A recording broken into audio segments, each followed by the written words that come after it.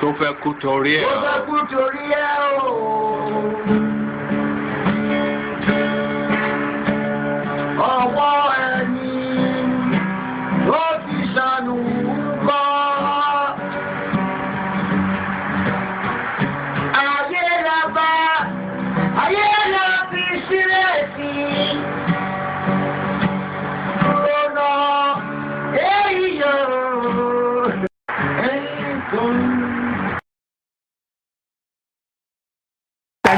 Thank you so much for watching. Thank you. Have you subscribed? Yes, you. Have you subscribed? You. Yeah, before you go, click. It's free. Click.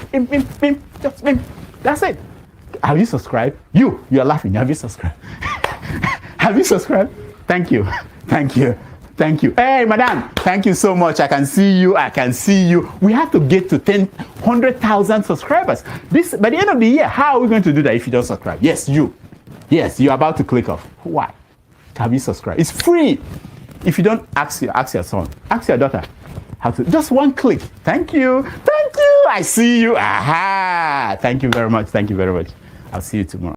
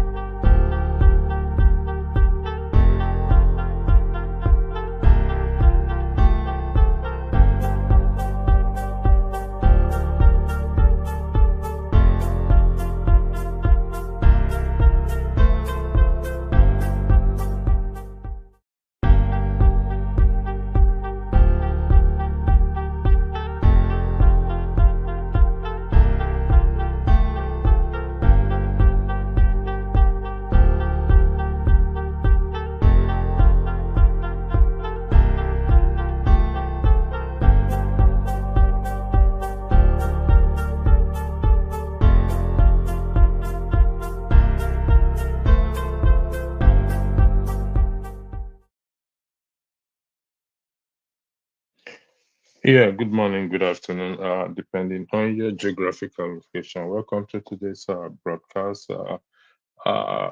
Thank you for joining us. This is our second broadcast in respect to this segment. We'll be bringing in our panel, our host, which is Adanma and Tope. Also, they are the one that will have to bring us up to speed as to what we will be discussing about this evening. Welcome, Tope and Adanma. The floor is now yours, please. Thank you for joining us and thank you for accepting to do this program with us. Thank you, and I yield the floor to you people. Thank you. Hello, everyone. This is your girl, Tope. We want to first and foremost apologize for the late transmission of this broadcast. We'll get ready. Shout out to everyone watching us and listening, and to my family on the comment section. We really appreciate your being part of this broadcast.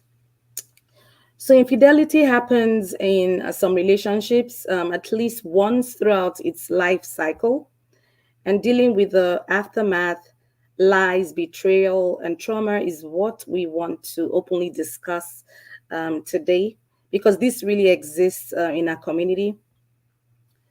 Today we'll touch on reasons for stepping out of one's relationship, dealing with emotional pain and healing process, and then finally the survival of the relationship post infidelity. Having these sorts of conversations by sharing experiences may provide a better understanding on why such happens, and dealing with this instead of blaming oneself or feeling alone. I'll start with reasons for stepping out. When the spark in the relationship gradually fades, and partners rediscover and grow apart, this is a a major reason. You've been in a relationship, it could be a marriage or just a relationship, and you're going down 10, 15 years. You find out that your goals, aspirations in life as partners just change, and this can be a fundamental reasons why couples actually fall apart. I'll summarize these reasons, and while we keep the conversation going, we'll come in and out and just throw more light on this. Sex will also be a factor. With age, we all know, females or male, we all have libido issues with age, and sex can actually be a major reason why one partner decides to step out. If you're getting a much younger partner, and in this case, I'm not referring to a particular gender. It could be either gender, it could be a male or a female. If you're finding a younger, more energetic partner outside who's willing to do stuff your partner at home isn't willing to do, this can be a major reason also why one wants to step out, getting what you're not getting from the home front, and you find a kind of succor in someone outside your relationship to give you that comfort. I'll look at the aspect of actually dealing with emotional pain and healing process when it comes to infidelity. This is a time when you have to consider both parties trying to work on forgiveness, and this is when spiritual role come in, either getting succor from your pastors, your imam, or even a therapist will be quite helpful.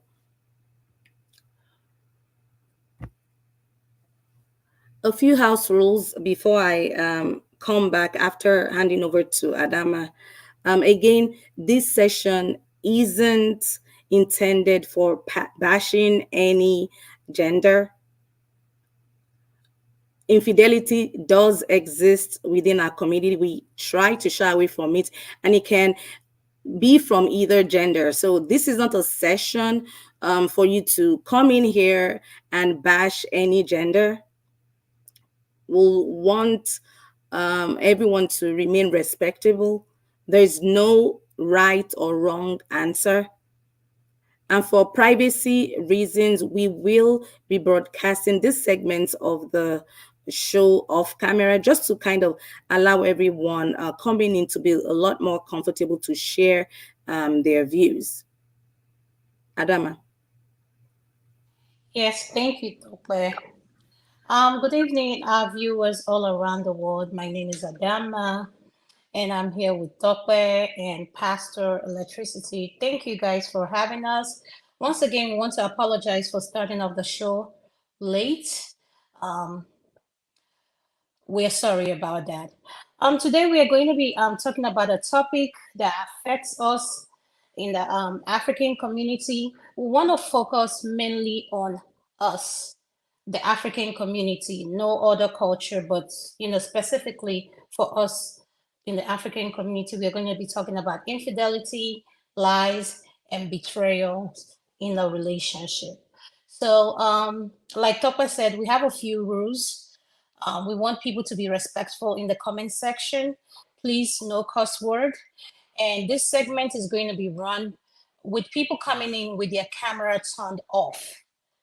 We don't expect anybody coming in to join the panelists to have their camera on. We want you guys to please respect our rules. And when you're coming in, as the moderator is going to bring you in, please, we'd like you to turn off your camera. We want to cater to the audience who wants to maintain their privacy and as well want to have air their opinion and at the same time maintain their privacy. So while we are going to discuss this, we want to be respectful. Nobody's coming in here to talk down on women or men.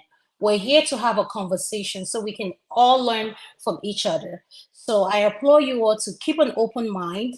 Let's not be judgmental and let's listen to one another because you never know what you can learn from someone's story. So without us delaying the process, can we all start? Are you guys ready? Okay. Right on. All right. Thanks again. May I buttress the what Adama said in terms of the camera, the rules of the platform in respect to turning camera on during broadcast still stands. However, in respect to this particular segment, exception is made for particular reasons. We are trying to do something about it and to work out something to see how it's going to go. So you are required not to turn on your camera when you're on the platform, but when you're in backstage, you will have to turn on your camera so that I can identify you for legal reasons. So when you brought on the front into the platform, main platform, you are required not to turn on your camera, but when you're backstage, before you are bring into the platform, uh, you will have to turn on your camera. Thank you. I yield the floor back to you, ladies. Thank you. Um, Electricity, before you go, so Papa, are you ready to start bringing in anybody if we have anybody at the backstage? I can't hear you're muted. Nobody yet in the backstage, but you can start with your monologue, and once you start, then they'll come in. Thank you very much. Did you hear me? Yes, I heard what you said. I said before you Yeah. go, could you please since we have nobody here, can you weigh in on what we just touched on? We're going to start first with infidelity. So, what is your opinion on infidelity? I wonder why you're starting with me. I mean, okay, listen, you see, the issue of infidelity, I mean, by definition, is an unfaithfulness to a spouse, so the person's spouse. But in preparing for this broadcast, question keep coming to my mind as to which utmost infidelity, lies, or betrayal. And I keep wondering as to uh, most, I would say most, a great percentage of separation and divorce is as a result of infidelity. But Anna said, if that is the case, how about lying? How about those who lie? Because you often start with lie. Why don't we separate or divorce as a result of that lying and betrayal? I mean, we forgive each other for lying. Why don't we? So the issue of infidelity has been from time memory, and this is not about the man or the woman. It's not about quantity or how many times somebody has done it. A one-off thing is a one-off thing. So how we deal with it is now another issue that we have to now look at. So, but like I said, that is my own view on it. I view lying more hurtful than even infidelity. That is my own personal position where I stand. Thank you. I leave the floor back to you. Thank you very much. I wanted to say, I know you've heard this phrase, Tope, you've heard it too. This phrase that all men cheat. I do Yeah. not agree. Yeah, I do not agree with that phrase because I believe that all men don't cheat, you know, and I believe that there's something called self-control. You should be able to control yourself, you know. So, what I want to discover with this conversation is when you hear a man stepped out, and we need to acknowledge this too. A lot of our women too cheat. It's not just on the men, women as well cheat. Matter of fact, women cheat more than men. There was a research I read, and it says women, particular married women, cheat more than men. So when you hear that, how does that make you feel when you hear that? For me, I'm like, married women? What? Something is wrong. So, Tope, what will you say regarding that? Well, Adama, in my opinion, when it comes to cheating in our society, it has kind of become like a norm to be normal. um to hear that men are cheating. It's like a cultural thing that men are like to have are allowed to have side chicks, more wives, but it's like a taboo to be heard, that a woman is out there stepping outside her relationship. And that's why you find women being extremely coded. Men just take it that is a normal situation to just it's actually fine for you to just cheat, be seen with a side chick, or have extra wives. But it's like I mentioned, it's a taboo for women to be seen, so women look for ways to actually try and be coded. So it's actually difficult. I won't lie, it'll be hard. It's harder for you to actually catch a woman, in my opinion. And it's just, again, because of the society we find ourselves in. So, if I'm listening to what you're saying, when you say it's harder to catch a woman cheating, are you said that we've mastered it as women? They say what a man can do, a woman can do it better. Just kidding. So, No, will you say we will you say we've mastered it, or will you say we're very skilled at not getting caught? absolutely. As I said, it's a taboo. It's unheard of, or not allowed for us to hear, in the society, that women are out, that woman is there following for men. But it's okay. There's no big deal if you hear it that that man has this baby in Ibadan, has this baby in Port Harcourt, has this baby in Kano. It's it's just like, it's allowed. It's like a norm. And then people bring the religion into play, and say, oh, as a Muslim, you're allowed to have four or more. Four more what? Wives? Absolutely. As long as you have the financial capability to take care of everyone and treat them equally. But will you accept women having more than one pregnancy? That's a case of tagging the woman a prostitute. Oh, now I see what you're saying. So, okay, but how about, but a lot of Christians do have side chick. A lot of Christians. You seen that thing they said side chick do help marriage. Matter of fact, we talked on it last week. Remember last week on our segments that we're kind of rounding up, and I believe Nigerian man asked that question. Side chick does help marriage, and I'm like, in what way does a side chick help the marriage? And this side chick, they go as far as becoming a wife. So, for the Muslim, I understand is religion. For the Christians, what are their reasons? I would like to ask. I would like to not ask a question because you forbade me from asking questions. So I would like to stick to the rule. Uh, Infidelity. It's I think women feel more hot than the men. That is where people think. But in reality, the men feel more hot than the women when their women uh, goes out to cheat. But the point I asked it, or the question I asked is this.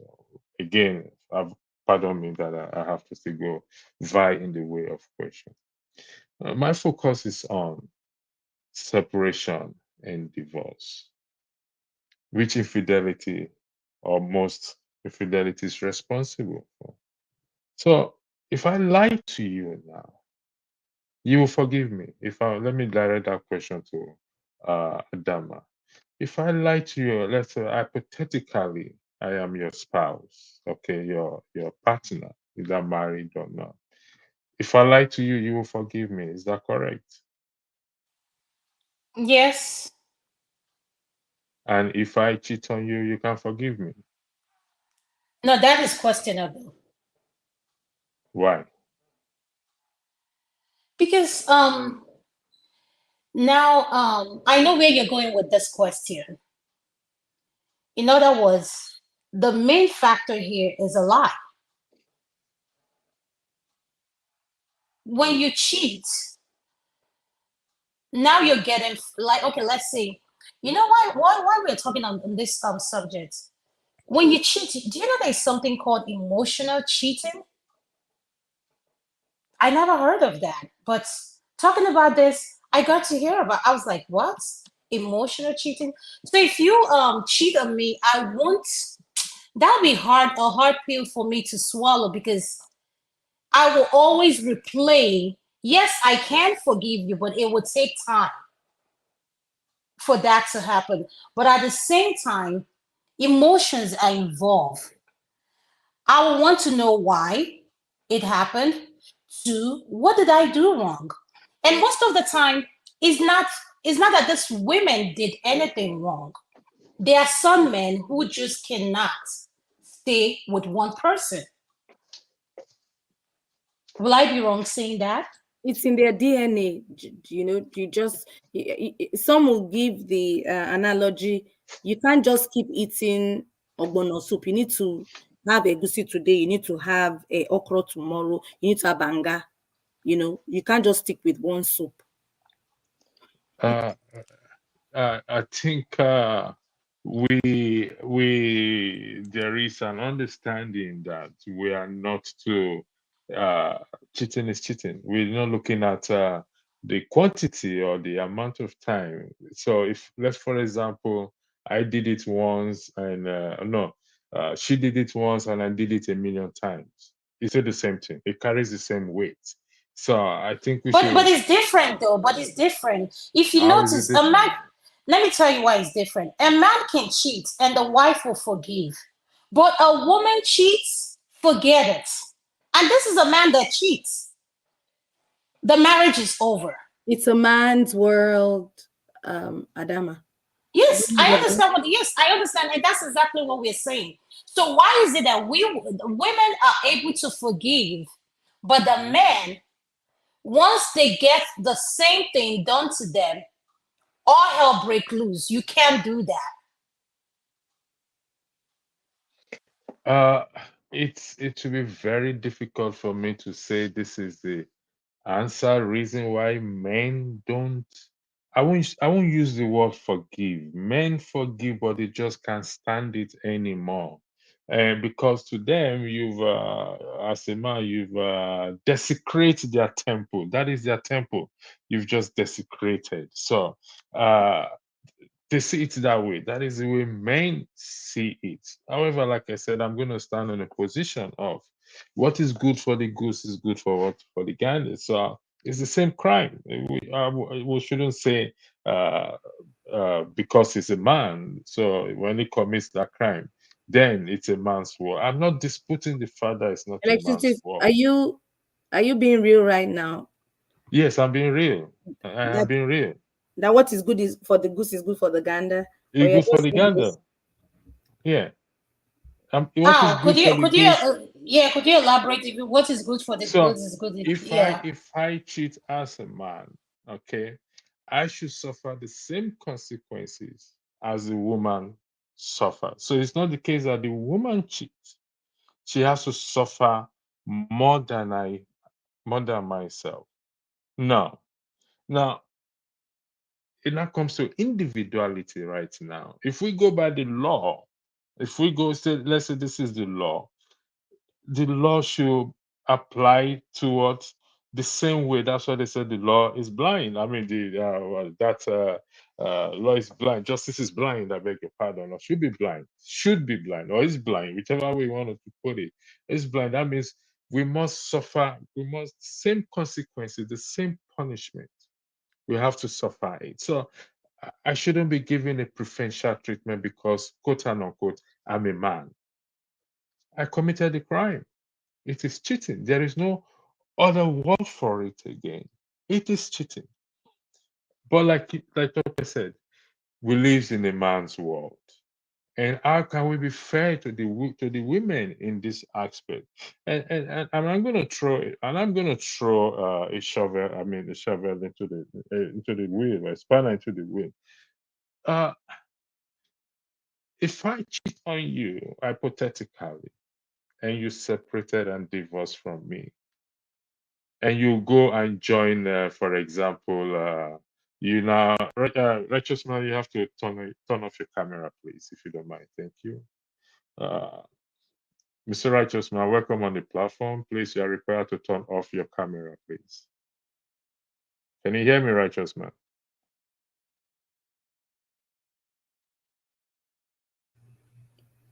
We can't hear you. I think you froze. Okay. Right. Okay, thank you very much. So, I lost my train of thought there.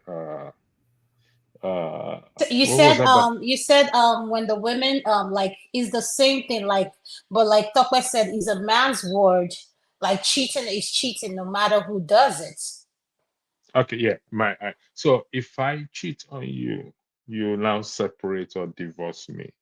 You now get, let's hypothetically, your next man is a righteous man, for example. Hypothetically, are you immune from cheating, being cheated on again? Because don't forget, it's a man.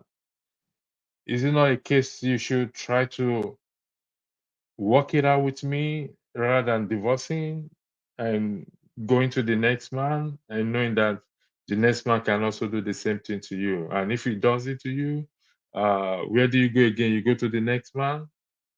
That's where I get. This is where I am going. This is why that's how I see the topic that you came up with, dealing with infidelity.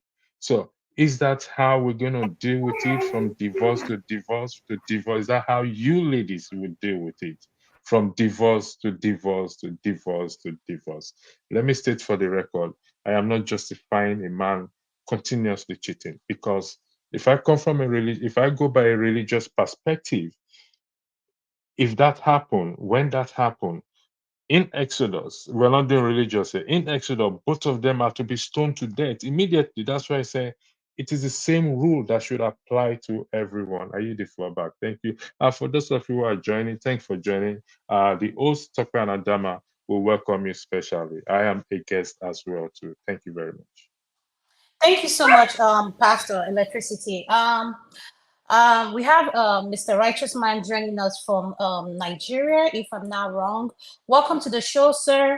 And the other person, I can't see who the other person is. Could you please introduce, unmute and tell us who you are, please? Hello?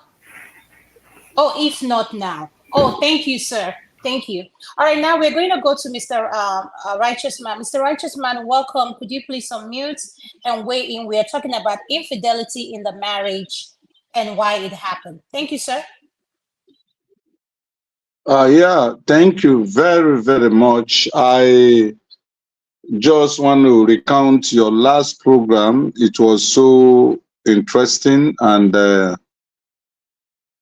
contribution. Thank you. I encourage you, ladies. Topic infidelity. I think to the I grew up to look at it from quality, and I did ask my father a question then. I said, does it mean that the man owns the world, or is man's world? Because and one the woman from here outside the marriage, and if she does that, she will die. But the man is allowed to do whatever he wishes to do.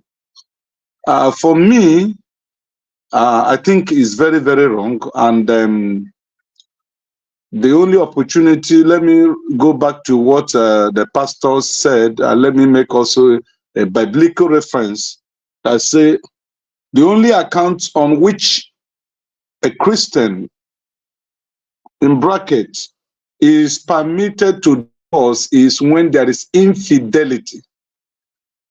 So, but I have a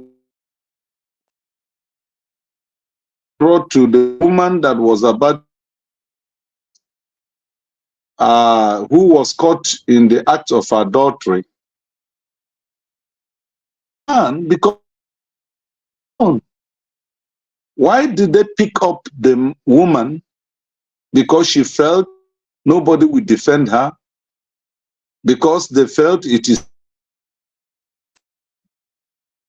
And Jesus said, if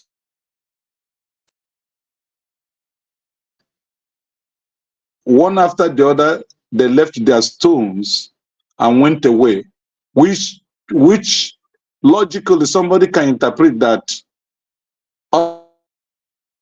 trust life.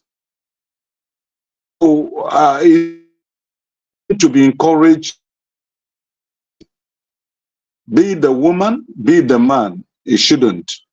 But if it happens and the woman feels that she can't take it, especially a woman that have herself, a woman that have kept the oath of marriage, and she felt she can't forgive, well, no, not standing again in a second because I know it is easier for women to let go, to forgive their men in such an act.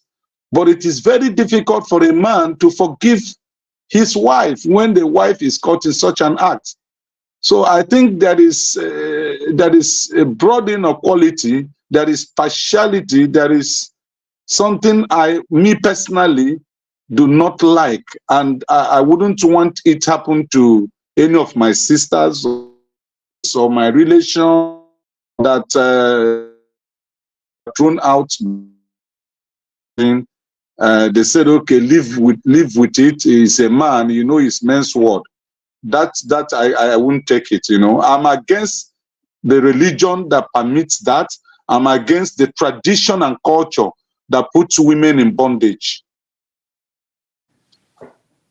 Thank you so much. Say for now. Thank you so much. I really appreciate your input. And once again, I want to tell you thank you for joining the show all the way from Nigeria. We appreciate you. To all our listeners listening to us, you can be able to join in. There's going to be a StreamYard tag out there in the chat. So if you want to come in, you're welcome to come in, and you can have your camera turned off on this segment.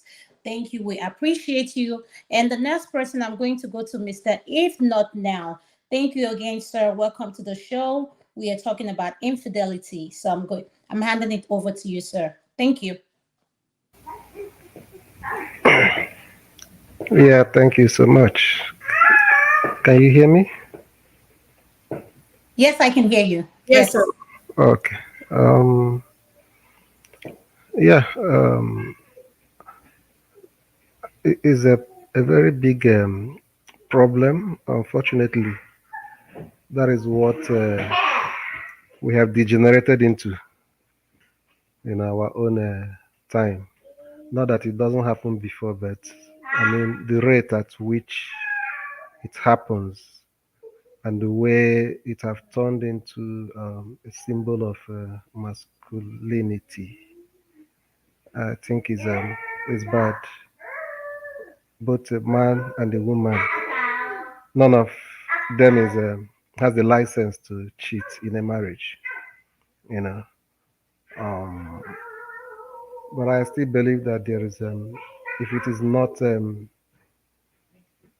a continuous thing, because I know that there are circumstances that breeds such problem. Sometimes it's possible that good men can cheat in a marriage.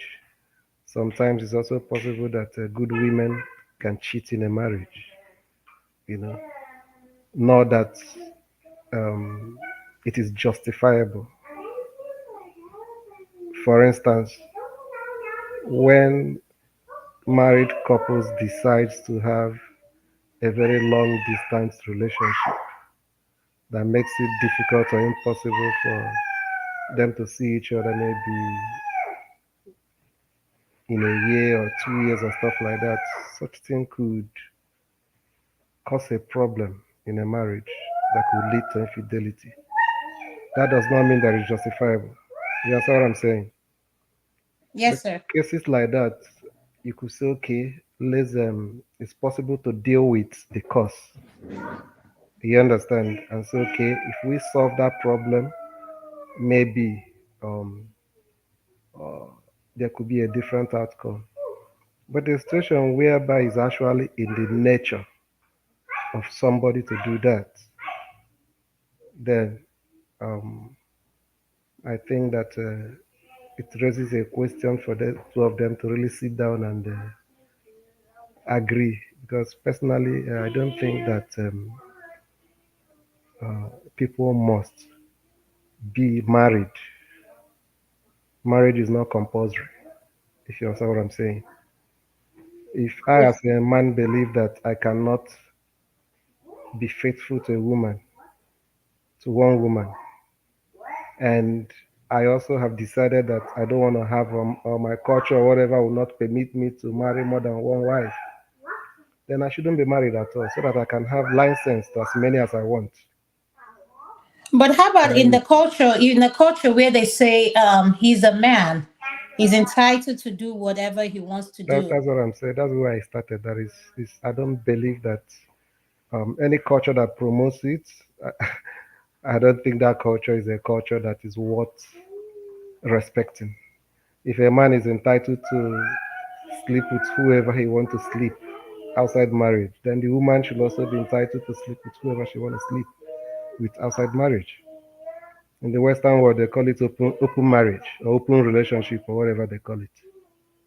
So I think that's how it's supposed to be. But again, we're weighing in on our society.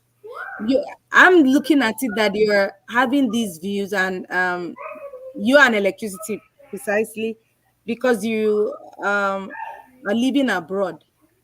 Your perspective may have changed over the years while living abroad.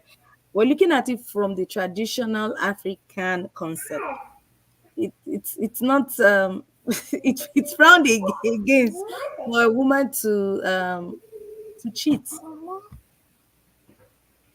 Yeah, I understand what you're saying, and I'm not claiming ignorance of it. But what I'm saying is that over the years, we have also tend to modify some cultures that we believe that it doesn't mean that everything that culture approves is actually right. You understand? Because culture is supposed to be dynamic. You understand what I'm saying? There were days it's culturally okay to circumcise women. You understand? But it's no longer culturally appropriate to circumcise women. Do you understand? So Yes. any culture that gives such that kind of license to men and believe that women shouldn't have the same treatment, I don't think that culture is worth remaining. That culture should change, adjust itself, to modern realities because the it's really going to be difficult. I don't know. Maybe people that could the men that could get away with it could be men that uh, uh, are marrying, those that men that have women that are almost like those women are their house help. You understand? So I don't think such a thing should be condoned. Personally, it should not. Every human being deserves the same level of or measure of respect. And what you demand of your wife, you should also expect that to give such back to her. You understand? May I jump in, host, Tope and Adama? Is that okay? May Yes, I? before you jump in, can I please acknowledge the Blackstone first? Okay, Sir. sure. So I just want to tell you, welcome to the show. We're talking about infidelity, and I'm going to have electricity access question. Then after that, you can go ahead and if you have something to say. Thank you. I think I asked the question, but I feel you it appears, let me use that word, let me make a false allegation against you. It appears you deflected from my question. And I'm putting an hypothetical scenario to you. I mean, as couples, that we are couples, okay? And I have lied to you several times. I stole your money, or I took your money, and I gave it to my girlfriend, or I use it to do whatever it is. You found out a substantial amount of money. You found out, and you were mad. You forgave me. Why would you not forgive me if I cheat on you? I'm just confused. If I wreck your business so badly, and you forgive me, our joint account that we put money together, we had close to $500 inside, meant for this and that. And at the end of the day, you forgive me after squandering it. Why would you not forgive me for having an affair? I'm a little bit confused here. If you don't mind, I just confused. Why would you want to separate or divorce? Why didn't you divorce me for squandering our money, our children's insurance or educational this thing? I blew it big time on gambling. You forgive me. You still took me back. You were wishing, you were praying that I would change, but just a little slip on the side of the woman that I cheated. You couldn't forgive me. I'm just confused. I want to know why, please. It's driving Did me you mad. did you Thank call you. it a sleep? Did It you is a just say, sleep. yeah, that's the word I wanted to ask him to Yeah, please it's a sleep. clarify?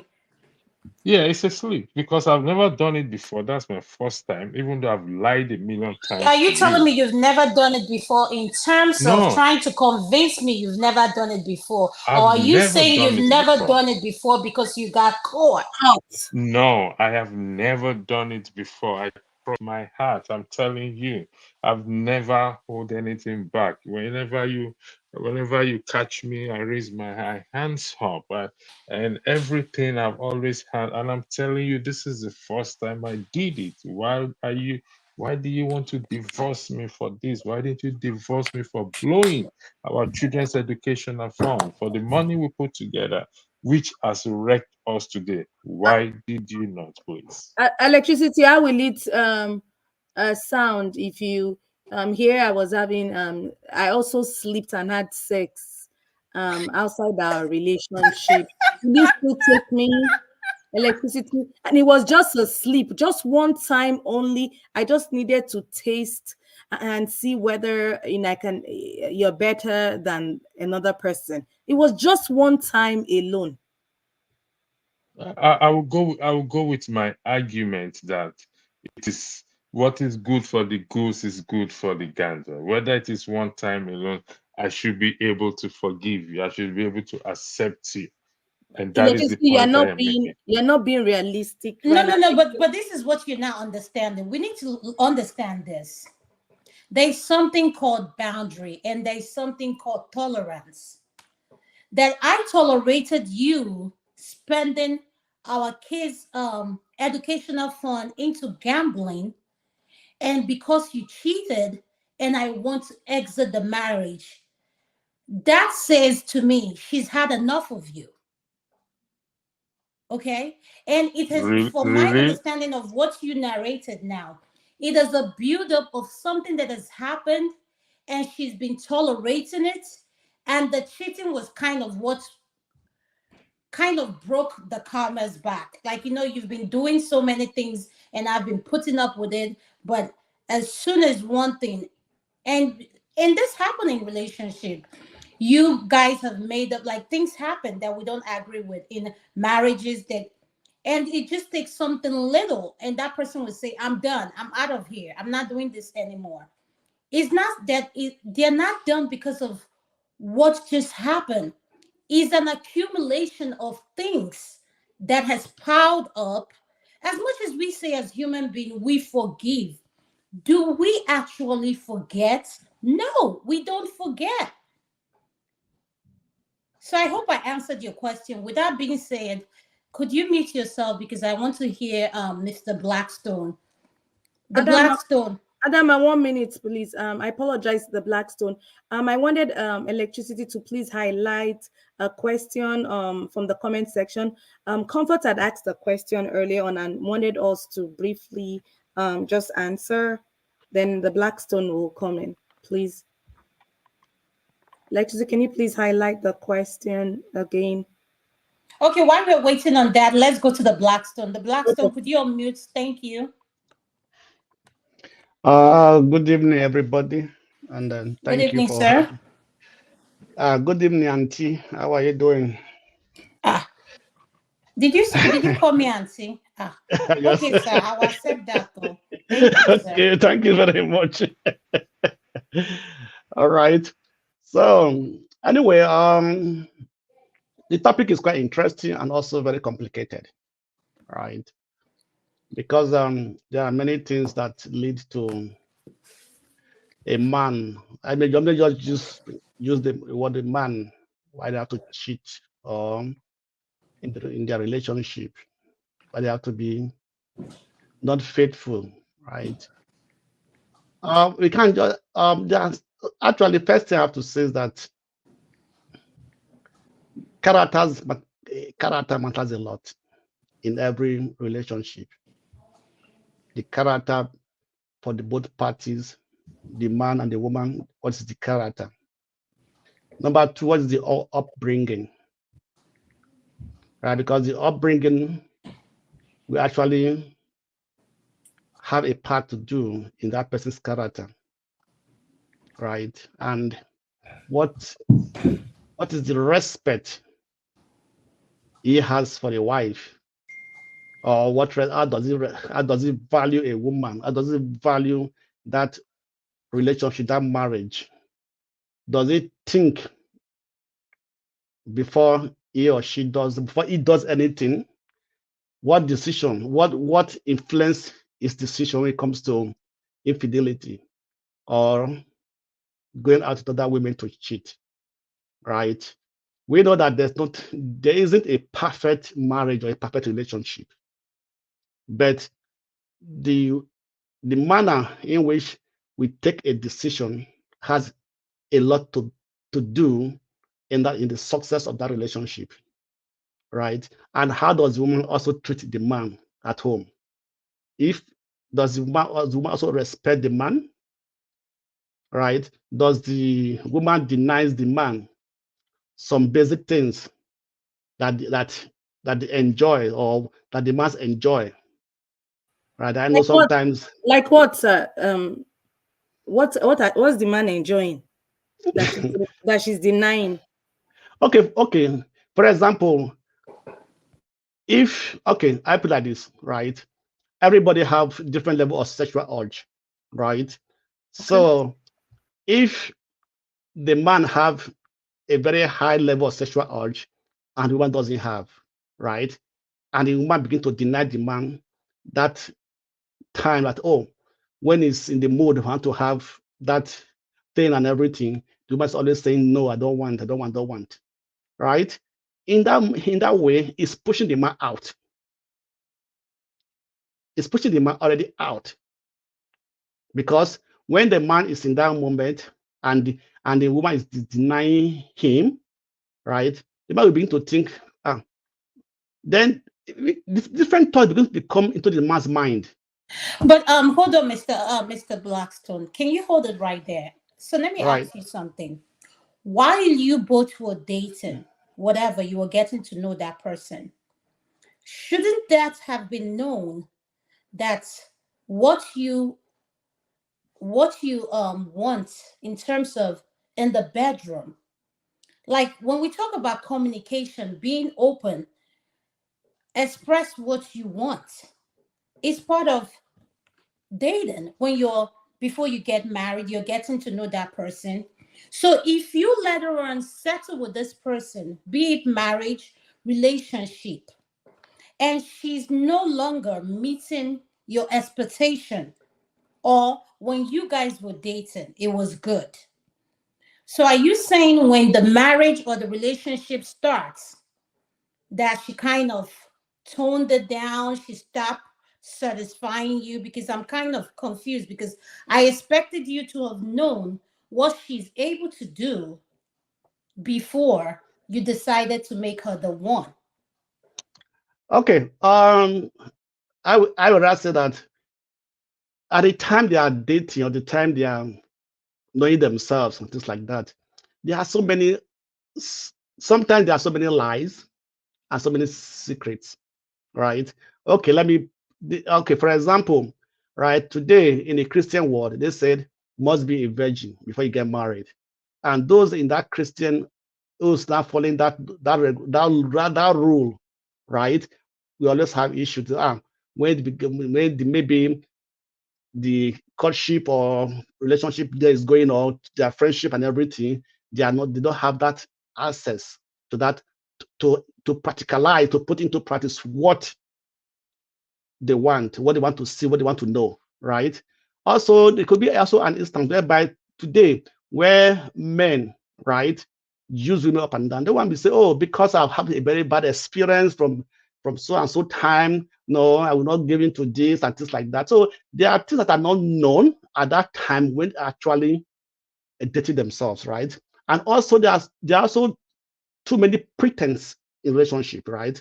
A man can pretend to a woman can pretend to a man, because there's something he or she find into that person that is keeping that person in that friendship, in that relationship, because there's something he expect to gain, right? And once they get married, it becomes a different thing, right? My daddy told me, right, that when you are at the time of courtship, it's just like a play, it's like just a play child. When you get the day you get married, that's when your courtship begins.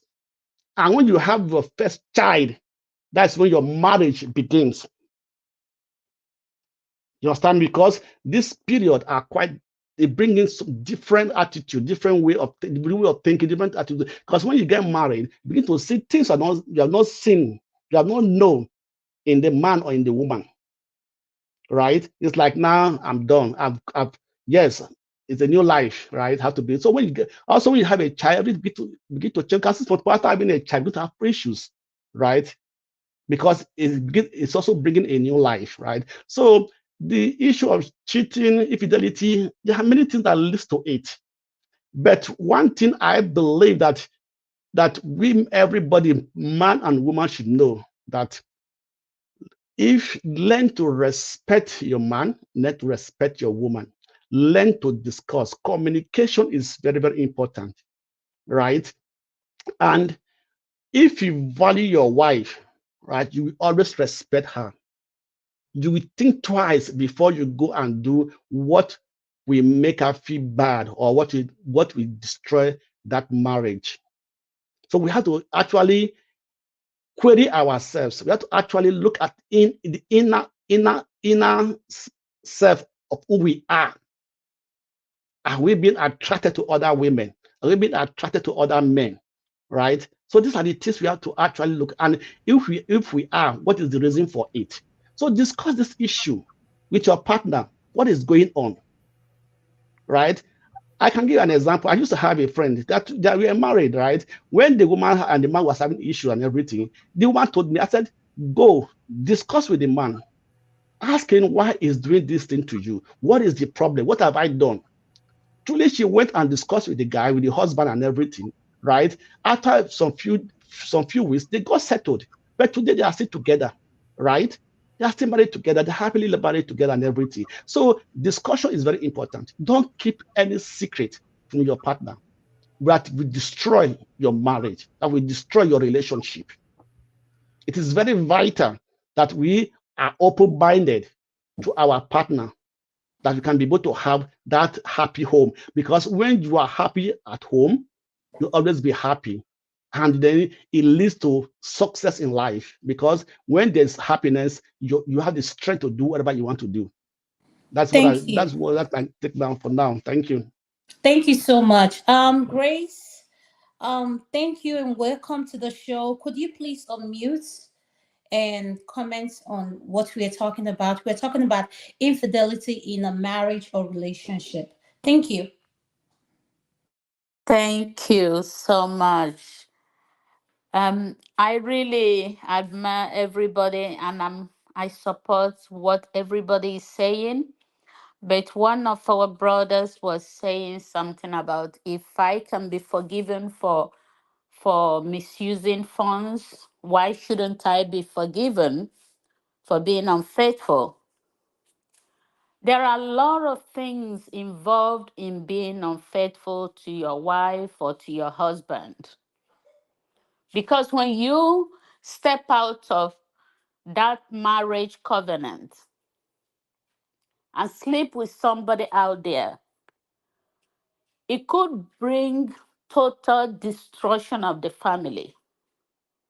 You could go out there and get sexually transmitted diseases. You could also get into the hand of women that are heartless, that might bring the end of everything about your marriage. That is not to say that divorce is the right thing to do, or a man or a woman cannot do what they want to do. If you choose, as many of us have mentioned earlier, to live the life you choose to live, I think there is no reason for committing yourself in a marriage covenant. Because the day you said for good and for bad, you agreed to stay committed to your partner, be it the woman or the man. Sometimes we think of men alone. Unfortunately, it's both sides. I've seen women being unfaithful. As our brother that spoke last mentioned, there might be other things that lead to unfaithfulness: lack of communication, pride. I am the man, I can do what I want. If you don't want it, leave. The woman can do the same thing. That's where humility comes in. When we stay humble, both the man and the woman, there might be room for forgiveness. But when everybody is up there, they have the right. They can do what they want. Forgiveness becomes difficult. Nobody is saying if you make one mistake, your wife or your husband should throw you out. But there has to be communication. There has to be serious dialogue between both of you to decide what you want to go from there. If your wife or your husband sees that you're humble enough to say, I'm sorry, and I'm not going to do this again, I believe the party that is the other one who is offended or who is the victim will be able to forgive. But many a times, our men think they have the right. And unfortunately, many women also now are coming up to say, if you have the right, I also have the right. So we can win either way. But we have to make a decision. Do we really want to stay married? Yes. And staying married and forgiving each other is a great thing to do. But if you know that you have that problem, that you cannot control yourself, or maybe you're a Christian, you just go to church, you don't depend on God to help you overcome that, and you've tried, you cannot, the woman or the man have the right to walk away because she has tried or he has tried to forgive you, but you continue to live that life.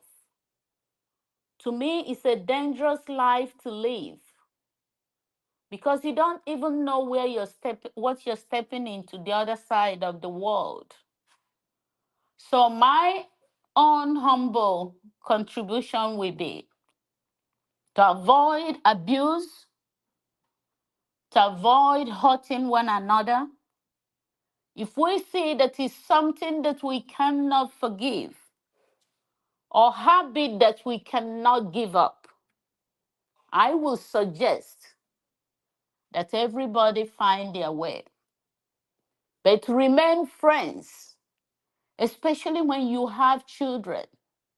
Divorce is not supposed to be something when you see one another, you run away, because you can forgive and still be friends, whether you are still married or not.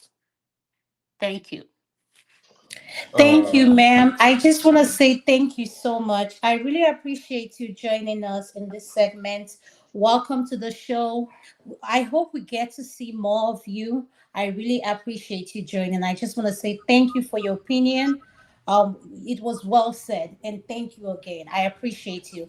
The next person I'm going to call is going to be Mr. Thank Paul. Could you Uh, please unmute? 1 minute, Adama. We have Comfort's question to us on the highlighted. Yeah, well, hold on. We're going to address that question. Paul, while you're going to comment on this, could you address Comfort's question as well? Thank you. Well, good afternoon. This question sometimes is just sweep you off your feet because questions like this, context matter. Like the one that she asked about a woman and every other thing. What about if I date a woman who already had a child? I was not in the picture when she had a child. You understand? So that don't matter. So even though like my coming here, I want to be the devil's advocate. What do I mean by that? So sometimes what we call cheats may just be a relationship. There are people who are still polygamy in nature. The former president of the United States of America, who may likely be the next president of America, Donald Trump, when he left his first wife to the second wife, he didn't say anything bad about her. You understand? Just because of the law of America does not allow that, the law of bigamy. You understand? So he punished wife A to bring wife B, punished wife B to bring wife C, and the likes. But in our own culture, it is welcome. And so when I said it is welcome in the sense that we have to understand that some women know very well that this man is married and they still go about date the man. These are people who on their own, they can be second wife. Yes, we also understand that there are first wife who will not be. There are men who did not actually plan to have second wife somewhere along the line. We evolve. We are human beings. We change by the day.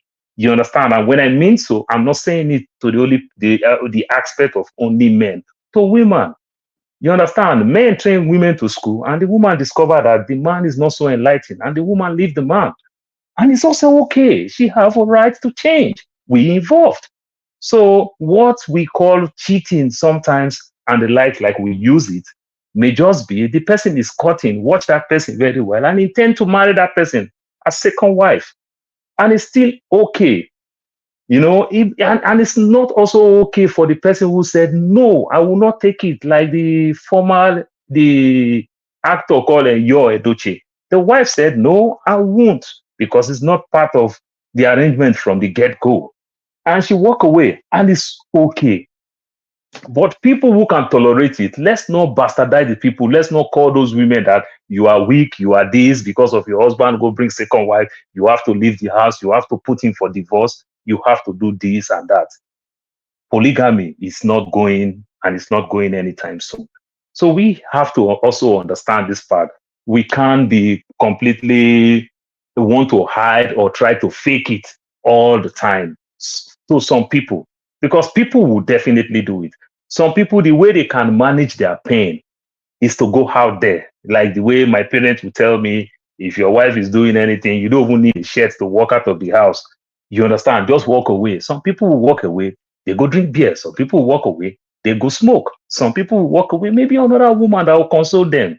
You understand? From sympathy to empathy, from empathy might spark up relationship. You just might be getting what you don't get at home at that time. You understand? And it leads to another thing. You know, some people did not actually plan to be polygamy, but something lead to another thing, just in the name of that trying time in their relationship. Some of us can be able to manage it. And we also have to understand that it's not everybody that can manage it. You understand? To the test of time. My mother is a church woman all her life.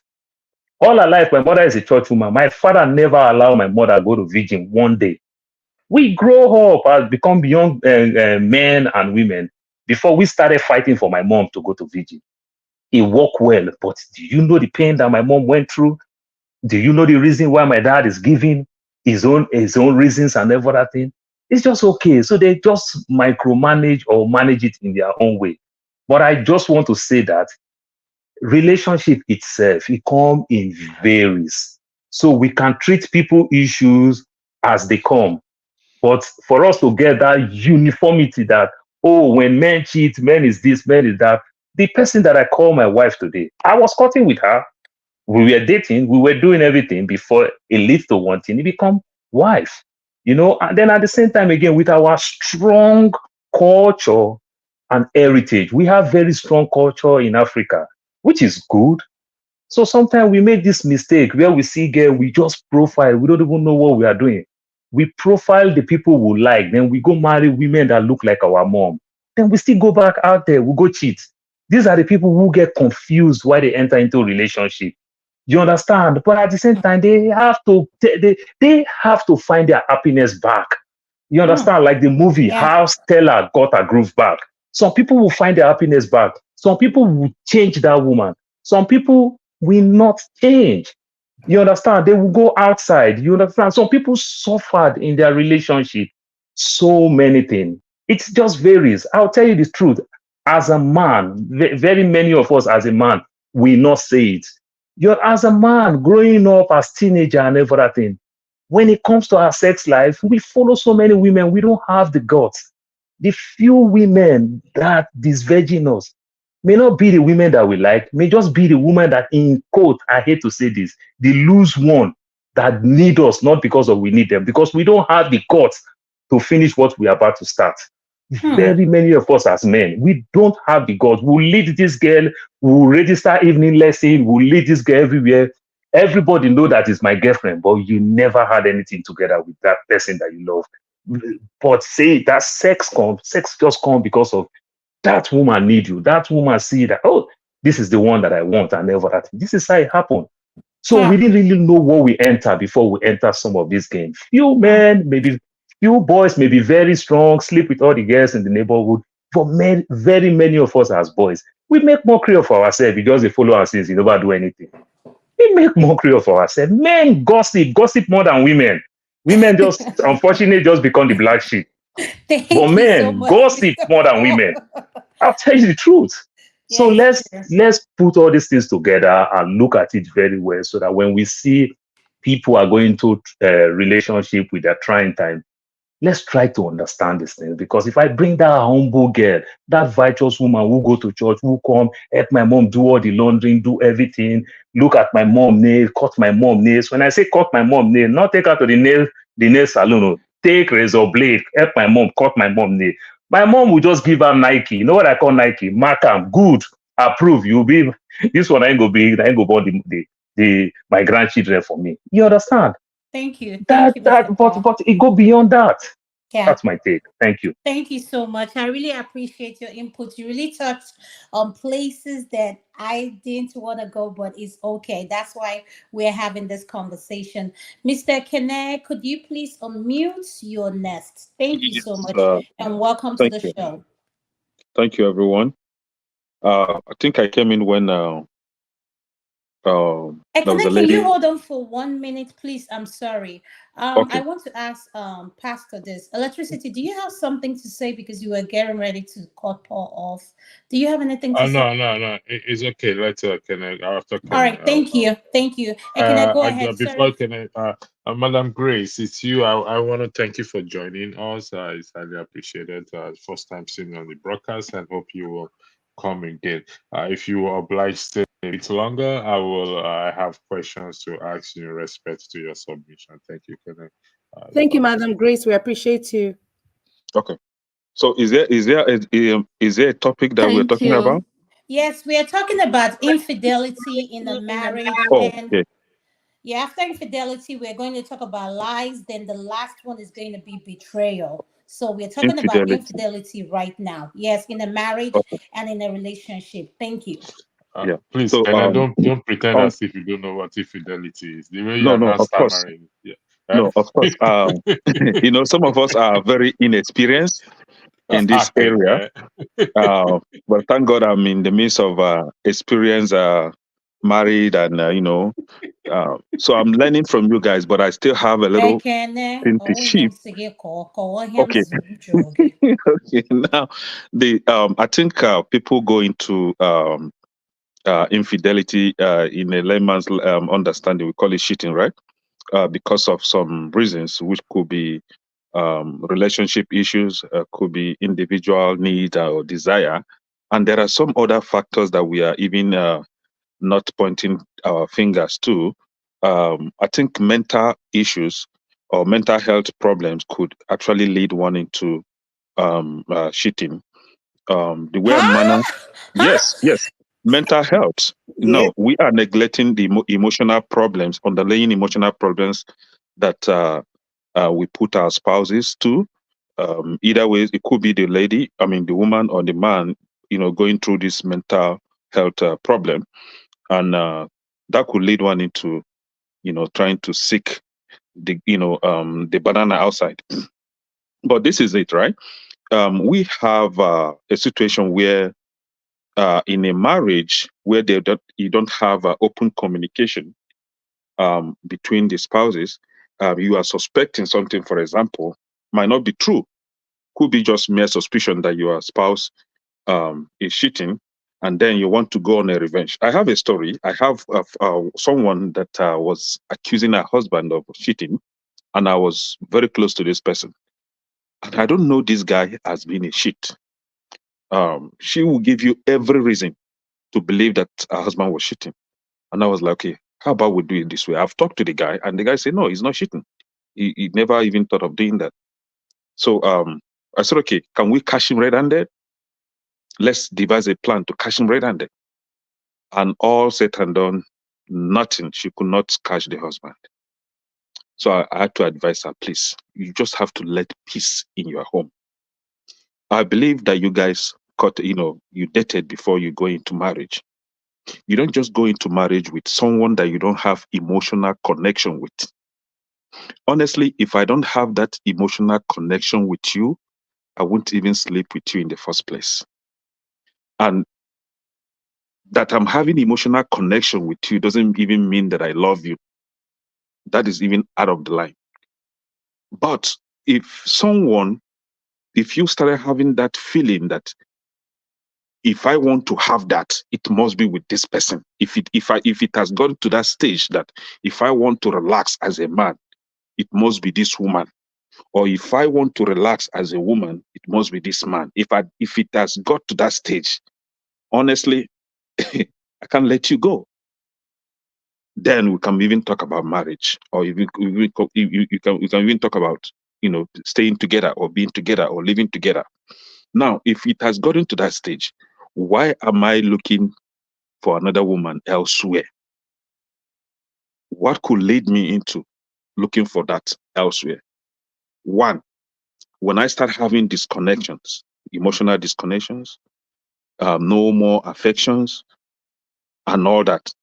And what could lead to this? If you ended up being a nagging woman, or if you ended up being a controlling or a narcissist husband, this could lead the other into having that disconnection from you.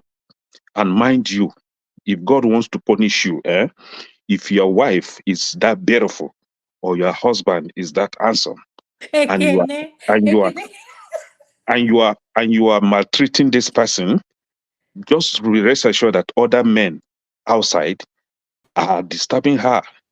Just rest assured that other women outside are disturbing him. Now, temptation could come in. He's not having peace of mind at home. And when he go outside, there's this lady that is so lovely and kind to him. Now he will start looking into that lady's matter. Or he is a narcissist. He's controlling. He's this and that. He doesn't give me rest of mind at home. But there is this guy outside that is so lovely. You see, the temptation will come in, and they may end up flying the aircraft. Now, if you are my wife, or if you are my girlfriend, and you let another man fly your aircraft, honestly, me Keneshiku, I cannot forgive you.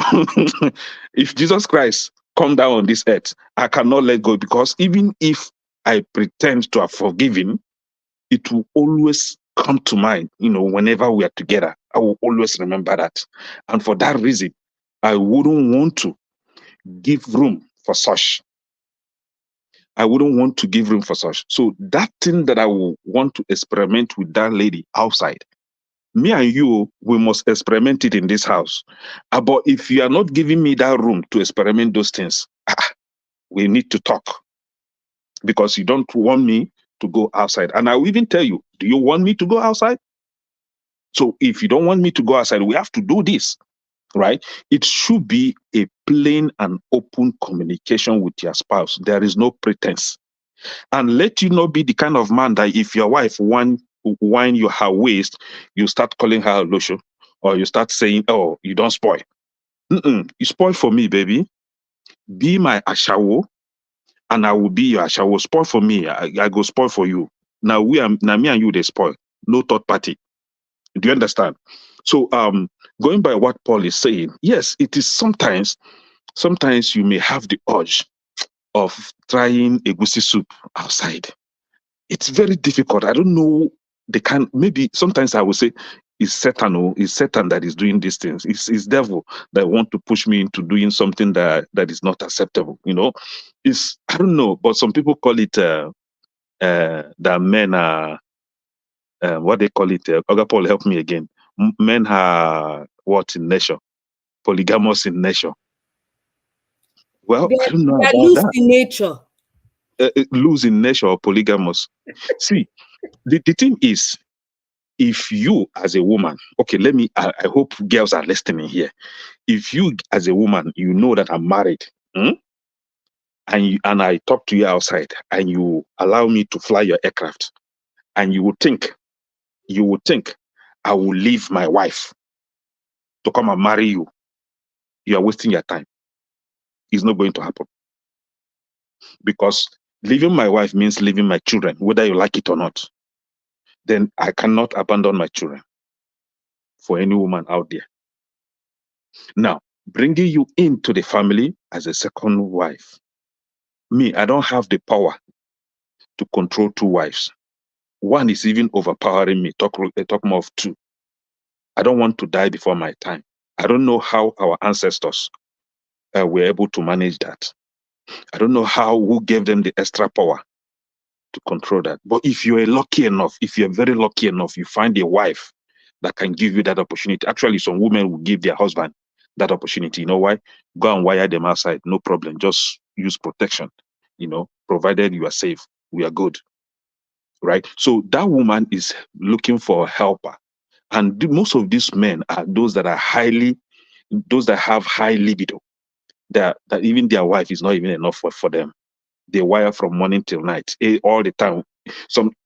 One will even close from work In short, he will be at work, be calling the wife, get ready, I'm coming. You know, we have men like that. They have high libido. We also have women like that, right? But if she let you to have side chicken outside, no problem. I don't think there is any problem with that. Some women will even allow you to marry another coming. I know of a lady that allow her husband to marry her younger sister and bring her into the family. So three of them are living together, right? But I don't know how possible it is for you as a man to allow your wife to marry another man and bring her inside your house. I don't know. I don't know how possible that is. But what I'm saying in essence is just about open communication, understanding the kind of person you are living with, trying to not cut the service. If you are giving that person full service before marriage, after marriage, please continue to give good service. Don't cut it short, because some Okay. men cannot do with flying aircraft. Okay. Thank you. Okay. Thank you so much, Akin. I appreciate your detailed opinion on this topic, and what you say, it makes a lot of sense, and a lot of men can relate to that, and a lot of women as well can relate to that as well. I want to ask my whole Topa, do you have anything to say before I get to the next person? Yes, I want to touch on pushing back on Kene. If you think a particular thing that struck me with what he said, Kene, don't get it twisted. Though, no one is here to want you to marry them. There are instances, yes, we want to be the side chick because it may be due to financial reasons that is actually making us go after you. Even a spouse, right now, it can be a man or it can be a woman in a marriage, for example, that will actually step or sleep because of financial reasons. If your spouse isn't financially capable, you may just go outside and sleep because of financial reasons. Not I'm necessarily. kind of confused. I'm not getting what you're saying. Yes, If your spouse, are you talking about when the man is not financially, or you're talking about? either way, it can be the man or the woman. If a man is not financially capable, he may have a sugar mommy out there that is providing the finances, and all he's doing is providing the servicing. It's a Mm. transaction. Oh, so So, what you're calling that? You're calling that a boy toy? Well, the boy toy, sugar mommy, sugar boy, like like financial um reasons, and like everybody's gigolo. happy and is Mhm, coded. mhm. Well, that I don't think that is marriage. I don't think We're that is being, not I'm marriage. No, being, no, no. But I'm You being can't say realistic. that. I'm Can I being say realistic something? right now, Yeah, Yes. You can't say that, because Mm. let me tell you and it something. works for them. Yes, the one thing we need to accept, whether we like it or not, is that with this Gen Z generation coming up, and the way marriage was back in the 60s, 70s, things have changed. You have polyamorous, you have open relationship, you have all sort of marriages going on We have right people who now. are gay and but they are still married. Yeah, there's so many things going on, and but it works for them. And I Yeah, always tell people, it's none of my business what you do in your private life, so long as you're not hurting anybody, and your spouse or whoever you're with is okay with it. Who am I to complain? So, with that being said, Topa, is that all you have to say? Let me move to the next person. please let Ngozika. She's here since she's in Nigeria. I don't see any Ngozika here. She's here. Okay. No, I don't She's see here. her. I don't. Ngozika, can you say something? Are you here? She's next to you, right next to you. I'm here. I'm just waiting Oh, for my turn to I'm speak. I did sorry. not like Oh, to no, I'm speak out of sorry. turn. I'm sorry, Ngozi. Can I see you? Welcome to the show. Welcome. Thank Thank you for you. joining us all the way from Nigeria. Could you please Thank you. comment? And before I ask you to comment, I want to ask Mr. It was Mr. Ejiofor, Jidofo. Mr. Jideofo, can you unmute? I have a question for you. Yes, yes, go ahead. Is it okay if I allow Ngozika to speak because she's coming in all the way from Nigeria and we want to allow her to speak if that's okay by you? Yes, ladies first. I appreciate women. All right, thank you so much, sir. I appreciate you too. Ngozi, welcome to the show. And we're talking about infidelity, lies, and betrayal. So we're dealing with infidelity first in the marriage or relationship. So what is your opinion? Once again, I want to say thank you for joining us all the way from Nigeria. Thank you. Go ahead. Thank you. It's a pleasure to be here. I, the topic is a very sensitive one. First things first. This is a no holds barred conversation, right? Absolutely. Yes, yes. Look at my Not face. rated Look at PG. my face, Ngozi. I turned on the camera so that you can see my face. Yes, this is the Okay. segment where you are allowed to be yourself. Yes. Very well. So let me just put a disclaimer first. I am unmarried. So let me just put that out here. And let me just put another disclaimer. If anybody here thinks that you should not have opinion about relationships or marriage if you're not in any, then please you might not like what I'm going to say. So on infidelity, I'll tell you a very brief story. I used to be very conservative, like really, really conservative when it came to things about the opposite sex. I grew up in a very conservative home. I was raised with conservative ideals. And for the earliest part of my adulthood, I was still conservative. Now, what changed? I cannot pinpoint exactly what changed at what point, but I am at a place now where certain things do not move me, especially when it comes to man and woman, because I'm going to stick to man and woman since that's the norm. There are certain things that do not move me anymore. I Okay, let me just say this. My relationship ended last year. We were together for 3 years, and collectively, we were together for 8 years. 5 out of that 8 years, we were just good friends, really great friends, buddies.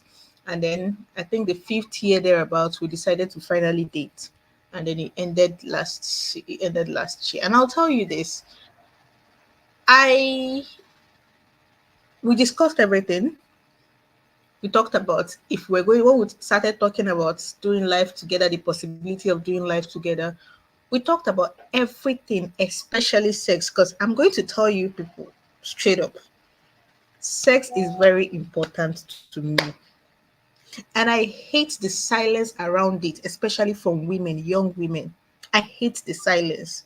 I hate this. There's this, oh, don't say it. You'll be seen as spoiled. And they're the ones that are always doing the weirdest things, making the most stupid mistakes because they are afraid to say these things and have somebody tell them, oh, no, it's not like that. Oh, you should do it this way. Oh, you should do it that way. And then some of them get into relationship and marriages and they are sexually starved and they can't live. I cannot begin to count how many times I've heard women say they've not been touched by their husband in months. These are young people. They've not been touched by their husband in months. I know somebody who said that she has had orgasm twice in her 6 years of marriage, only twice. I know somebody that says she has never orgasmed. And I keep asking them, so did you date this person? They're like, oh, did you court this person? So what were you talking about? Now it's not everything. So what were you talking about with this person? You talked about everything, but you couldn't talk about how you're going to share your bed. What was so off limits about it? Are you going to tell me you people married as virgins, even those that married as virgins, still talk about these things? So what was your excuse? You were following holier than thou for the one thing that could make or break your relationship. Because let's face it, people who are not sexually compatible are going to have very difficult relationships. So we talked about this thing. I talked about this thing with my former partner. We discussed about it a lot, and There was a day he asked me to watch a movie because we both have similar interests, politics, human relationship, or whatnot. So whenever he found something interesting, he'll be like, "Ah, we're gonna watch that, and I want you to watch it so that we'll talk about it." So he watched this movie and came to me and was like, "Have you seen this movie?" I'm like, "No." He said, "Go and watch the movie. I want us to talk about something." So I went to watch the movie. And when I finished watching it, I came back and started laughing. I said, "Oga, you want open relationship, I be open marriage, which one?" Because that was what the movie was about. Actually, it was more about couple swap. I know most of you here are familiar with that concept. And don't you even think it's not happening in Nigeria? If I tell you the stories I hear, if I tell you what people are doing in this town, in this country, Can you you hear? can you hear me? Yes, Yes, so Yes, we can I'm hear you aware of loud that and clear, one. Ngozi. You are on Uh, the right If track. I Lagos Go and tell ahead. Abuja, if I Lagos and tell you Abuja is the what headquarter. is Lagos and Abuja, you're looking at the figures. Even here in Enugu, if I tell you what people are doing here, you go and plead the blood of Jesus upon their lives. So I was like, so you had me watch this movie. Oh, yeah, let's talk. He's like, okay, this. He said what he wanted to say to me about the movie. And I went like, okay, so you are okay with an open relationship. If we do decide to do life together, you are telling me that there will come to a point in our life that you'll be open to it. It's like, yeah, but under certain conditions. And being a man, a typical Nigerian man, he goes the innate um selfishness in them when it comes to sex. They want to be the one to have all the pleasure. They want to be the one to decide how it's done, where it's done, with whom it's done. They don't think women have agency when it comes to sex or have much opinion. In short, as a matter of fact, for most Nigerian men, and I'm not. This is not a blanket statement. I have female friends. I have sisters. I have young women around me. For most Nigerian men, the concept of female orgasm does not exist. For most of them, it doesn't exist. So I the only agree with thinking you. that I agree with so I you. agree And with you, Ngozika. I Go do on, so agree sorry. the, with you. Hmm? And so the Ngozi, only please, while you're saying that, I have a question for you. And I just want you to take this as an open mind. And I like how open you are about this subject. Do you think a sexless relationship leads to infidelity? before or after marriage. Both. Okay, so you're saying if people are not having sex, it could be an avenue for one person to go out and get it. Yeah, like let's say for instance, the female claims to be a virgin or the guy claims to be a virgin.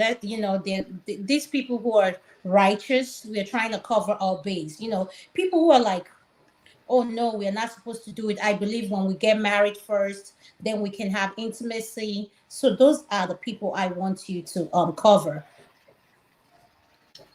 Right. The Mary Amaka them holy wedges. Oh well, I think, and this is I think it's based on individuals. I know I've heard of people, not knowing them personally, but I've heard stories of women who would rather die than cheat on their partners. I don't know about the men. I'm yet to hear stories about men that would rather die than cheat on their partners, even when they're not getting sex. So I've heard that about women, but I'm yet to hear that about a man. So it's a thing, but I think it's boils down to the individual. There are people that they believe it's their cross, and you find out mostly in women. They believe, oh, I'm here already. I can't go anywhere. It's my cross. I heard the story of somebody that got married. They had a no sex relationship and they got married, and she found out that the husband had a a finger battery pini, a finger battery member, and she was so disappointed. And then when they went to counseling, she couldn't even tell the counselor what was going on. The poor woman had to dig and then tearfully she finally confided in the counselor that the husband had a finger-sized battery member, and then it was disappointing. And what the man kept asking is, "Hey, how will you know it will not satisfy you? If you say you have not done this before, how will you know it will not satisfy you?" I'm like, "Oh my god, how do you people? How do I don't know who gave people, especially Nigerian men, the idea that you're not having sex means you don't know about sex. That's a very flawed analysis. But I Ngozi, I'm about to kick back on that though. we have to be realistic. In the culture where sex, talking about sex is frowned upon, I'm talking about the setting. Like women pretend a lot, including our men. Once they see a woman like me or Tope, who express how they feel, or who have opinion or are open-minded in talking about these things, you're being labeled, oh, she's this, she's that, she's that. So in a situation like that, who do you blame? I blame the woman. Like, you're an adult. Suck it up. See, I stopped making excuses for certain things adults do because, oh, society will judge them. Oh, fuck society. Society will be fine. You are not going to be fine. Society will be fine. As long as you're not committing a crime and you're not hurting anyone, society will be fine. Trust me, they will adjust. So this whole silence, and I mentioned this at the beginning, this whole notion that if you're not having sex, you don't know about sex, is very flawed, and it has gotten a lot of people into very strange relationships. I mean, till the very first time I had sex, I was the one teaching my friends. I was the loudest. If you met me before I became sexually active, you would never believe I had not had sex. I was the loudest. I was the most opinionated. I had the wild. I started reading at a very early age, and I discovered romance novels at a very early age. So I read these things, and I could write steamy romances. And being a creative writer, I could picture these things, and people found it difficult to believe that I had not had sex then. So when I hear people say, so how do you know this if you've not been doing it? But you say you've not been doing, how do you know this? And women try to downplay their sexuality. It irritates me. No, you don't have to. Why do you have to downplay your sexuality just so you pass off this virtuous, this pure, this untouched persona to a man? What for? What for? What is he going to do for you? You think if he wants to mess you up, he was going to consider the fact that, oh, you are pure and untouched? No. If he wants to cheat, he will still cheat on you. Men cheat on their virgin brides. Men cheat on their whore brides. A man will not cheat on you because you're a virgin or not. He will cheat on you because he wants to cheat. And he knows that the consequences he can deal with it. The only thing that will make a man not cheat is if he knows he cannot handle the consequences. That is the only thing. It is not your beauty, it is not your virtuousness, it is not how elusively tight or loose it is. No, all those things are just excuses they invent. It is all on him. So this whole idea of not talking about it, a silence of culture, I think we've used that excuse one of too many. So back to my story, and I'm going to try to be very quick. So I asked him, so later you're open to this idea? He said, but I said, brother, no problem. Oh.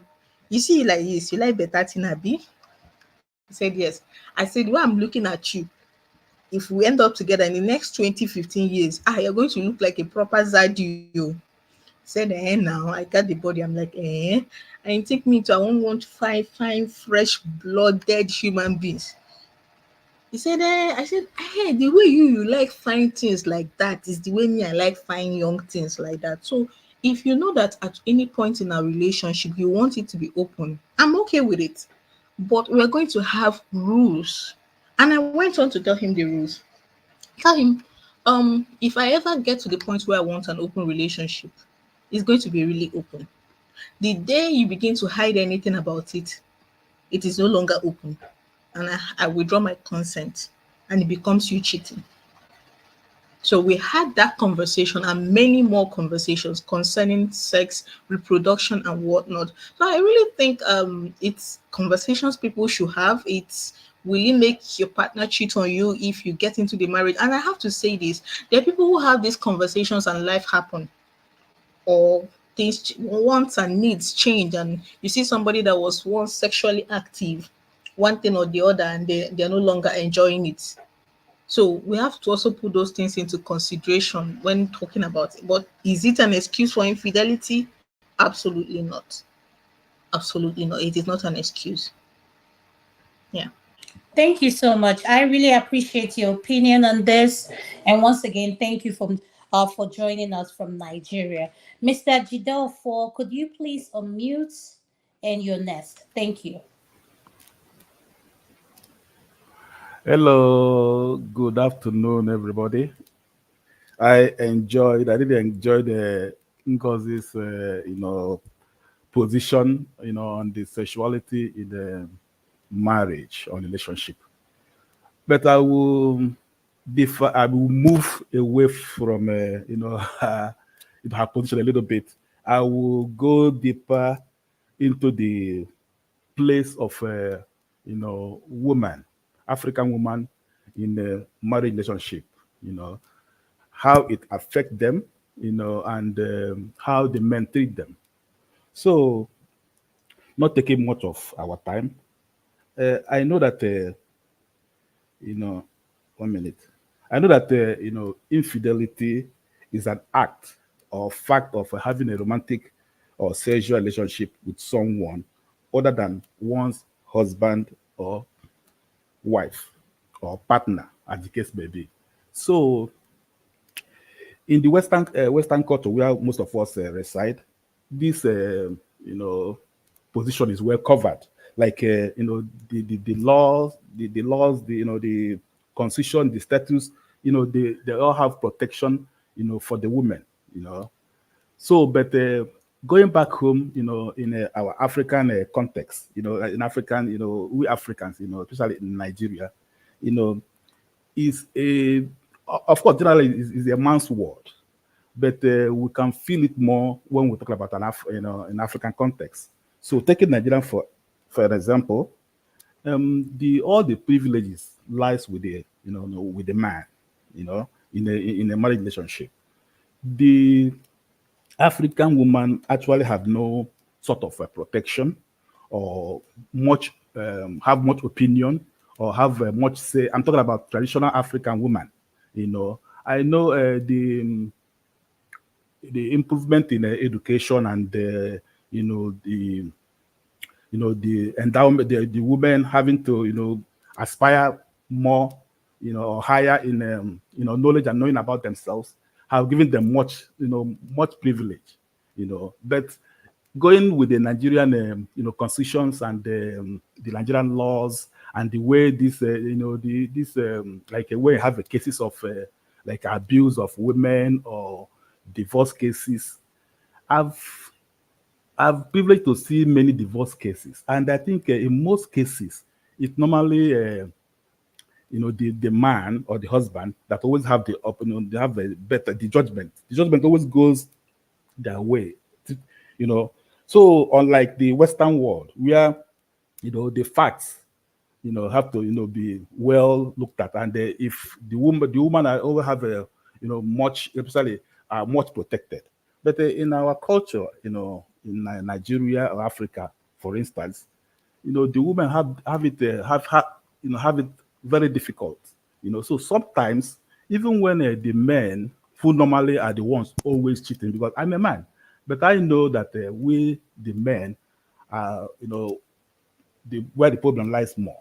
So, but our women, because of the way our culture, and the way the place of women, in our society, and again, most time it is the men who are the breadwinners, and the women most time are doing little or nothing.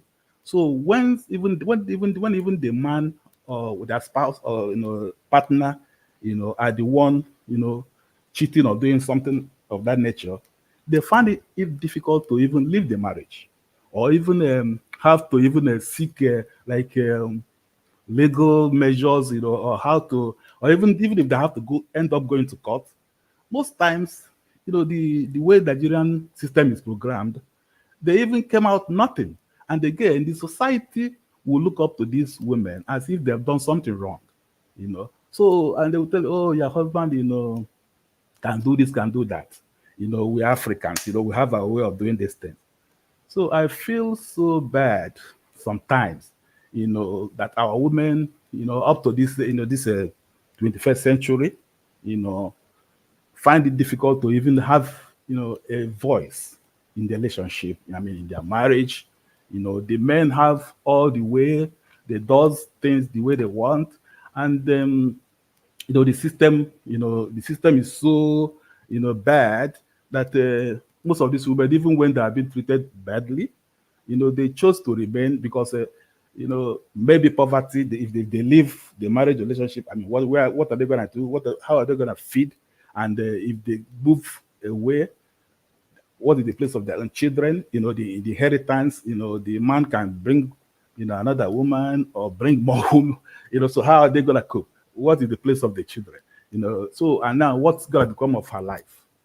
So it is really difficult for an African woman, and I don't know, how this thing gonna be addressed because for the point of culture and from the society we live, much needs to be done, and I'm not seeing anything, happening. Nigeria is still battling at the basic things of life, like the, food, shelter, basic, infrastructure. So when you talk about things of like nation marriage, paying child support in case where there's a broken home and the woman lives, is the woman gonna live with her children? Is she gonna go with her children? Is the man gonna support, like pay child support as is done in the Western world? Or is the woman gonna go and go and fend for her children and so all this is a big question. I mean, it's something that that's why I like this topic that's going on today. I mean, how is the society, our society need to evolve, to really feel for an African woman. Thank you. Thank you so much, Mr. Jidolfo. I really appreciate your comments. Once again, welcome to the show. Mr. KJ, you are next. Could you please unmute? Thank you, sir. Welcome. Thank you. Good evening. Good evening. Hello, can you hear me? Yes, I can hear you. All right. Which way do you want me to We're talking about we're addressing three topics. One is infidelity, lies, and betrayal. So we're right now we're talking about infidelity in a marriage relationship. Why does it happen? And Tope said something about is a man's word. A woman once a woman does it is a taboo. So that's what we're talking about. Okay, I want to first not agree that it's no longer a man's word, it's now a woman's word. And if you live in the United States, you will know what I'm talking about because the law seems to be on the side of the women and children. So I do not agree with the notion that is now, or it has continuously to be. It used to be a man's word, but now it's no longer a man's word. I've listened to almost everybody who has spoken, and I'm going to make my contribution from the side of a faith-based person, and that means that all my answers or all my contributions are going to be tailored towards that direction. I do not, first of all, agree that when you are courting, you have to be, sleeping with each other, irrespective of what you may think, because nobody goes. There are many. It doesn't align with a lot of stuff, a lot of things that happen on Earth. You don't. You don't first begin to drive the car before you learn how to drive it. So basically, so I'm going to align myself first and foremost with the proper way of courting, because you see, infidelity eventually spines from that. Once you start having to sleep together, the tendency of trusting one another after you get into the proper relationship becomes a bit difficult because that mutual suspicion probably play there. And we are dealing with spiritual things, spiritual issue. Most times people discuss these issues and not thinking of the spiritual implication. Everything on earth has spiritual implication, no matter how trivial you think that is. And the issue of marriage is even much more. Because if you go ahead to study more about the DNA of an individual, you find out that it is difficult. You almost be able to trace your DNA in almost everybody you have had anything to do with in terms of sleeping together. So it becomes more, the reason why you see the reason why God Himself said you shouldn't engage in that, because you find out that you are totally divided or totally split out everywhere out there, And so some people will want to argue with that, but you see, when people who are married and who have lived together for a long time, sometimes begin to see them looking like each other. That's because you constantly share out, give out, take in the DNA of the other individual. And that's why sometimes marriages that are well maintained, the husbands or the wives may begin to make decisions, almost the same kind of decisions and the same kind of words, even when they're not together. Now, I will go ahead to say it is not easy in our time and season to court and have a long courtship without getting into temptation. So my advice in the first place is, when you identify who you want to marry and you think you don't want to get into that, you make it simple, you make it straight, and you cut the time short. In the church that I belong to, if you come and you say you want to marry, because of some of the things that Ngozi has discussed, we advise that you all first of all go and find out that each of you are in good condition. That means that your systems are working. We also discuss and find out also what is your are you AA or you AS? What is your what? I've forgotten that right now. What to call that and what to call it. You find out whether you are SS or whether you are AA. And if you are SS, we try to let you know the implication of what you are getting into and how it may adversely affect your children and your life at the long run. And sometimes you see that you are called and maybe given advice to see whether it's something you can not continue with because the consequence of it. But if you say you have faith and you can faith it and you are aware of the consequence that comes with such a match, the church has no option but to allow you go through with it. So that way you know that you are told, but you chose what you think will work for you. Now, it is not easy, and marriage is not for everyone. There was a time, and I want to, give some scripture here. There was a time that certain individuals went to meet Christ, and he said to them in Matthew 19:4-5, and he said unto them, have you not read that he who made them at the beginning made them male and female? And for this reason, a man shall leave his father and mother and be joined to his wife, and the two shall become one flesh. If they actually become one flesh, the purpose of keeping to yourself information and things that are, you can't share means that they are not one flesh. Sometimes we actually think we are totally connected to our spouse, but eventually discover that some of them are not actually as straightforward as we want them to be. And Pastor Andrew first made an allusion that what you say when somebody is taking from you, maybe money and all that. If they are in one flesh and you even feel like spending all the money that's in the house, you tell the other guy, hey, I want to spend the whole money, and that's what I want to. I want to buy lipstick, or I want to buy, Versace belt for my party with my friends. If you tell him that and you go ahead and do that, or if she tells you that and go ahead and does that, then of course you shouldn't be offended. But here's the place where I'm going to. I'm going in the place of offense, because the Bible calls offense scandalon. That's the really meaning of it. Scandalon. It is sold to you. It's a Hebrew word that says like selling you a bait. You will always be offended as long as you're in this part of the earth. And in this case, I'm talking about when people are caught in infidelity. Certain people came to Christ and said, this thing you have said, how can it be? Because he went ahead to say, look, in the beginning, marriage was for male and female. It wasn't for everybody. But because of the hardness of people's heart, Moses went ahead to give even a further directive. But in the first place, it was supposed to be one man, one woman. And then they went ahead to ask him, some of these things you have said is difficult for us to bear. And he said yes, because marriage is for only those who can bear it. It's not everybody that can bear the challenges that comes in marriage.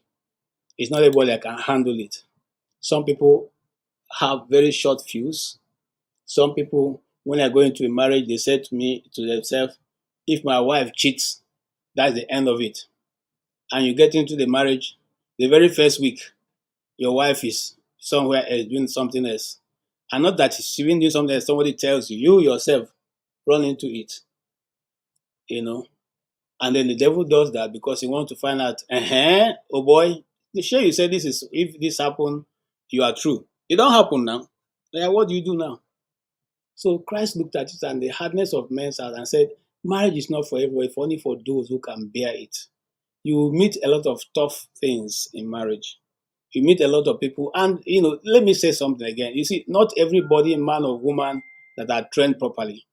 Sometimes you have trained your daughter properly, your daughter is unfortunate to meet with a man who has no, everything, every side left first na road. So you train your son properly, you meet a lady who, for her, nothing is important. If you work, you work. If it doesn't work, too bad. When people come with such mindset, it becomes difficult to build something tangible. And just like Ngozi gave an example, if she went ahead with that individual who at now that her breasts are still pointing, the guy is talking about going outside. What will happen when she has delivered 2 children? What will happen when she has Mr. Kenji, I was actually open to it. Oh, you were? Of Wow. course. You are What is very good brave. for the Oh. goose is good for the gander. Oh my God. I've told you Ngozi, people, I've told you you have people on forced my this hand. show that Honestly, the way I love you, I didn't think you'd be open to that kind of nonsense. Whoa. I want to push back Oh on my something God. you said, but just round off. KJ, what do you mean by nonsense? No. I'm like I said, remember what I said. I'm talking from a Christian point view, world view. Leave that thing, uncle. Uh-uh. We're Let him facing finish. There's something he reality said now. that is crucial that I really want to push back on. It is very crucial. I'll use a very popular example. Let him finish. I am talking from, like I said again, those who are discussing outside of this perimeter, I will have nothing to say. You know why? Because growing up, and that time I wasn't even a Christian. Just like Kenneth said, I'm somebody who, if I don't have any desire, whatever you do, in fact, I don't want to praise myself, but don't leave it at that. Whatever you do, it doesn't attract me. You can be whatever, papi water, mami water. I don't see it, you So know. what does that have to do with upbringing, though? Home training, So like you what it has said. to do with upbringing is this. I'm saying, you see, all of us come from different homes. That's why I went to upbringing.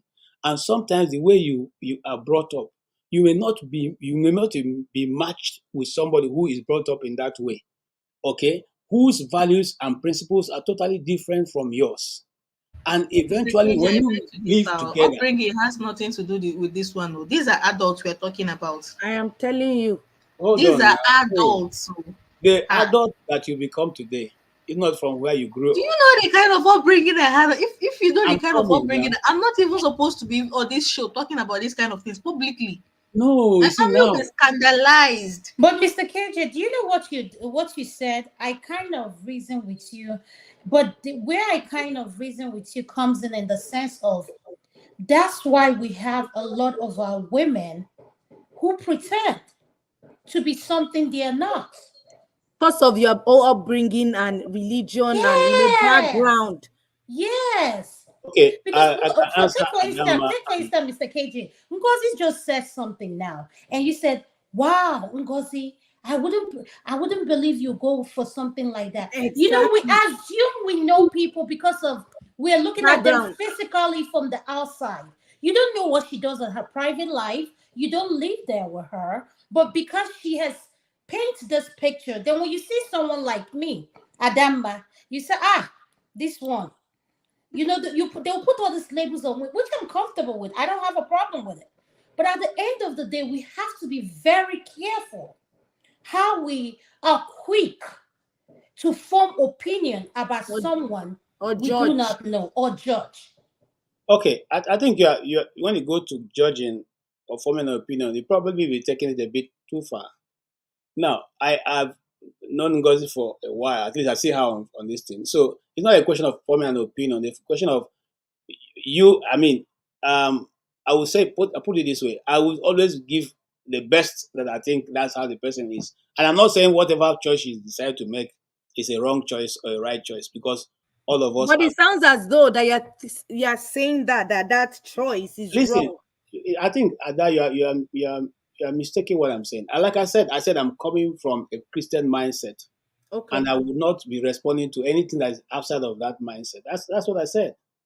Okay, because I'm not equipped enough to respond to that, but I'm using what that I think is what I believe in. That's what I'm using to put forward my argument. I said that right from the beginning. Okay, so for that comment is not because I look less of her or anything. I'm just saying that I, not in my wildest dream would I have thought about her thinking in that direction, but doesn't mean that I've been it takes very away open from on her. this show now. I've been very open on this show. Do you remember I once said on the I people think I was joking.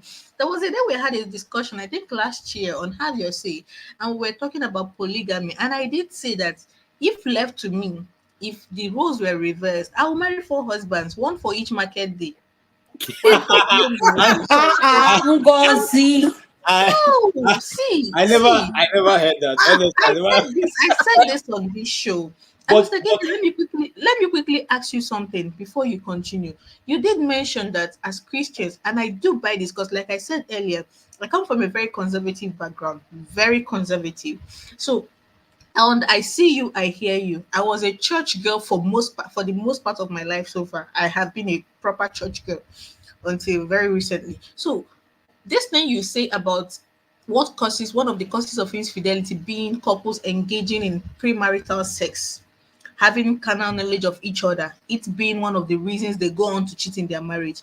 I want to cite an example to you before I ask a question. I don't know if you people know Israel, Davido's one of Davido's aide. He married a couple of years ago, or not too long ago. He married this young girl, really, really young girl. By his own confession, he married that girl a virgin. When I say a virgin, he and everybody that knows Israel knows that he is very loud. If that girl was not a virgin, Israel would be the first person to come and cast her. He married her. She was a proper church girl. Matter of fact, everybody was shocked that the family allowed her to marry Israel because Israel is in the entertainment industry and this girl is a virgin. They did not have sex till they were married. But guess who was cheating in the marriage? Yup. Her virginity did nothing to stop Israel from being a dog. It did absolutely nothing.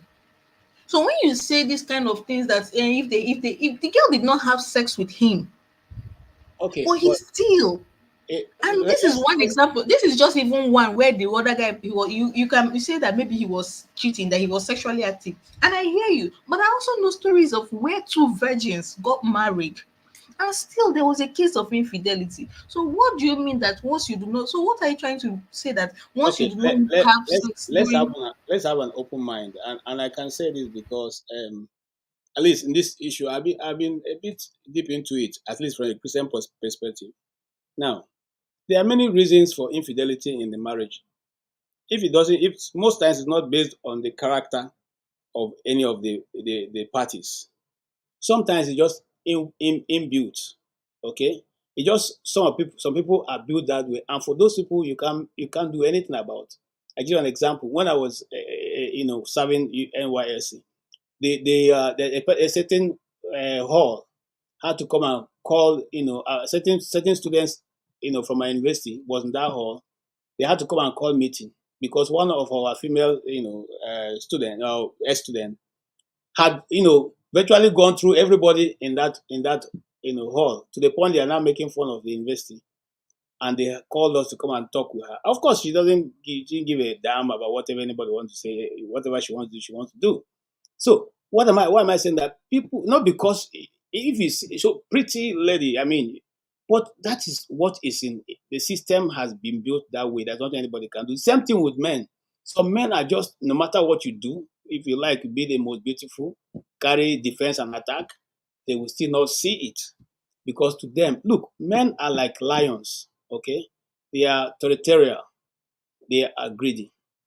Okay, they are territorial and they are greedy. So first and foremost, for you to stop this character, you as a man have to first understudy yourself. Okay, understudy yourself and know what triggers you to want to begin to look the other way. Deal with it before you get into the position of getting married. You as a woman, look at it. And I'll give an example. Before I got married, I looked at the lineage of my family. I discovered that majority of the men in my family like fair people, fair ladies. Okay? And I was reading the Bible. The Bible says that Sarah was fair. Isaac's wife was fair. Jacob's wife was fair. I said, okay, this is where it's coming from. And among my family members, I'm one of the person who married a dark lady. And my wife is dark. I said to go the opposite. Okay. I discovered that also sometimes, there's an issue that arises from my family, their wives sometimes, just don't like to cook. All Could right. you please round up, Miss KJ? Thank you, if you don't Okay. mind. Thank you. So now what I'm trying to say in essence, let me cut off that is that these things have to look beyond the point where we are. In other words, look at it and deal with the things that are the problem. It not necessarily because society gives room for that. No, but most times the individuals involved have a lot of parts to play to bring it to the point where they both can either enjoy it or not enjoy it. Thank you. Thank you so much. I appreciate your input coming from the religion background. All opinions are welcome on this forum. Thank you so much. I'm going to go to I believe Ikolala. Could you please unmute? Thank you, sir. Hey, good evening, everyone. Normally, I haven't been in this show this time of the day. We normally have it at 4 o'clock, but I mean to be in here, it's a pleasure at this time. Um, Let me get the topic. Are we asking why there is infidelity, or is infidelity more in the African continent? What is the topic per se? We're talking about why is there infidelity? Why is it accepted in the Okay, African setting where we say side chicks help the right. marriage? And the Okay. society, like the women, are okay with it. And once a woman steps out, is abomination. So that's what we're talking about.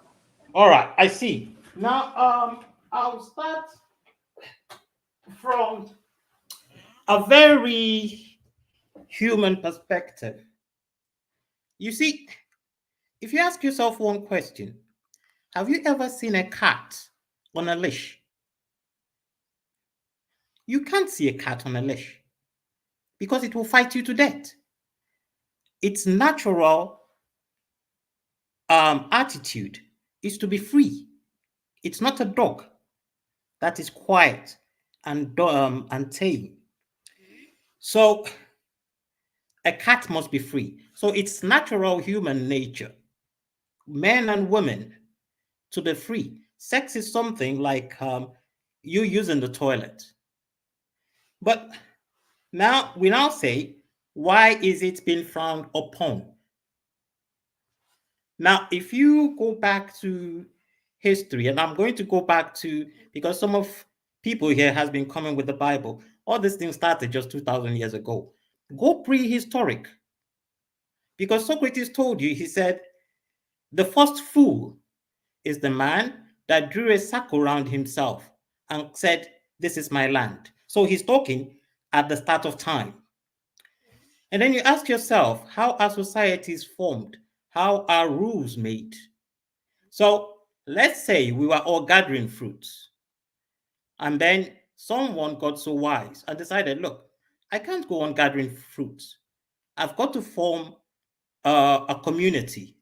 I've got to form uh, my own domain. And then he draws a circle around himself and say, this is my land.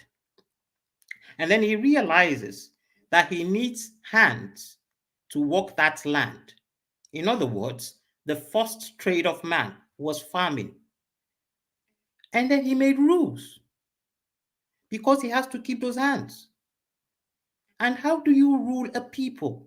How do you govern a people? Sorry, you make rules, and then you say, if you do this, this happens. If you do this, this happens. And when you make rules, then you get some people to enforce it.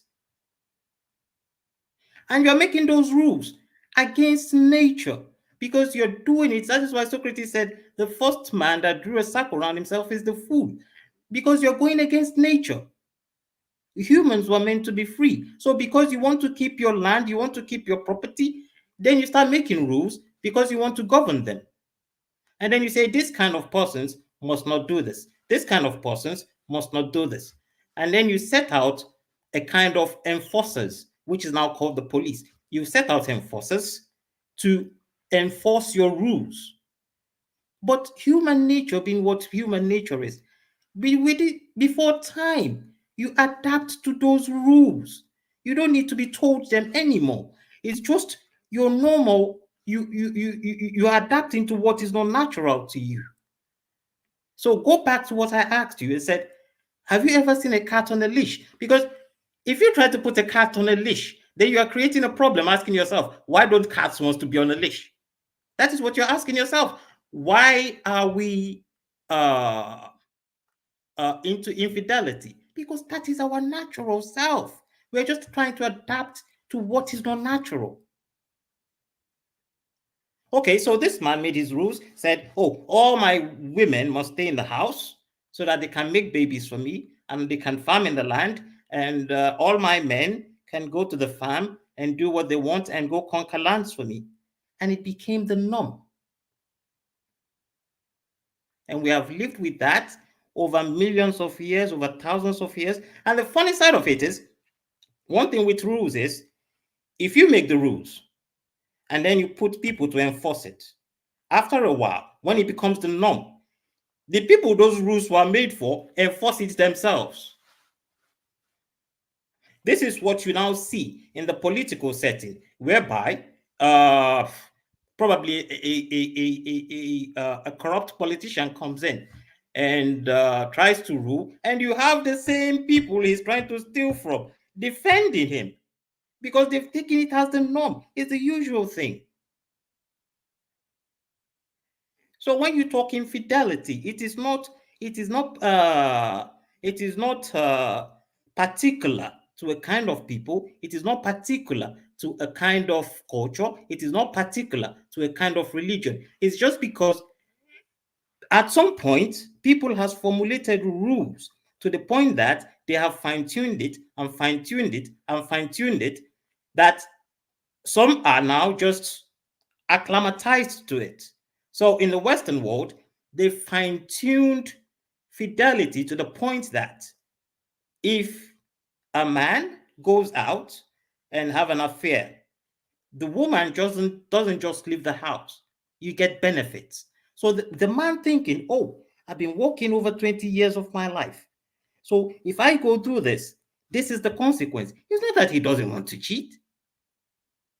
He's just looking at the consequence. So that is what is holding him back. The only thing with the African setting is that we've not fine-tuned our rules to the point that it stops, it deters, that's what I'm looking for. It deters you from wanting to be your natural self. It's the same thing as asking, why is everybody not a thief? Because the rules deter you. So when you think of it, oh, my relatives are going to disown me if I become a thief, or I'm going to go to jail if I become a thief, or then the idea goes off your head. So all this thing, people are coming here and saying religion, that or culture. It has nothing to do with that. It's just that people has formulated rules over time, and humans have tried to adapt to it. So we are fighting our natural self. That's Wow. my submission to it. Thank you so Thank you much. so thank you so much. I can tell you're a philosopher. I really like your views. Thank you for your contribution. I'm going to have Bumi speak next. But before I have Bumi speak, can I ask Mr. Ike? Mr. Ike, sir, is it okay if I allow Bumi to speak, sir? Mr. Ike, I can. Amefula, if I'm not. I Mr. mean, Ike, are you there? he's on mute. Oh, Bumi, you can unmute yourself. Bumi, you can go on next. Thank you. Okay, so good evening, everyone. Good evening. I Welcome was, to the show. yeah, thank you for having me. I was actually contemplating whether or not to join because I don't think I have a lot of experience or information when it comes to this topic. But I would say I might just give my 2 cents or mostly my perspective of things. And when you ask the question about like infidelity and how that is in, I'll be specific, Nigeria, because I don't want to say Africa because I don't know other people's country and cultures.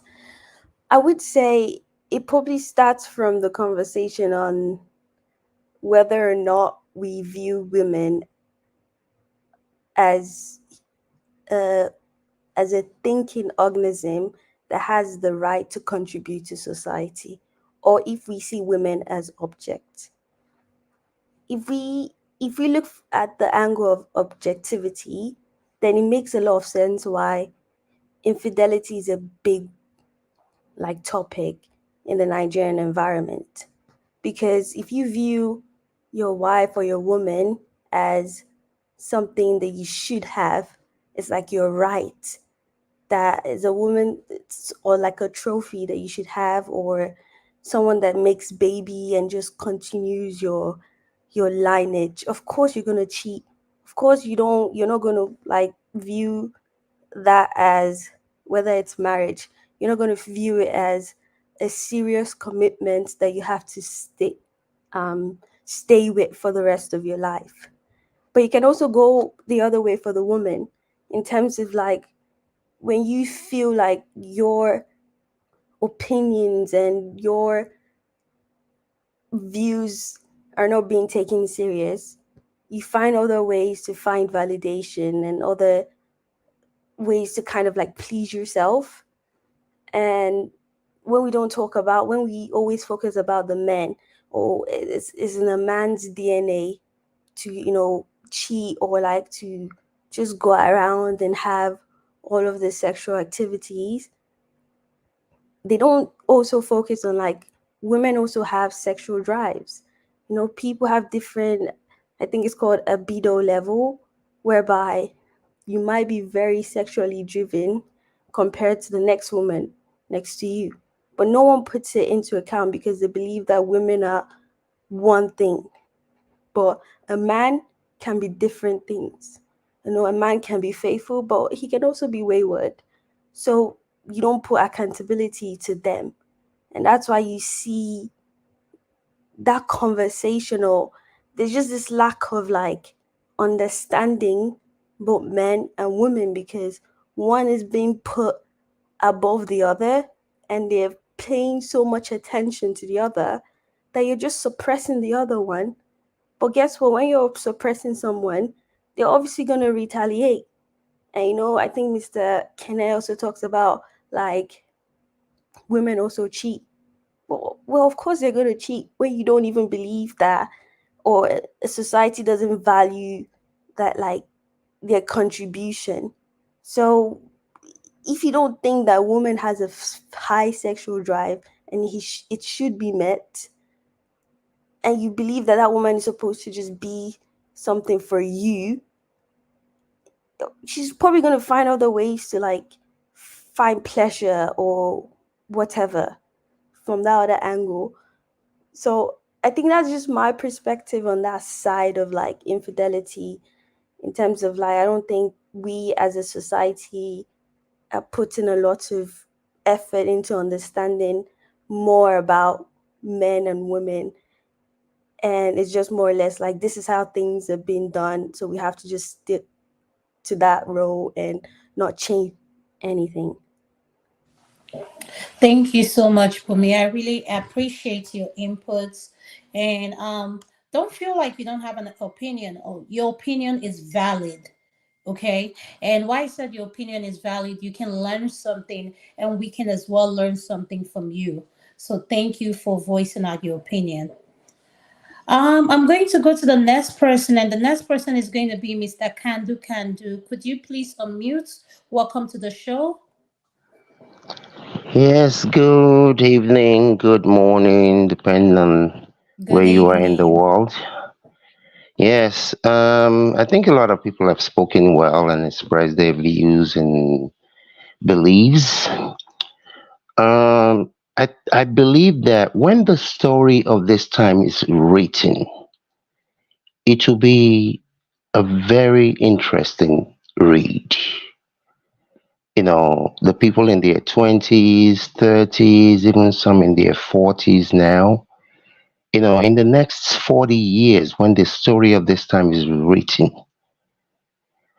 Because, this topic is so dynamic, there are so many different facets to it. Um, and I think the mistake a lot of women, and I will say women in this case, make is that that men are the same. And the reality is that is not the case. Throughout history, is usually the top men in society that actually are able to breed into the next generation.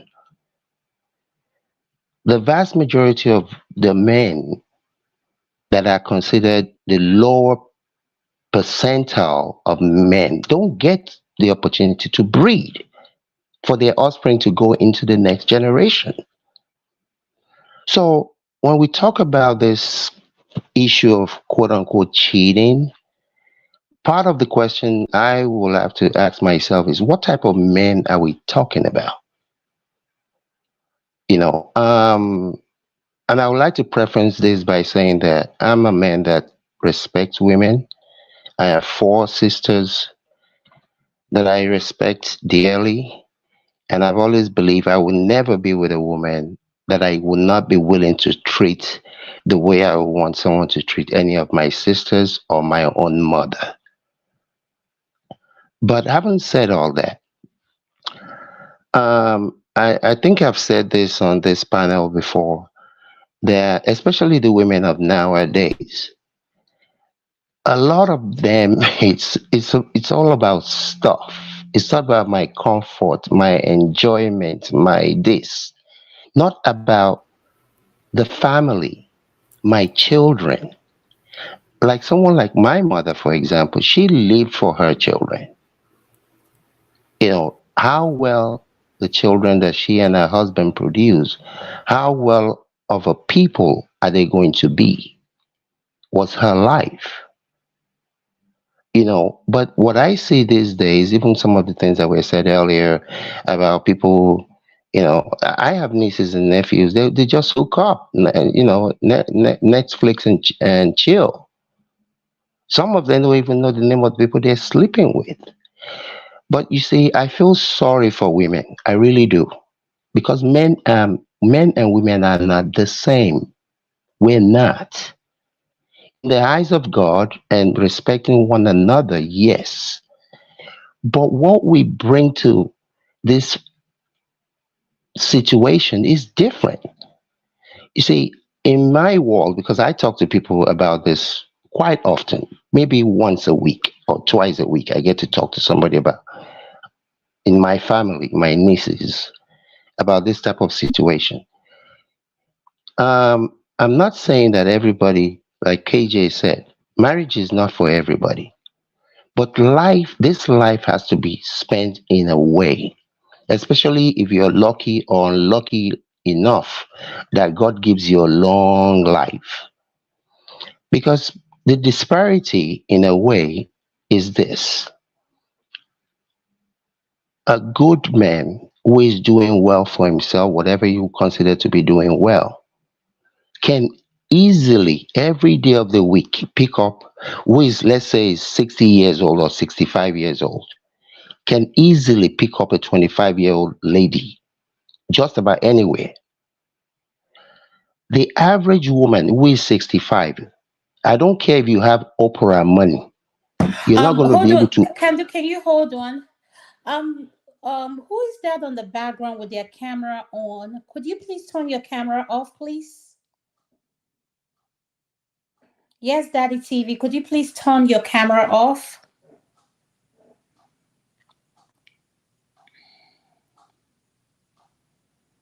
Thank you, sir. Thank you. I'm sorry for interrupting you, Mr. Kandu Kandu. Now you can No, go not ahead. not a problem. So you see, I don't think in short terms. I think in long durations.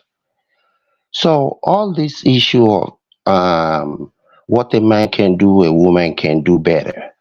I'm not going to argue that fact with anyone, but the reality is this: we're not the same. We're not. God has made us. We're equal in the eyes of God, and we should respect one another.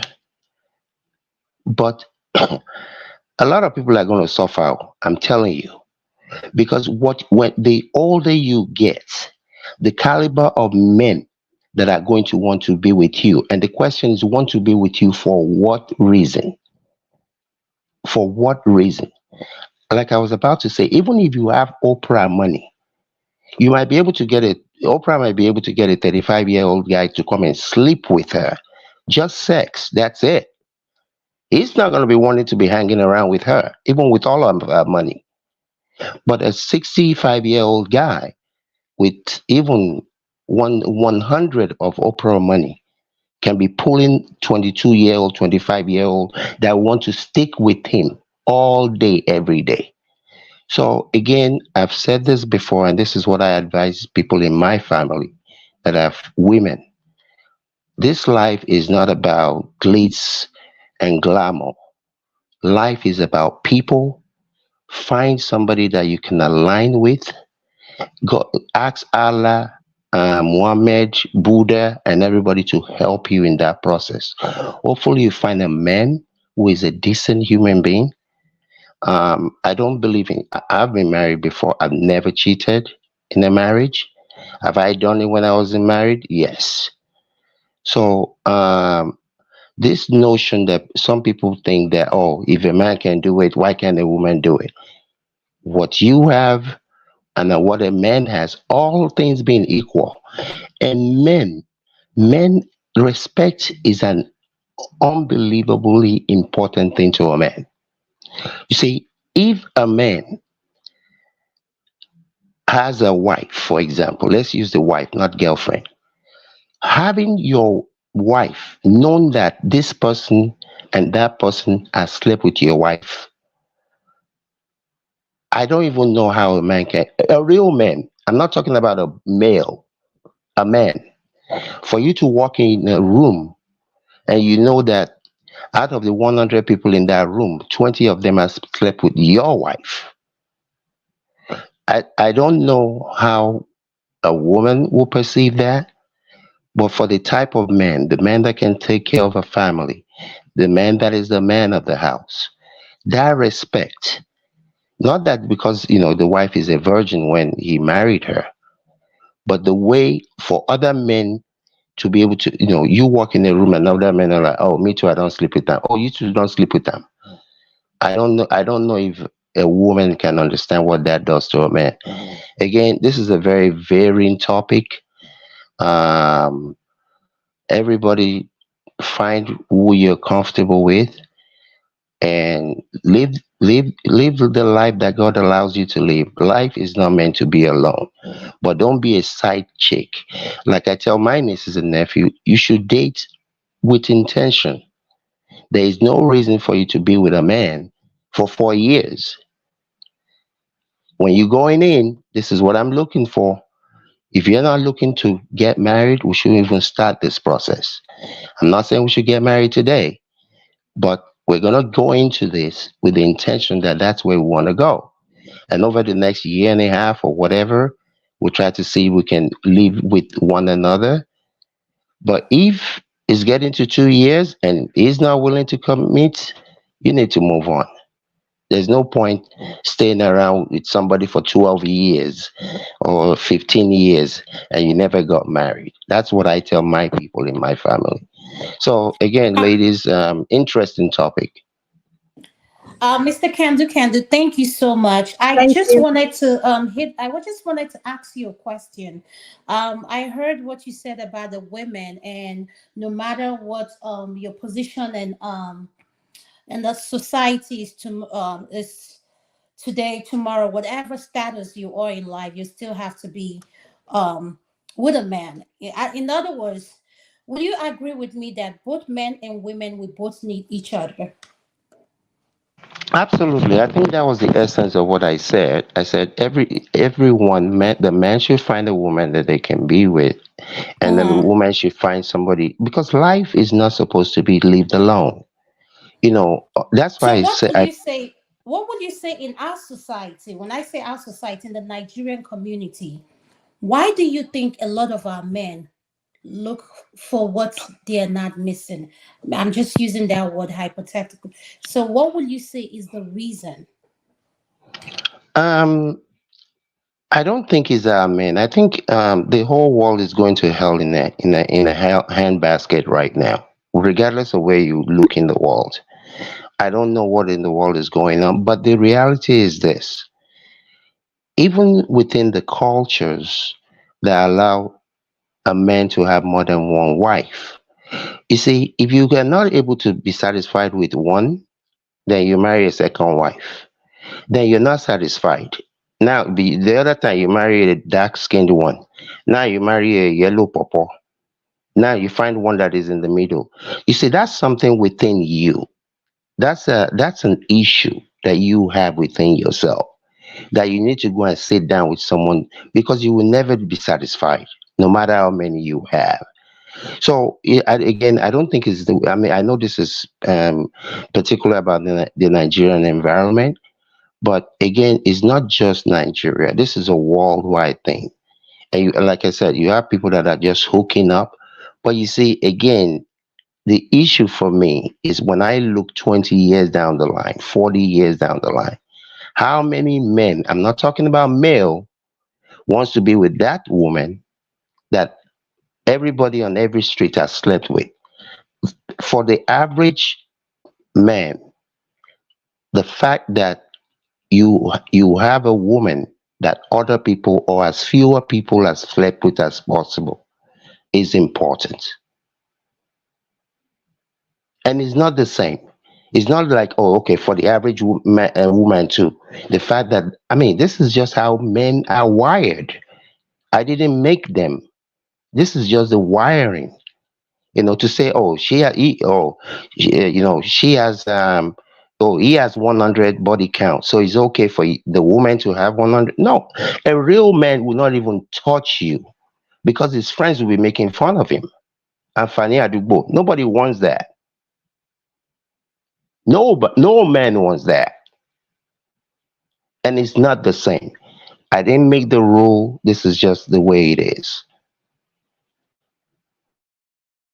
Thank you, sir. I appreciate you answering my question, and I really like Uh, what you touched on women being electricity. Do you I'm want to say something? I'm raising my hands here, if you don't mind, please. Okay, go ahead. May Go I? ahead. Before I'm you a go little ahead, bit. hold on. Before you go ahead, I want to acknowledge the people that just came in. I think Man of Prestige is here. Man of Prestige, welcome to the show. After electricity finish, you're going to be next. And Righteous Man, welcome back to the show again. Go ahead, electricity. Miss Adama, Yes. if need be, you can put me in the backstage if you need more people to come on. Okay, no problem. I think electricity will handle that. Electricity, are we okay for now? We're okay for now. There's Thank no you. notification that people are coming in, but I'm gonna Okay. post the link again. All We're right, go doing ahead. 2 hours and 33 minutes. I don't know how long you want to go for. If you want to go for 6 hours, no problem. You're welcome to. Oh yeah. But Electricity. just go ahead with your question. What do you wanted to say? All right. Uh, I need a bit of clarification on something Kandu said. You reference real man. Real man will not do this. Real man. It would be nice if you could can clarify what exactly who exactly is a real man? That's number one. And number two, in respect to virginity, does virginity only applies to the woman? And number three, this is to Ngozika. Ngozika, it would be nice for us to shed more light and in respect to the issue of orgasm in a woman or from a woman, because there appears or there seems to be confusion in that area whereby some people don't even know what it is. So those are my three issues. I will appreciate if the clarification can be provided as to real man. What does it mean to be that? Is so? I'm a real man. Kenneth is not a real man, or righteous man is a real man. I'm not a real man. How do we class this? How do we arrive at that point? What's the meaning or definition of real man? Is it because I drink and I don't drink, so that makes Kene a real man? I'm not a real man, or because if I take care of my family or take care of myself? What does it mean, please? Thank you. I yield the floor back and I take myself backstage. God bless you. Cheers. Thank you. Kandu, do you want to start off answering that, or before you start off I'll wait for me since Ngozika to go, and I'll Okay, go after. thank you. Thank you. Ngozi, do you want to answer what he said about what did he say about something about Orgasm. orgasm? Oh, Orgasm. I know that's where your mind is. Oh, You Jesus remember have that part. mercy. All right. So okay, disclaimer, I'm not a health professional. I am just a young woman who has a lot of female in her circle. And suffice to say that I do get people's confidence easily, especially women, because they know I am quite outspoken about this. So, a little background. I have said this at the beginning. Let me reiterate again. For the longest time, people did not know I was not sexually active because I was always the loudest in this kind of conversation. Now, only my voice they hear.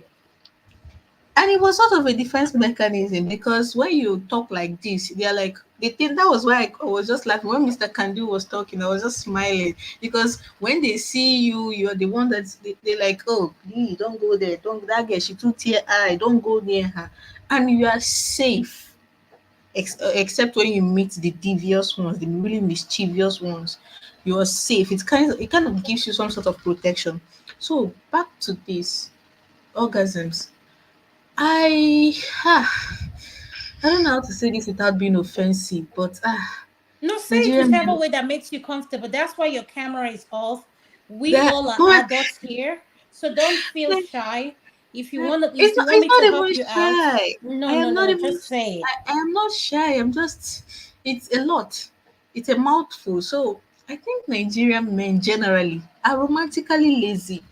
And romantically lazy, it often transcends to sexually lazy. The average Nigerian man, I'll give you an example. Yesterday, I was going through the Twitter and that X, and somebody put up a picture, a video of a Liberian couple dancing. The lady is really beautiful and curvy. The guy is also handsome.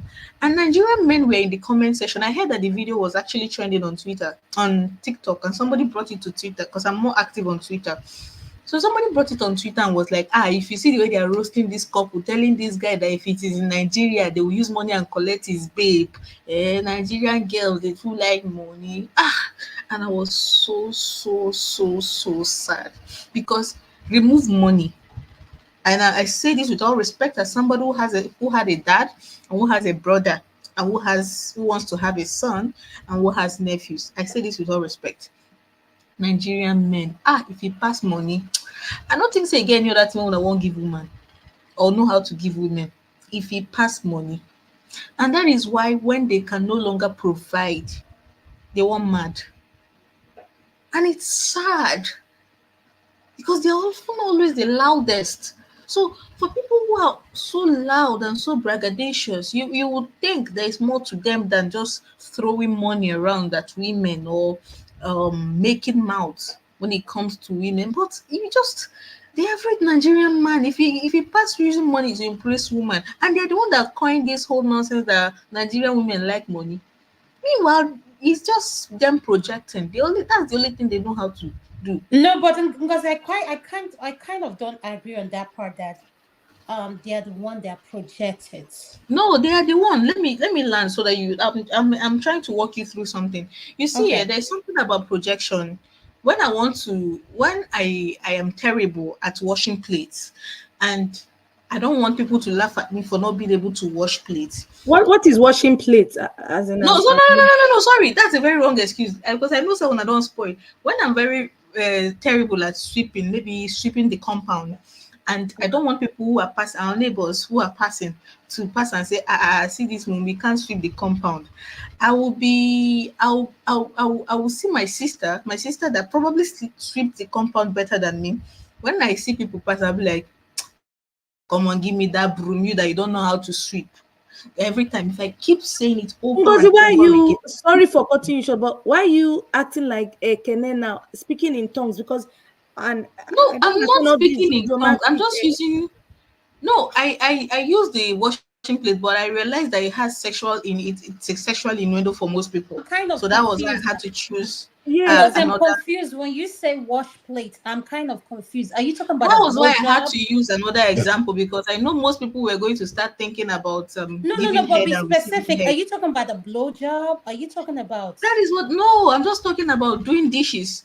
Normal Regular, doing dishes. normal washing plates with soap. Kitchen in That's the what you're kitchen saying. sink. That Oh, is what oh, I okay, meant. okay, okay, When okay. you Because the question was about orgasm, so I kind of like how the dishes get into it. So you're going No, somewhere with no, it. no, no, Sorry no, no, about no, it. Go no. ahead. When I get orgasm, So when you see that your sister, you can't sweep, you can't sweep, and because for some reason you can't sweep, and you are not making any effort to learn how to sweep, so that people will not laugh at you. So you see your sister trying to sweep, and you see people passing, and you go like, "Come on, give me that thing." Every time you be doing that nonsense, you don't know how to sweep. So when you keep saying that, you reinforce a narrative every time. Aruba, it's saying in Igbo language that once an abomination lasts over a year, for a year, it becomes a norm.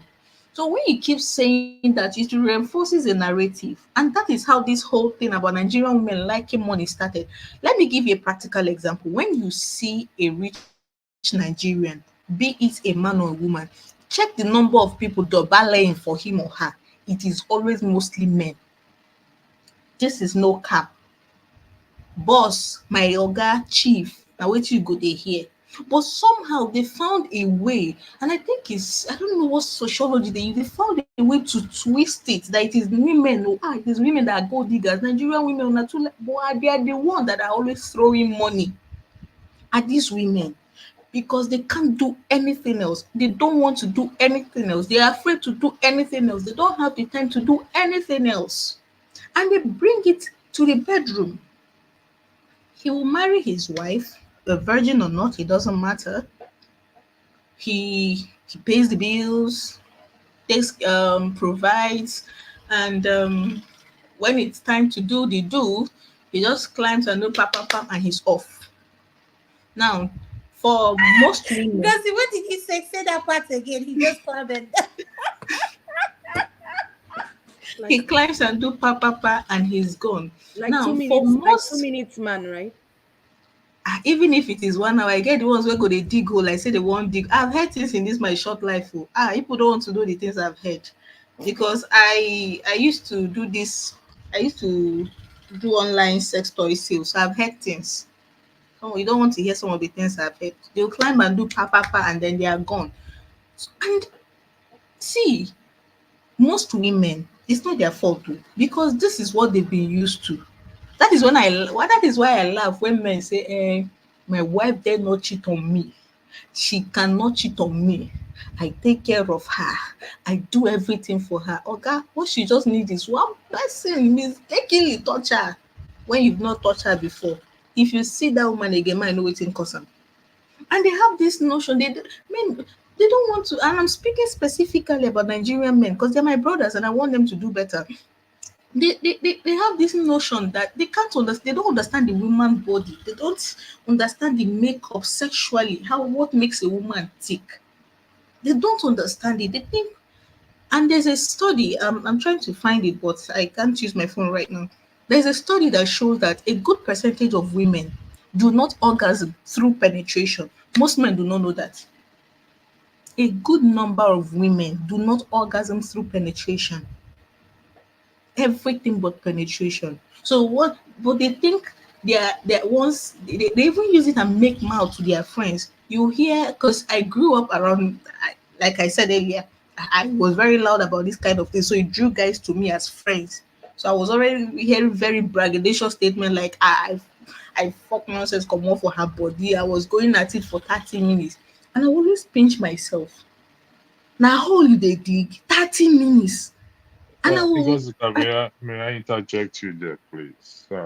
You still have the floor. I plead for the floor with the moderators there. You said something very outstanding, which I'm going to push on again, please. You did say that majority of women don't experience orgasm through penetration, which I 100% agree with you from both study experience. That being the case, what is expected of the man, or how should the man go about in bringing the woman I'm coming to to that. that Let me point? finish All right. telling you how Thank they you very brag much. about. They will brag about, I went at it for over 30 minutes and she was just, I went at it. I really showed her who is the boss. And I'm pinching myself and I'm wondering, you're not even bothered if she enjoyed it. You only bragging about how you were on top of somebody's child for 30 minutes and they probably said nothing to you. They probably didn't moan. And you find that something to be proud of. You're proud of yourself. And the few times I venture to ask, they'll tell you, there's this slogan I heard that off me. Everybody should hustle for their own come. He off me, I swear. I'm like, what? They said, now I go they hustle my come. Make she teach the hustle for her own come. I was like, wow. Wow. So that means I'm not imagining things. You really do not care whether a woman orgasms or not. You are only interested in yourself orgasm releasing. And they say yes. So the few ones that have listened, I told them that explore. I belong to what a hiking, most of you know I hike. Before I left the group, I used to do this uncomfortable discussion thing with them where I will just randomly start talking about these kind of things. And it opened my eyes to a lot of things. These are young people, 20s and 30s. Most of them did not know these things I'm saying, that most women did not orgasm by penetration. So we started having this conversation. And one of them asked me, so, Ngozi, so what makes a woman orgasm? What are the ways a man can make a woman orgasm? I'm like, use every other thing. Since your penis is not making her come, try other things. Use your fingers, use your tongue, use, like, experiment. Most people, for most women, for some women, their orgasms do not even have anything to do with their vagina. Yes, their orgasms have nothing to do with their vagina. But because we eat this social construct of sex being all about the vagina, once it does not concern that place, it's not sex for them. Most of them, once you suck on their boobies, they're okay. Kissing, cuddling, all those kind of things, it's what makes them tick.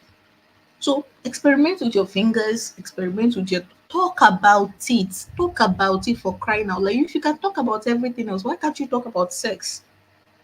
Talk about it, ask her questions. And I don't mean, baby, are you enjoying it? That's a very silly thing. If she was enjoying it, you don't need to ask. Any man that needs to ask a woman, babe, are you enjoying it? That, oh, guy, you are doing fuck up, you are messing up. If you have to ask that question, you are really doing nonsense. Don't bother.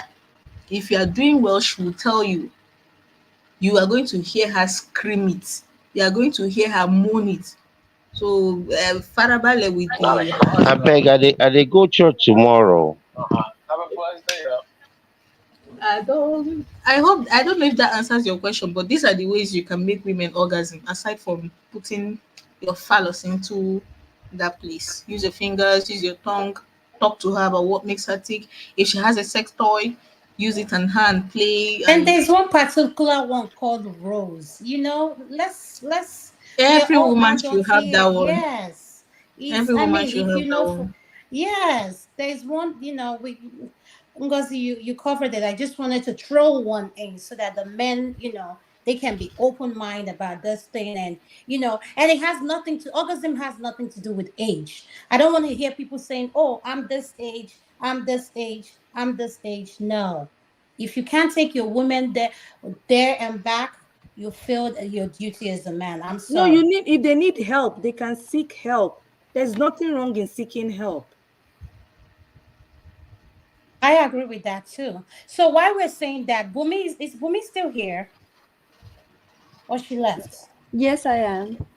All right, go ahead, Bumi. You wanted to say something. I saw your chat. Go ahead. Yeah, thank you very much. I After wanted to you finish say, Man of Prestige, hold on. I'm sorry for cutting you off. After you finish Man of Prestige, you're going to mute. You'll be next after Bumi. Thank you I'm for like being patient with persistent. us. I know. Miss Adama, before she goes, Oh, I oh, wanted sorry, Miss. sorry. Yeah, okay, okay, no Yes. problem. Okay, no problem. After Bumi, can you Yeah, answer, after please? her, after her, Thank after you. her. Thank you, sir. Thank you. I wanted to add to the point in terms of when you mentioned orgasm.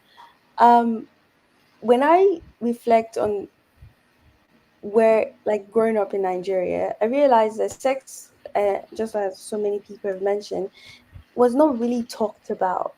When I truly got to know about more about sex and that was mostly when I moved out of Nigeria, and and I was talking to my classmate in school. That's fully where I understood that whole concept from. But also now I'm a bit older, I talk to other people older than me, and I realized that over here it's a very easy conversation to have. I work with my colleagues and they really talk about it very openly. So you get to really understand. So you see the question of how do you make a woman or how do you make a man to whatever, it's not something you ask at the age of 40 or 50 because it's something that you already talk around with your peers or like you learn about it in school and everything. That it's a bit sad that we don't have that kind of environment that encourages conversations about that topic because there are 9 billion or is it 8 billion people on this planet. They didn't just appear, they all came to existence based on sex. So it's sad that we don't talk about something that is literally what created us or is what's keeping us for how many years, the reproductive system. I just wanted to mention that I have had more knowledge about sex outside of the country than I've ever had in the country. And that plays a big role, like the society, in terms of like they don't really value that. And maybe that might lead to a lot of cheating that we're talking about right now. So what will you say, Bumi, when you say that? I said that to Ugozika when I said when the coach I don't like using the word culture. When the society is not open about talking about it, they frown at it when you talk about it. When a woman says or expresses what she wants, you're being labeled a particular way. And I want to emphasize on this. There's a difference between a woman who knows what she wants and a woman who gets around. Those are two different things. So what would you say is why do we frown upon it? Why are we not open like we are here in the diaspora, wherever you are calling in from? So what would you say is part of the reason? I think that's what I kind of mentioned when I was talking about is when you objectify certain people, when you have a classic system in terms of like this person opinion is important than the other. When we say, oh, a man is is not equal to a woman, or when you start putting those kind of ideas into people, then you create this idea that okay, this person's need is not important. It's like we all know cheating is not acceptable, but we are kind of okay to understand a man cheats compared to a woman cheats because we have accepted that because the man is at the head and he's the head of the family, he can mess up sometime. But as a woman, because you're below him, how dare you do that? This is not to say in the West they don't also have this system of, the man always gets what they do have it, but you can see how like they're slowly, or just like Mr. Ikulala says, that they're creating rules or system to slowly change that mindset so that each and every one of us can be equal, or at Bobby, least can you hold on 1 second? Mr. Jago, could you please turn off your camera? Thank you. Go ahead. Sorry about that, Bumi. so I just think that is because of we keep on we like this oppressive dilemma where the man or forever stays at the top, so he gets what he wants. This is not to say men in Nigeria don't get orgasm, they do, but because they are the most important in the family structure, we don't pay attention to the woman, and that's why you hear question that how do you make a woman orgasm, because they don't care about you, you're not important. So I think that's where that comes in that culture side, that we see women as objects. Until that changes, we're forever going to treat women like that, and all this cheating stuff will never end.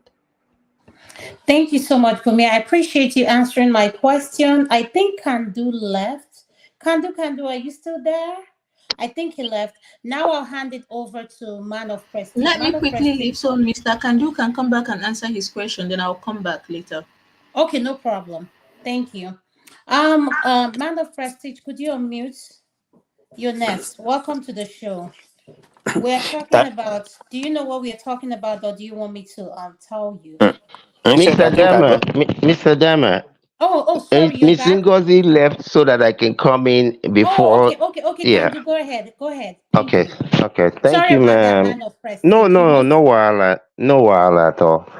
So the question from electricity, our pastor, was that what is a real man? And it's a loaded question, and I'm sorry if it came across in that way. But what I meant by that is in society, I said even in the olden days, however many thousand years ago, it is the strongest men that get to mate and have their offspring go into the next generation, not just any guy. So that quote unquote real men is even into this society. The vast majority of women wants the top 20% of men. That's what they want. And I heard what Miss Bumi said.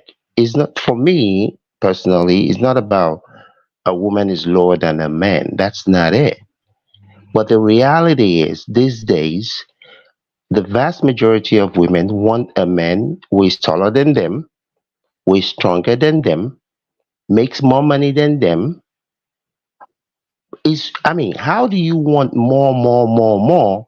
How can more be equal? Yeah, we have equality as human beings. But the things that you're looking for in a man are things that are superior in whatever language you want to use to describe it. So when I say, maybe I should not say I've said real men. All I'm saying is the vast majority of men that are doing well, that have the good job or good business, that the vast majority of women want. Those are not your regular guy. Yeah, even the regular guy will still get whatever women. But what most people want is in limited supply. And I cannot manufacture more men that make 200,000. I cannot. In America, for example, you hear a lot of women say, I want a man who is over 6 feet tall.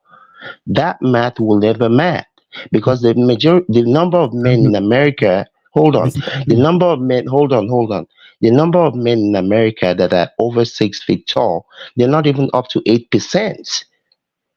But the number of women that want them are in the 70% and above. How are you going to get something that doesn't exist?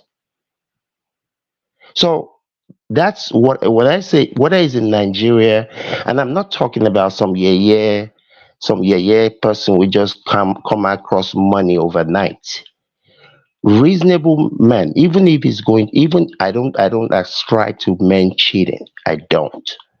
But a reasonable man, even if he's going to do such a thing, is not going to bring it home or let another woman outside bring it to come and affect his kingdom. He's going to protect that kingdom with everything that he does. But to think that some woman is going to be out there, you can go from this guy to that guy, and you want the type of man that's going to. I would not want to be seen a mile away from you.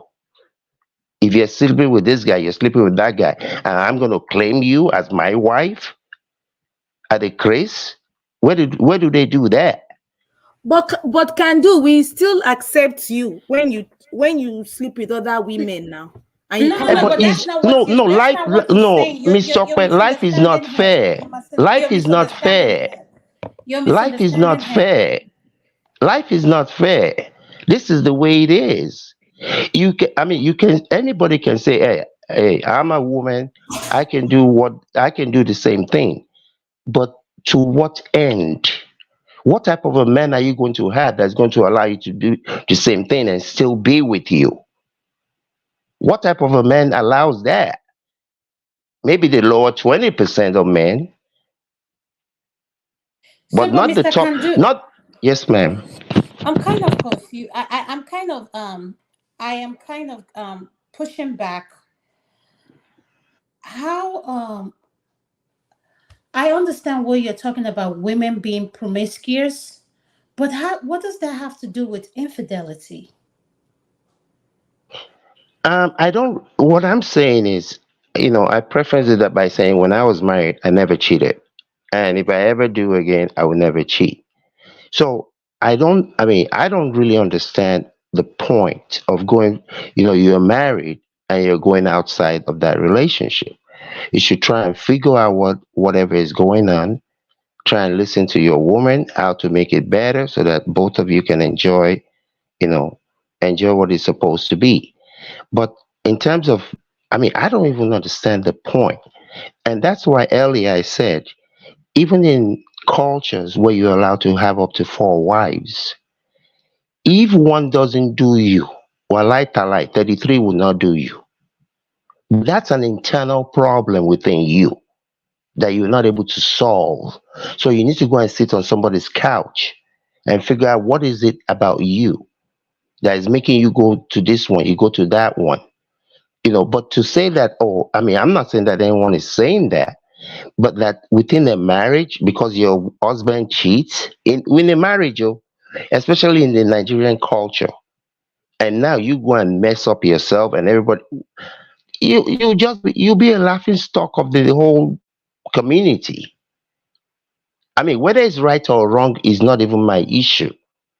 That's just what it is. Even in this America, except I'm seeing something different in the 20 something year old now, where everybody can just sleep with everybody.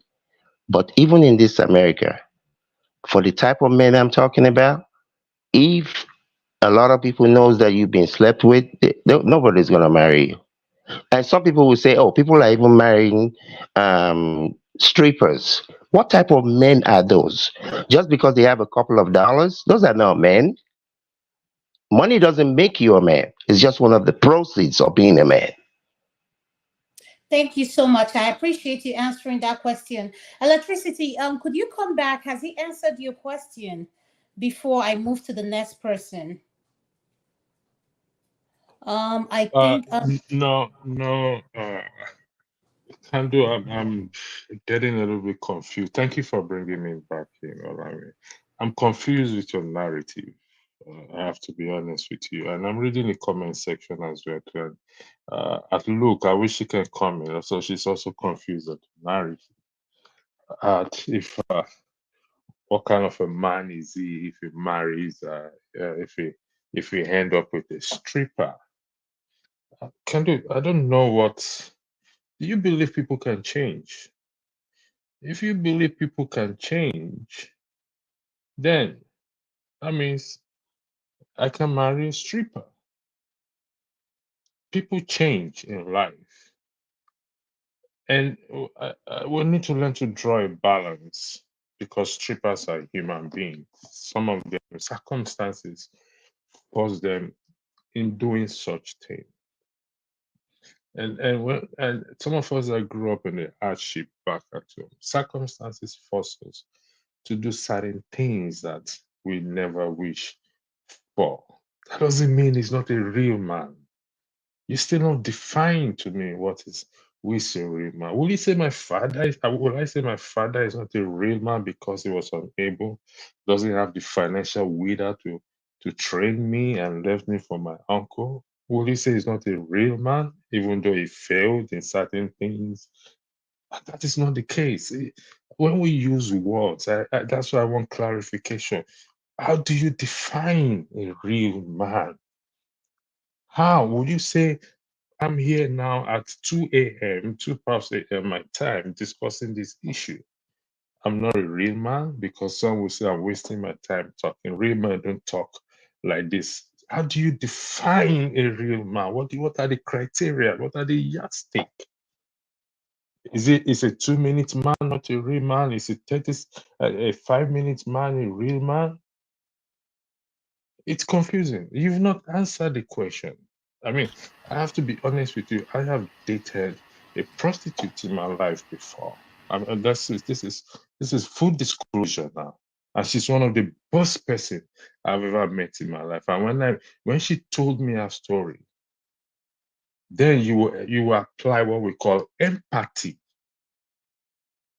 in addressing certain things, because things do happen. People find themselves in a place where they don't wish to find themselves. Go ask immigrants, those of us, even those that come from Mexico, those that find themselves in situations. Will you say they are not real men or real women? Come on, let's be realistic here. We're human beings. When we use this word, the fact that I cheated on my girlfriend or wife, does that make me not a real man? The fact that I lie Jesus said, let him that hath no sin cast the first stone. And these are those who wants to condemn people who claim to be real men, but yet they could not throw the stone on the woman who committed adultery. Who is a real man can do? You've not answered the question. I yield the floor back and I go backstage again. Thank you. All right. Before he answers that question, because we have people here who have not speak, and we are going to go to the second round. Apologies again. I'm going to remove some people because people are trying to come in. So Okay. those Okay. of Yeah, you who have that's why I spoken want to. before, I'm going to Okay. remove some of you. So those of you Hi, trying to Adanma. come in, just give Yes. me like 30 seconds. Okay, I'm going to take some people out and bring some people back Adanma, in. please, can I have a few seconds to clarify on what he might have been referring to as a real man? Okay. I'm going to give you 2 minutes, but before I do that, I need to ask permission from Man of Prestige and Mr. Jonaba. They've been waiting so patiently. So, Man of Prestige, do I have your permission to give him 2 minutes to speak? Yes, you do. Thank you, sir. I appreciate it. Back to reality. You can you have the 2 minutes, Please, and it starts now. please, I still have question for Ngozeka, and I will be going to bed this after 2 a.m. in Nigeria. Okay, Okay. after back to reality and righteous man, I have to take man of prestige, then I'll come to you. Then I'll go to Jonaba. Is that okay? Go ahead, back to reality. Thank you. Okay, yeah. Pastor, I believe that I think you've completely misunderstood what Kandu was trying to say. Yes, he clarified that he probably made a mistake using the word real man, but he's referring to a certain caliber of man. Okay? Not all men are equal, period. So he's referring to men that occupy a certain social status in most societies, a certain social status or a certain degree of attractiveness to women. So if that kind of person is dating a prostitute, it not only devalues the person's public reputation, it can also affect the person's ability to create revenue. So what makes you that big guy is affected. Because if other men don't respect you, most men don't want to do business with you. Period. Your business, if you had a business that was listed on the stock exchange, it loses value if you're the face of that business, of course. Okay? So there are more things to it. It's not just, the crudeness of men hating on prostitutes. I believe that people can change. But some caliber of men, it would be seriously detrimental, almost suicidal to their career to involve with a prostitute or someone who is in that kind of business. But that's besides the point. Thank you guys for having me on the platform. I want to talk specifically on the topic that was covered before, where they were talking about fidelity between men and women. So there's something can do is trying to explain that I guess people are also still not getting. Because the truth is, fidelity is only a problem amongst the most attractive men in society. This includes men that are probably wealthy, good looking, tall, have a good public reputation. Most women want this kind of men. Okay? And if you are in a relationship with this kind of man, most times he clarifies to you that he might have to explore his options. If he does, would you say that he's just being unfairly, or he's just being, how will I put it? Would you say that he's cheating on you? Even though the conversation has been had prior to. I welcome anybody to ask me a question anytime while I'm talking. I don't mind. Because, and there was, besides that, there was something else. So let me interject. Good, yeah, interject. You made some remark, that so are you saying that women don't find most of us that's only about 5'10" attractive? Is that what you're saying? Have to be 6 feet and above to be attractive to men? What are you saying? Those are the most attractive people. You don't know what you're talking about. I don't know what I'm talking about. Okay. Can I say something? Can I say this is what I'm going to say. There are some Please, polls can I on that, say but something? go ahead. Yeah, go ahead. Can I say go something? Go ahead. Man of prestige. I'm going to let him have his time. When it's your time, whatever you don't agree that he says, then you can pick up from that. But let him finish. We cannot have this back and forth unless we get to have people. If we allow it, a lot of people will not speak. Please, if you don't mind. Is that okay with you? Oh, no problem. All right, thank you, sir. Go ahead, back to reality. I'm timing you. You have 2 minutes left, sir. Okay. Thank you. Also, the stuff that Ngosika was talking about, I think that's a good conversation to have, especially for people that are married. It's necessary that they learn would I call it sexual etiquette or bedroom etiquette. It's good that they learn how to please their women, But there are some statements you mentioned about some guy saying, "Oh, I give her for 30 minutes." Most times, if you actually try to find out, you will see that those guys are referring to women that they had casual sex with. When it comes to casual sex, it's all man to themselves. For the most part, at least that's how guys look at it. If you're someone's wife or in a serious relationship, of course, it's very necessary you try to please them. But if it's casual sex, I have no interest in really trying to please you. I'm trying to please myself. So that's that on that. That's that on that. I forgot some of the topics we were talking about earlier. No. We're just sticking to infidelity. We're about to start the other one. So, Okay. if are you done? If you don't mind me getting to the next person, or you still wanna? Are you done? Yeah. All right. Yes. Thank you. Man of prestige, you're next. Yeah, go ahead. Let I have all day. Go ahead and let righteous man speak away because he's in Okay. Nigeria. Thank you Okay. so much, righteous man. Can you ask Ngozika your question? Ngozika, are you listening? I'm listening. Okay, righteous man, go ahead. Ask Ngozika your question. She's Man of listening. prestige, I appreciate you. Thank you very much. Ngozika, in your submissions, you did mention what the men normally do is tam, and they are done. Have you considered that the man and the woman, that there are some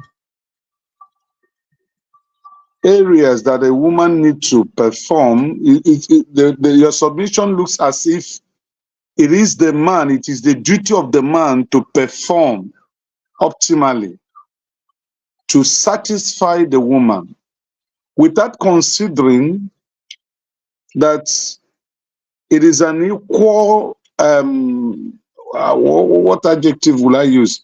It is an equal adventure that both parties supposed to play their roles accordingly when required. That it is not only made for a man to always initiate, perform, satisfy, while the other fellow lies like a wood on the bed. Have you considered that? That it shouldn't be the man always. So what do you have to say about that? Ngozi, I'm going to give you 2 minutes to answer this, if you don't mind. Very well. So, Mr. Righteousman, I hear you and I hear you loud and clear. But I am speaking as a woman. If men feel women do not perform, that is for them to speak. I am speaking as a woman what I expect, or what women that I've spoken to expect from women. There's this other conversation. The side you're going to is another conversation entirely of what the sexual dynamics between partners. I'm just speaking generally that men need to do better. Men need to do better because when it comes to sex, when it comes to relationships, when it comes to love, romantic relationship, they are very lazy. I don't know if that answers your question. So yeah, women, of course, women, it should be a two-way traffic. One person should not be doing all the job. But me, in this particular conversation, I am speaking of what I have heard women say they want, or what women say they experience. So I hope that answers your question. Thank you so much, Ngozika, for answering the question. We're going to go to Man of Prestige. Could you please unmute? Thank you. Yeah. Thank you everybody on this platform. It's about 6:26 to 6:27 where I am, probably in the Eastern Standard Time, about 9 something. Where you are, Adanma is probably about you're behind, right? It's probably about 8 something. Yeah, So yeah. people in Nigeria is probably in the morning time, and what's his name?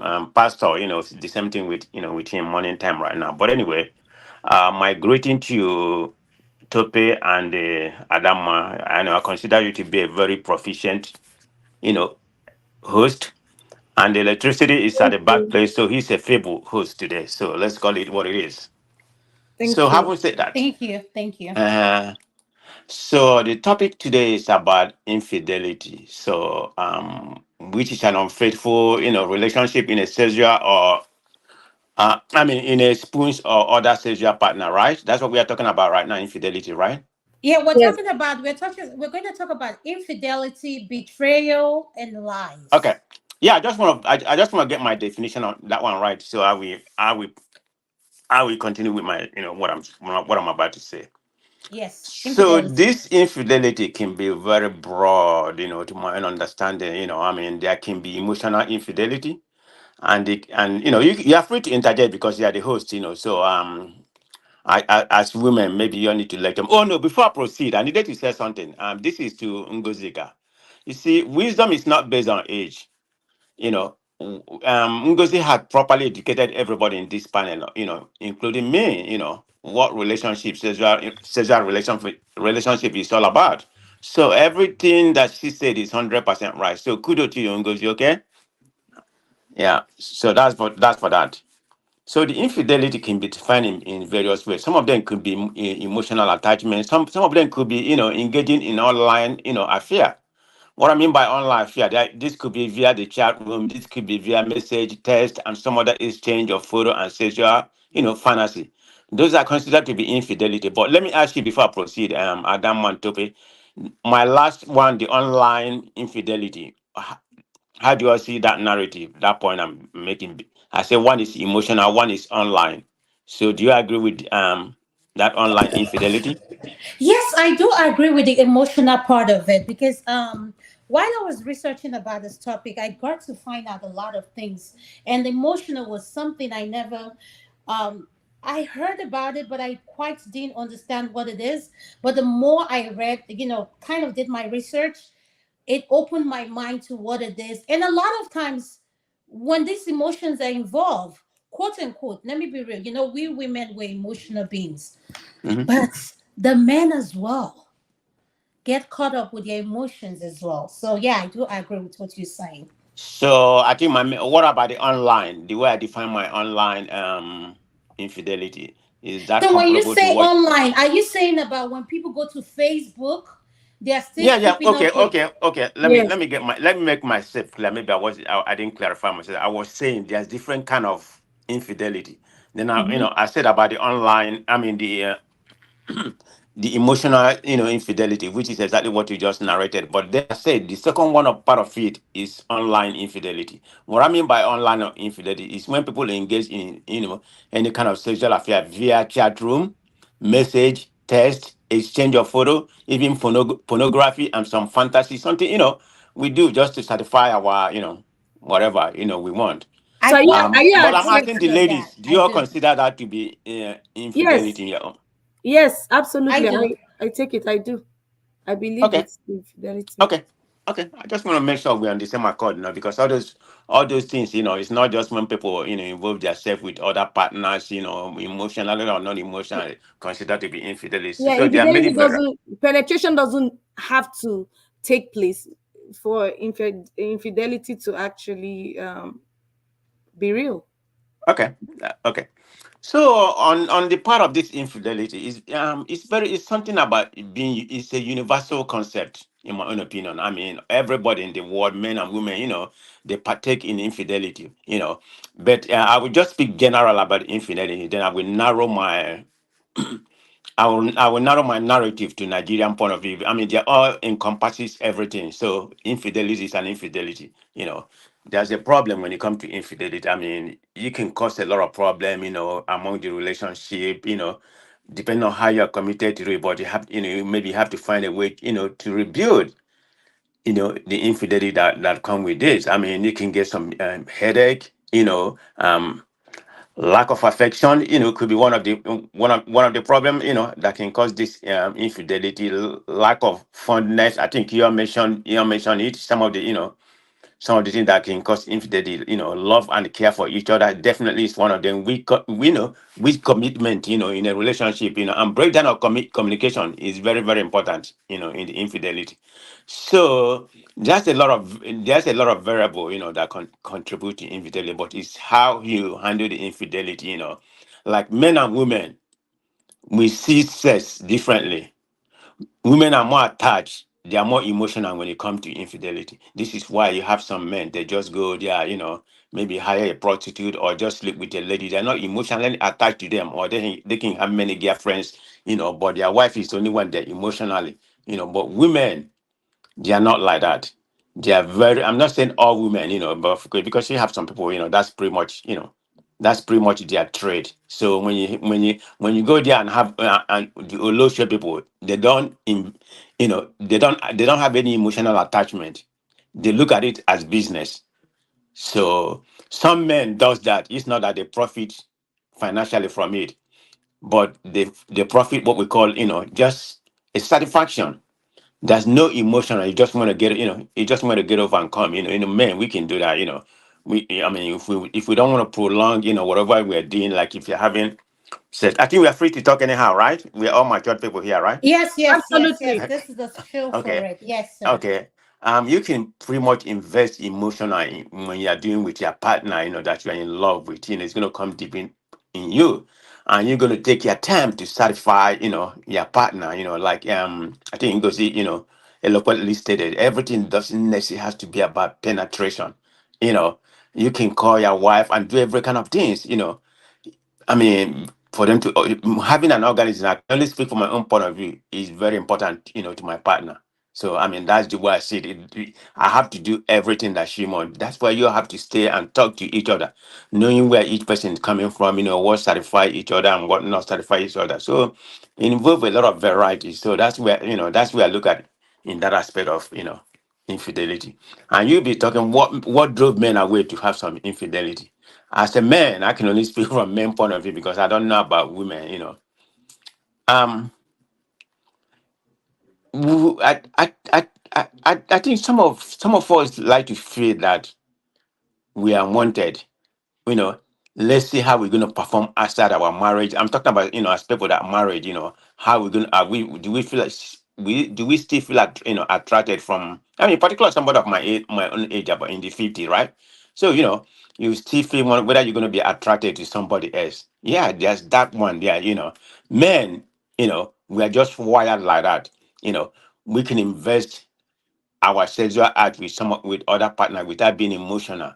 But the person that we really love is the person we have to express our emotional to. So it goes both ways. Women are like that too, to a certain degree, but I would say men are more profound to behave that way. So speaking about on Nigerian space, about infidelity, I think that has to do with some culture. Because we are born, we are made to believe, polygamy is the right thing. So we have that building culture that one woman, a woman cannot satisfy us. So we tend to venture out, whether we have more than one wife, two, three wives, or something like that. Of course, I come from a monogamous family, so um, I don't really feel like that. Everybody is different, but in Nigerian culture, society, um, we have this idea of polygamy is everywhere. So that's one. Some people just don't. Some people believe one woman can satisfy them. So I don't know what they mean by satisfaction. Maybe they don't pay too much attention to their partner, to be with the person, to do whatever, whatever to satisfy. Then you have no need of going outside. So there's many things, like I'm saying, that encompasses this infidelity. I mean, I can go on and on and on, I mean. So that's what I have to say Um, in regard to this. Thank you so much. I Mhm. appreciate you speaking, man of prestige. Mr. Jonaba, I just want to acknowledge you and I need your permission. I need to allow Ify to speak, but I just want to take your permission so that you won't feel that I'm skipping you. But given this is the women are the hosts, if you don't mind, is Yeah, that go okay with ahead. you, sir? Go ahead, man. Thank you, sir. Ify Ndewo. Good evening, Uncle John. Uncle John, why would they even beg you? Say, hi, everybody. Hello, Iphysis. How? Hi, Welcome to the Sister Tope. show. Hi, Ngo. I think Ngozi left. Bumi, Yes. hi, Ngozi man of left. Ngozi prestige. left. Yeah, she just Oh, said Ngo goodbye. left. She said it's late. She needs to go get some Hi. sleep. I understand. I Yeah. understand. Kene, Welcome. hi. Good evening, everybody. Jagun. Okay, I think I had a little bit of what you guys were talking about, but I think the summary of everything is all about communication. And I mentioned something like this last week, that our culture plays a role in the way we talk about sex. Remember, I said last week that, those days, when you want to talk about sex, you have to talk it so quietly. You don't even have that discussion with your parents. When you want to have sex, you have to close the doors and make sure nobody's around, before you can have sex. It's no longer that, at this time. But the point of the matter is that when you're talking about infidelity, my one thing that always comes to my mind: what are you looking for? I'm gonna be a little bit, what are you looking for? Is the same bola? It's either it's longer or it's shorter or it's smaller or it's fatter. That's it. Then you talk about VJ. It's either it's just three holes. So what are you looking for? What is it that you can tell your partner that, this is what I like and this is what I don't like? Or you're touching me where I like it, or you're not touching me where I don't like it. There is something I notice about Nigerian men in particular. Some things they will not want to do with their wife, but they will do it with an American woman. Why? Why? The things you want your wife will want you to do, you will not do it. But when you see American women, you will do it and do it times 10. I don't understand, because I mean, that's one of the things I heard, when I talk to some of my friends, and, that's one of the complaints, they will talk to you about. I don't know, maybe I'm seeing it differently, but I think men will be able to answer the question. Is it that they don't feel attracted to their partner, or is just that they are not open to talk about it, or just because American women are so different when it comes to sex, people consider them to be wild? Is it why you feel more comfortable doing everything you want to do with her, but when you come home, you just go numb? So I think men will be able to answer that question. I don't know, but I'm seeing it from a different perspective and a different angle. Whatever takes two people to tango. If both of you really love yourself, there is nothing that you both cannot talk about. You will talk about everything, no matter what. By my idea of infidelity, what scares me most about cheating is infection. Bringing something. Yep, That's that's big. what scares me most. Whenever you talk about infidelity, because sometimes people don't even care at that point in time, that few minutes, they don't care. And guess who you're gonna bring it to? Your wife. You can never tell. Most of us, women here, we all work in the healthcare. And I told you the other day, some of the chats you open it, you be like somebody actually sleeping with this person. Yeah. And you see Is two that if women you see fighting people over coming the to look for penis. that particular person, you're like, wow, Yeah. interesting. So, I mean, these are the conversations, the two parties involved need to be having. What am I doing wrong? Is it that I'm not attractive? Is it that I'm not? I mentioned last week that, women, you need to dress sexy. Those days are gone when you have to tie wrapper to go to bed. It takes a little thing to get a man's attention. Take a shower, wear your sexy self. That will get a man's attention. I'm not saying that a man that will not cheat will cheat. A man that will cheat will still cheat. Whether you want to bow or in bed, he will still cheat. Because sometimes men will tell you, oh, you can't keep trying one food every day. You try this way. So, I mean, my own opinion is, I think more conversation needs to be, couples need to be having more conversation when it comes to that. But I know the people in diaspora, because of the schedule and the type of work, sometimes if couple find it difficult, to be intimate. But even the little time you will spend, spend it, make it romantic. Make it something like, okay, I'm going to make it up for the 5 days I'm not at home that I've been working. Make it matters. Make it appreciated. That is what it's supposed to be. When they say intimate, it means intimate. Two people. Make it loving. Thank you. Thank you so much, Ify. I like what you said. And I believe that when something really matters to you, no matter what kind of schedule you're running, you're going to make time for that thing. You're going to create time for that thing, just like you have time for every other thing you have going on in your life. If you really cherish that relationship, that marriage, you will create time for it. So I think we need to be more mindful of when we take on schedules, or we all want to what is the thing I want to say? Is never enough. No matter how much you earn, is never enough. You want more. But at the same time, we need to be mindful of our relationship, our marriage. Talk about things like, put a schedule, go on a date, make it romantic, make our time for one another. It doesn't have to be a restaurant. You can go on a date in your own private home. So I think we need to be very intentional, and we need to be vocal when we feel we are not getting what we need in a marriage, in a relationship. Whatever your situation is, express it to whoever you are in that particular relationship or marriage. Be open about it, like Yufi said.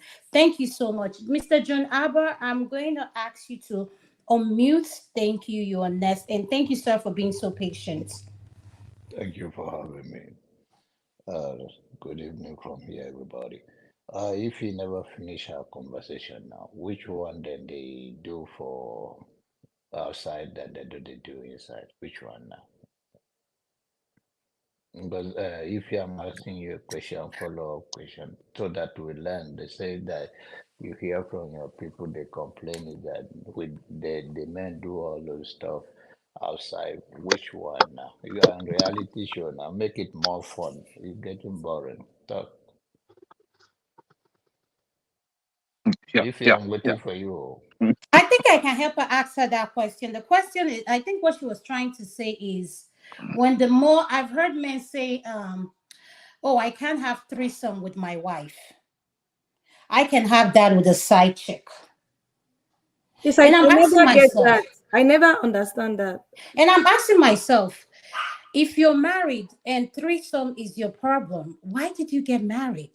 All those should have been out of your system before I you think I settle think down. if he's talking about different thing, right? If he, I know I understand what you're Okay, go trying to ahead. say. Ify, go ahead. Do you want to Yes, answer?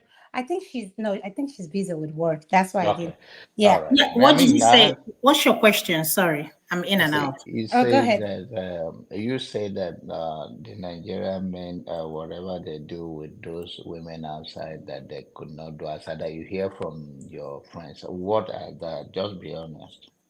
I mean, BJ, just be real. Mhm. BJ, number one. Going to the Netherlands. Yes. What is Joe Nava saying? Yes, BJ. I don't know why a lot of, honestly speaking, I don't know why a lot of Nigerian men, let me say that, Nigerian men, let me not say African men, Nigeria, why is it so difficult? But the woman will give it to you guys. That is a clean plate finish. Oh, Eh? But when it comes to a woman, you if don't guys find start. it difficult. Why? Honestly, why? Because they are selfish, Ify. I don't understand. If you know what somebody will do to you, like it, do it to the person back. It will not be for anything to work very well. It don't have to be one way. It has to be two ways. Do me, I do you. Hmm? If you know what your woman like, give it to the person. If you know what your man likes, give it to the person. John Abba, me, I know they lie to you. Our Nigerian men, hey, what are they? Honestly speaking, eh? But when they see these people, even self, the way they will describe it, you'll be like, is it not the same VJ they are talking about?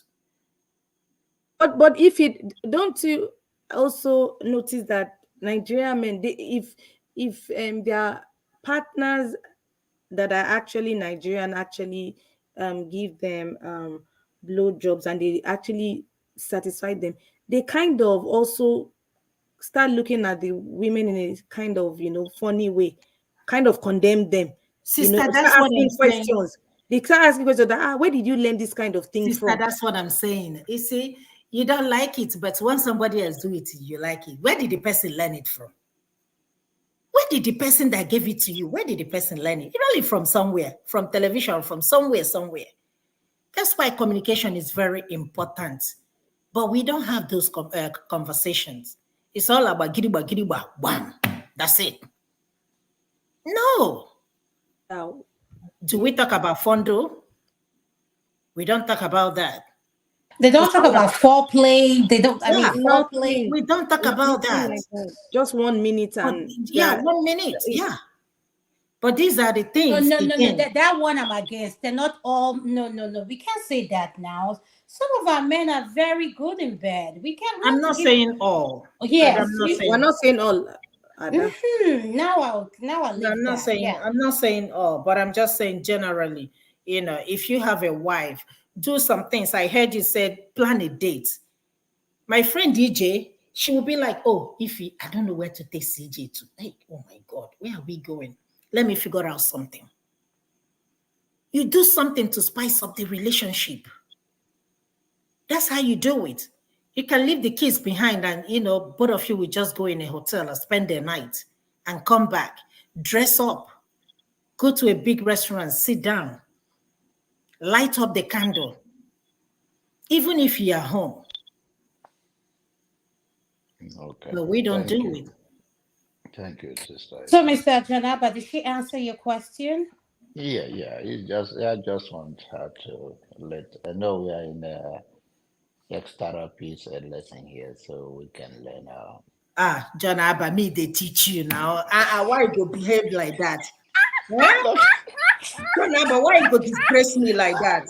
So now me go teach you now. Me, I know you be. No. When I mean, oh no, to be honest, what I mean is that at least we are all here. It's not only Janaba hearing you now. We are all learning that, okay, this is what we are not doing. Some of us are not good at. So, and this is the, because in serious, for to be serious, we're talking about infidelity, and we're saying this, okay, most of these things that you are looking for outside is like what you are looking for is from Sokoto Day or Sokoto. So make it work for you. And most are the reasons, these are the reasons why we can have a good sex life. And that sex life can help us to build to avoid falling into this temptation of that will create a painful soul, because I believe what it does is your soul that tear you get torn apart. So what we are saying here is that we are listening to you guys, and I hope you guys are listening to us, and I think you guys have been balancing some of those things that okay, you two need to do your own part, and everybody have a part to play in order to make marriage work and to avoid this infidelity or lies is to have a free communication. And there are what in Hausa language there's what is called berimboga. So I think to avoid berimboga is is what we are talking about, so that everybody can enjoy their marriage and anything that is broken can be fixed in terms of how to be romantic, how to be involved, have open communications, whatever will make it work. And I think we all have had each other today, so I will take a lesson, but I think we all have talked about cheating or infidelity is more than penetration, is emotional, is every other thing that men side of it and the female side of it. So hopefully we take this lesson home and make it work. I'll try it tonight.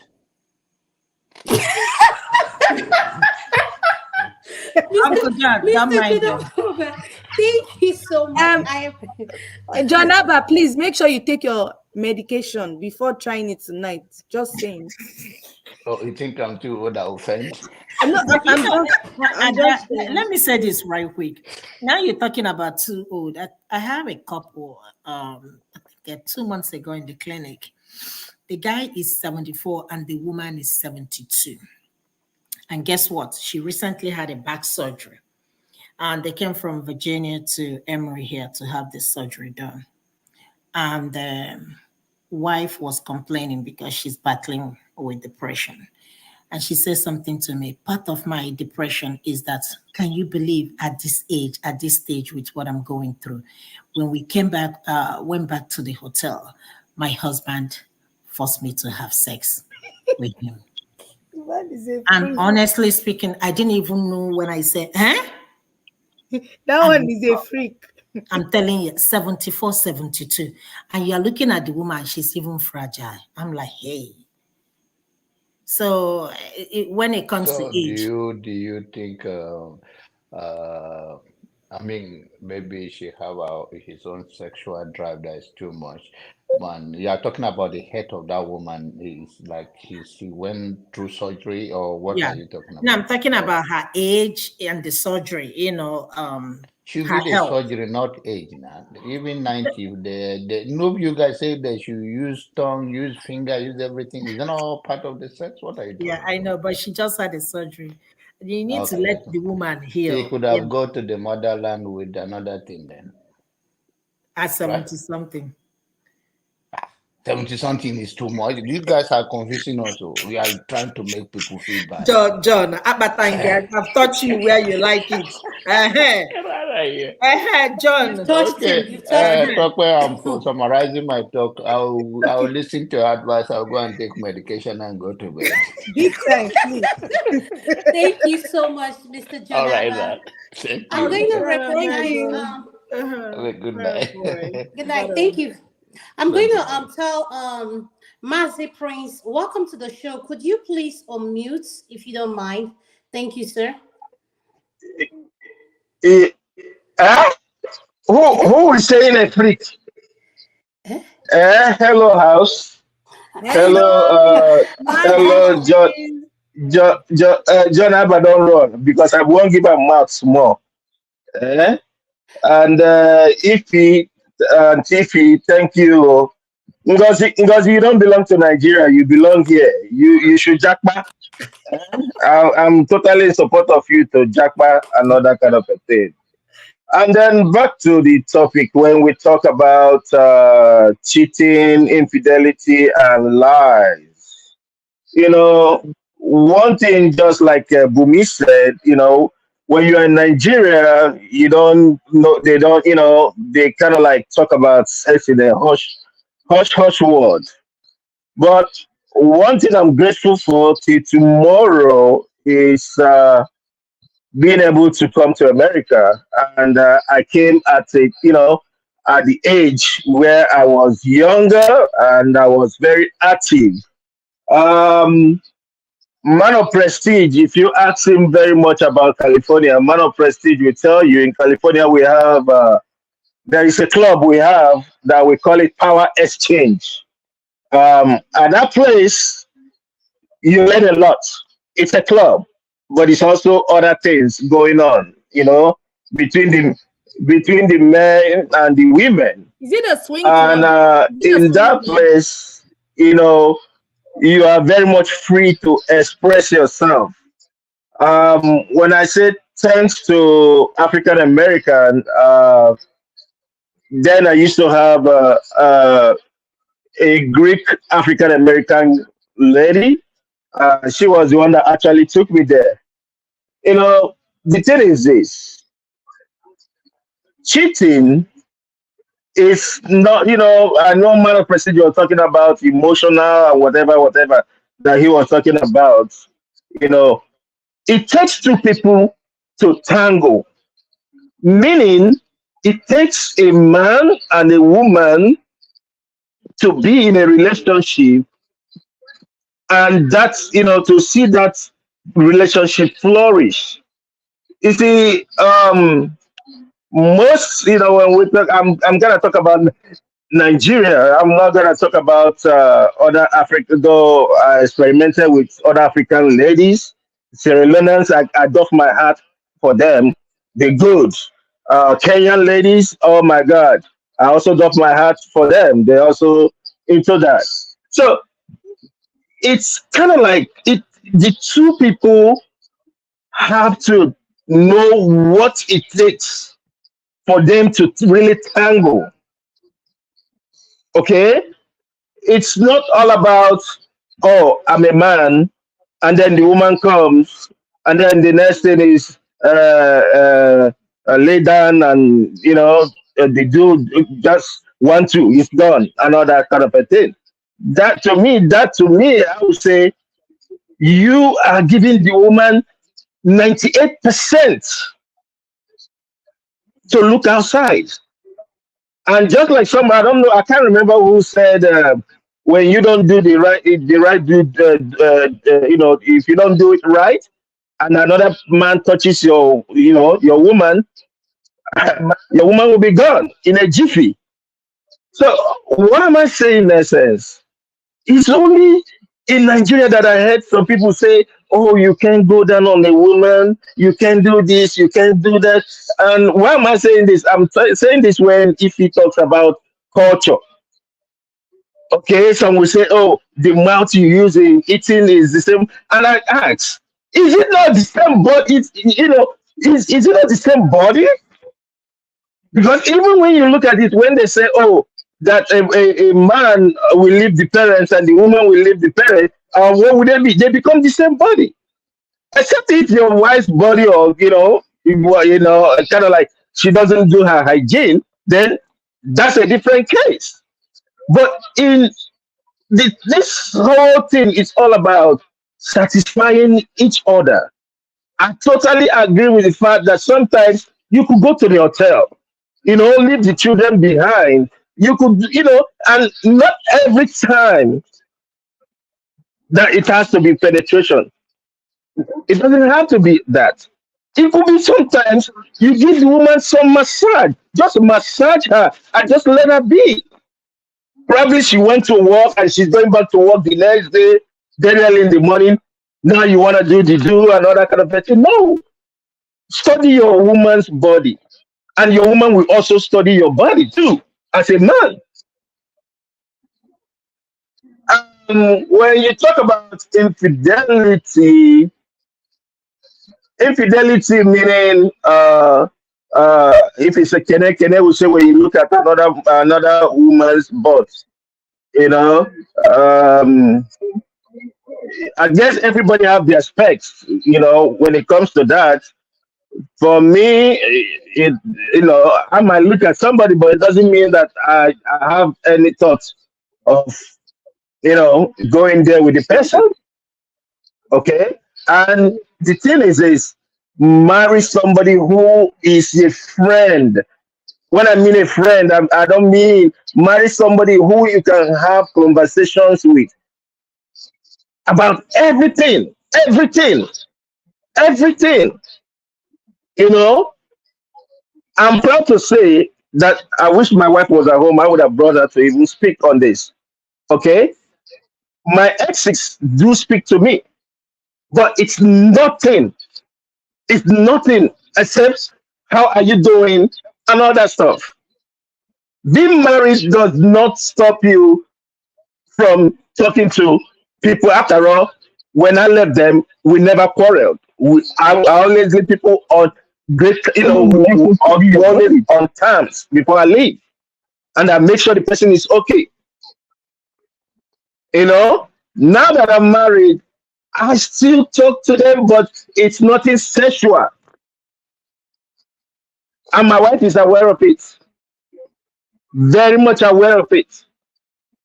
Okay. So, When it comes to lies, Master Prince, can you hold on? I have a question for you because you said something that piqued my attention. sure. So, if you would you be okay your wife having her exes contact her, even though you know it's nothing sexual? So for me, pretty much that's just like I don't know if I'm very much liberal. Okay, and it all boils down to trust.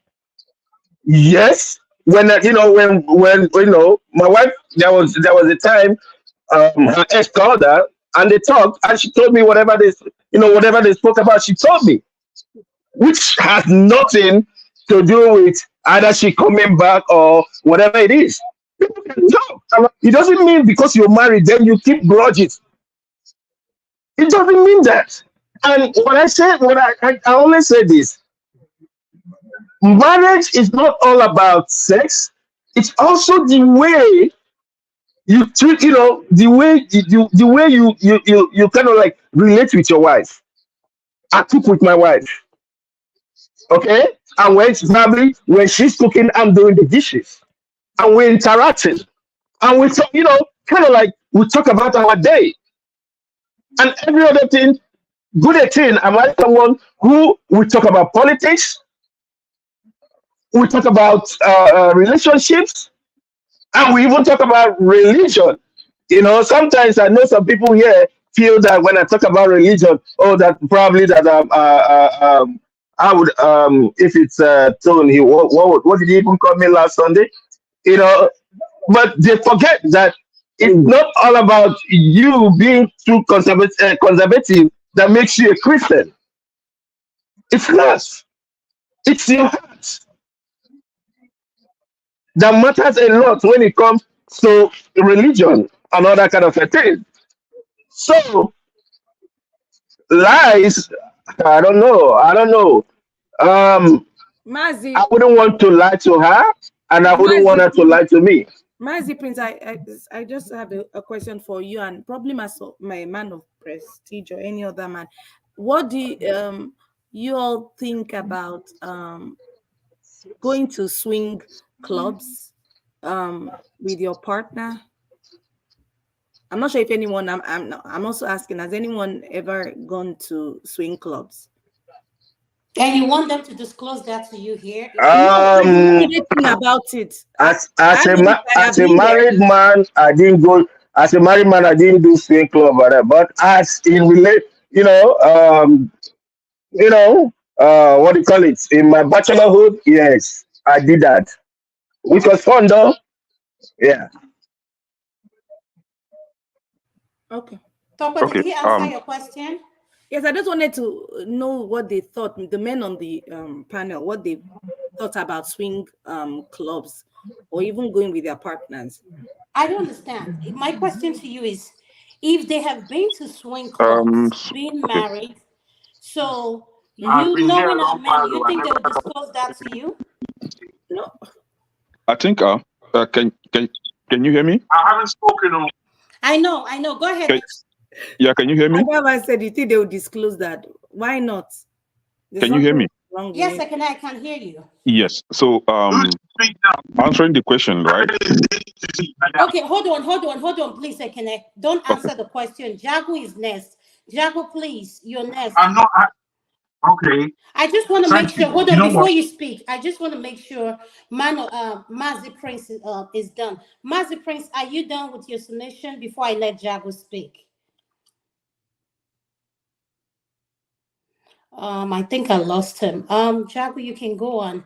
Yes, I'm done. I'm done. Oh, okay, thank you so much. And for the man that wants to answer Tope's question, once Jago finish, I think no.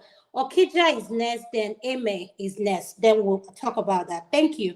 Okay. I will answer both Ify and Tope's question. Yes, because we're going for a second round. So you Okay. start the first round. So yeah, let's finish with Jago, Okija, and Okay. Eme. Thank you. And Madam Luke, welcome to the Fine. show. Jago, hold on one second. Jago, once you finish, Okija, can I have your permission? I'm going to have Madam Luke go next before you, if that's okay, because she's a woman. Okija, can you hear me? Okija, we can't hear you. Oh, yeah. I said, is it okay after Jago finished? I'm going to go to Madam Luke. I know you were going to be next, but I want her to speak before you. Do I have your permission to allow her to speak? Feeling there now. He's heard. Allow me to speak.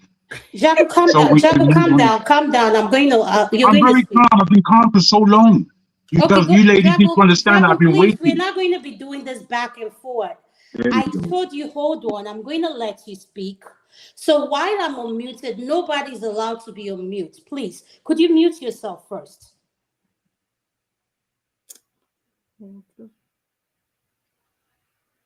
Jago, you're not muted. So you're not even following my instruction. No, I'm muted in my mouth now. Isn't that enough? No. I want to see your button muted. Thank you. Um, okay, Jay, are you there? If you can, please say something because I want Madam Luke to go next. Madam Luke, welcome to the show. You're next. Thank you for joining us. I appreciate you coming. You're welcome to the show. Go ahead. Thank you, ma'am. Thank you. Can you hear me? Yes, ma'am. Oh, great. Well, it's wonderful to be here. I have to still out from work to at least make this special appearance. Hopefully, I will be able to come more often. I'm trying to get away from the Nigerian political topics that are giving me high blood pressure. So this is very, very Hello. good. Who is that? Who unmuted? I think it's Okija. Okija, after Madam Luke, you're going to speak. I was calling your attention, but you didn't respond. So once Madam Luke is done speaking, I'll come to you. Okay, no problem. All right, thank you, sir. I appreciate that. Madam Luke, over to you. Sorry about that. That's all right. What's your name, Miss Moderator, please? Adanma. Adanma, thank you. I know I saw Bumi, I saw Tope. Oh, good to have you guys, my sister. I miss Madam Ify. Welcome. Good to see you again, my honorable colleague.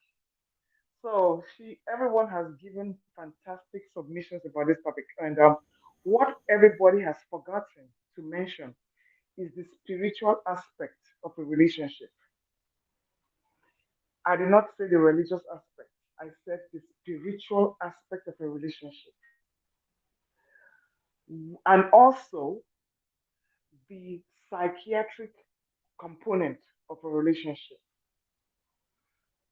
Everything that we talk about here, infidelity, um, lack of intimacy, everything has to come down to your spiritual background and also your psychiatric background.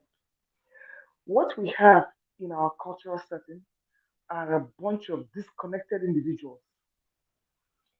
They were not born in love, they were not raised in love, and they expect that going to church and using the Bible to cover it is going to help you fix a lot of problems. I was listening to people, somebody like Mr. Kandu, and most Nigerian men are extremely very sexist when it comes to talking about what a woman needs to do and how she needs to comport herself. With all due respect, if we were all mature individuals and whatever happens in Las Vegas stays in Las Vegas, there's nobody that's going to be pointing fingers about what you did and what you did. It's just because most Nigerian men talk too much. Even if a man has slept with 50 women, you don't get to hear about it. But when a woman sleeps with 50 men, it becomes a problem. And they now think that you have to be a laughing stock or you have to be a freak or something to be mocked and nobody will marry you.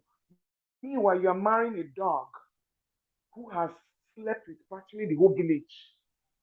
Yes, men and women are made differently. We can't overstate that.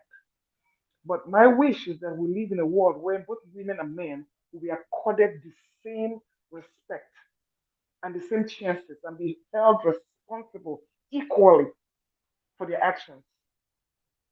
It's nothing about being a man's world. Because you were a man, a woman brought you into this world. So I don't know where that is a man's world came from.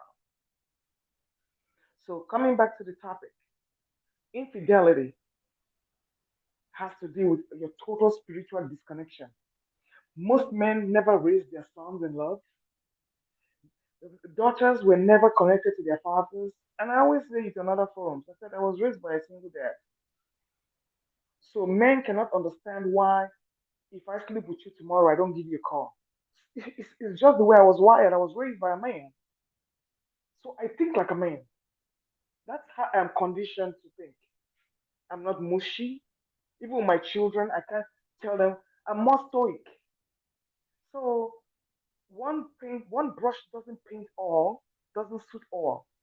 So we cannot generalize and say, oh, because this happened, you are no good. Like Mr. Electricity said, we have to have empathy. Most of the ladies in Nigeria now, they are dealt a very terrible hand. Even when I was in school, I was harassed by my lecturers. When it was time to get a job, I was harassed by my employers. So you men, you need to check yourself because the kind of women you're churning out in the society, you are the ones creating them by your own standards. You leave your mommy at home, you leave your sisters at home, but every other woman you have there is fair game. So when it comes to infidelity, it becomes with a total lack of spiritual commitment. When you're not committed spiritually to your spouse, why would you not look elsewhere? When you are not born in love, why would you not look elsewhere? Everything is opportunistic and everyone is, what will I say? It's a contract.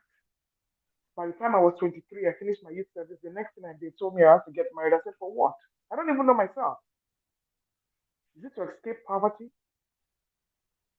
And lastly, virgin or no virgin, people change. What you like today is not what you're going to like tomorrow. People drift apart. I work in the healthcare and I see these old people that grew up together. They sleep in separate rooms. The only thing they've ever known is themselves. And it doesn't mean that they don't love each other, but they sleep in separate rooms. They have become roommates, and that is how we grow up to be. Now, sex, after a certain age, even if you want to have all the sex in the world, you can have it. So, what are we talking about?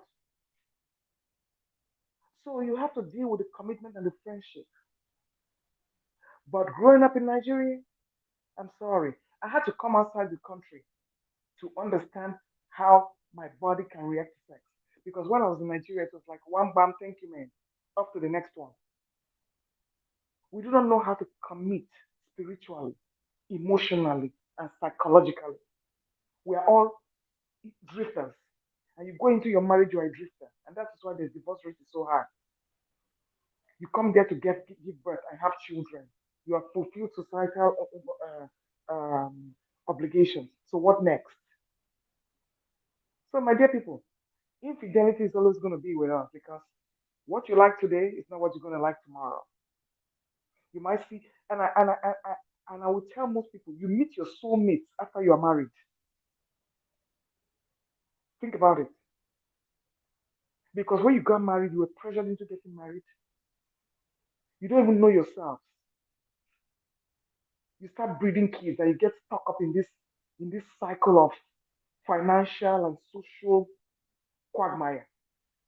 When you settle down and you not understand yourself and you cleared your psychiatric and religious bigotry and you think somebody you can connect with, then you meet your soulmate because you know yourself. So, my dear people, that's all I have to say. Infidelity is always going to be here. Is it a bad thing? It's left for who is supposed to judge. For me, it's not because I'm not religious. If it doesn't work, get out. Whether you're in a marriage or you're not in a marriage, that's my business. If you see somebody you like, go for it. If you make a mistake, come back home. As long as that person is waiting to take you back. This life is only one life. Make it count. Thank you, my people. Thank you so much, Madam Luke. I'm so excited to be on the panelist with you. I'm Me honored. too. Me too. Madam Luke. Thank you so much. I'm so honored. Niger Watch, we finally have Madam. Thank you, Madam Luke. Thank you. Yeah, good to hear from you. Long time. Thank you so much, Madam Luke. And we're going to go to Jagu. Jagu, you're next. I'm sorry about that. Go ahead. You're next.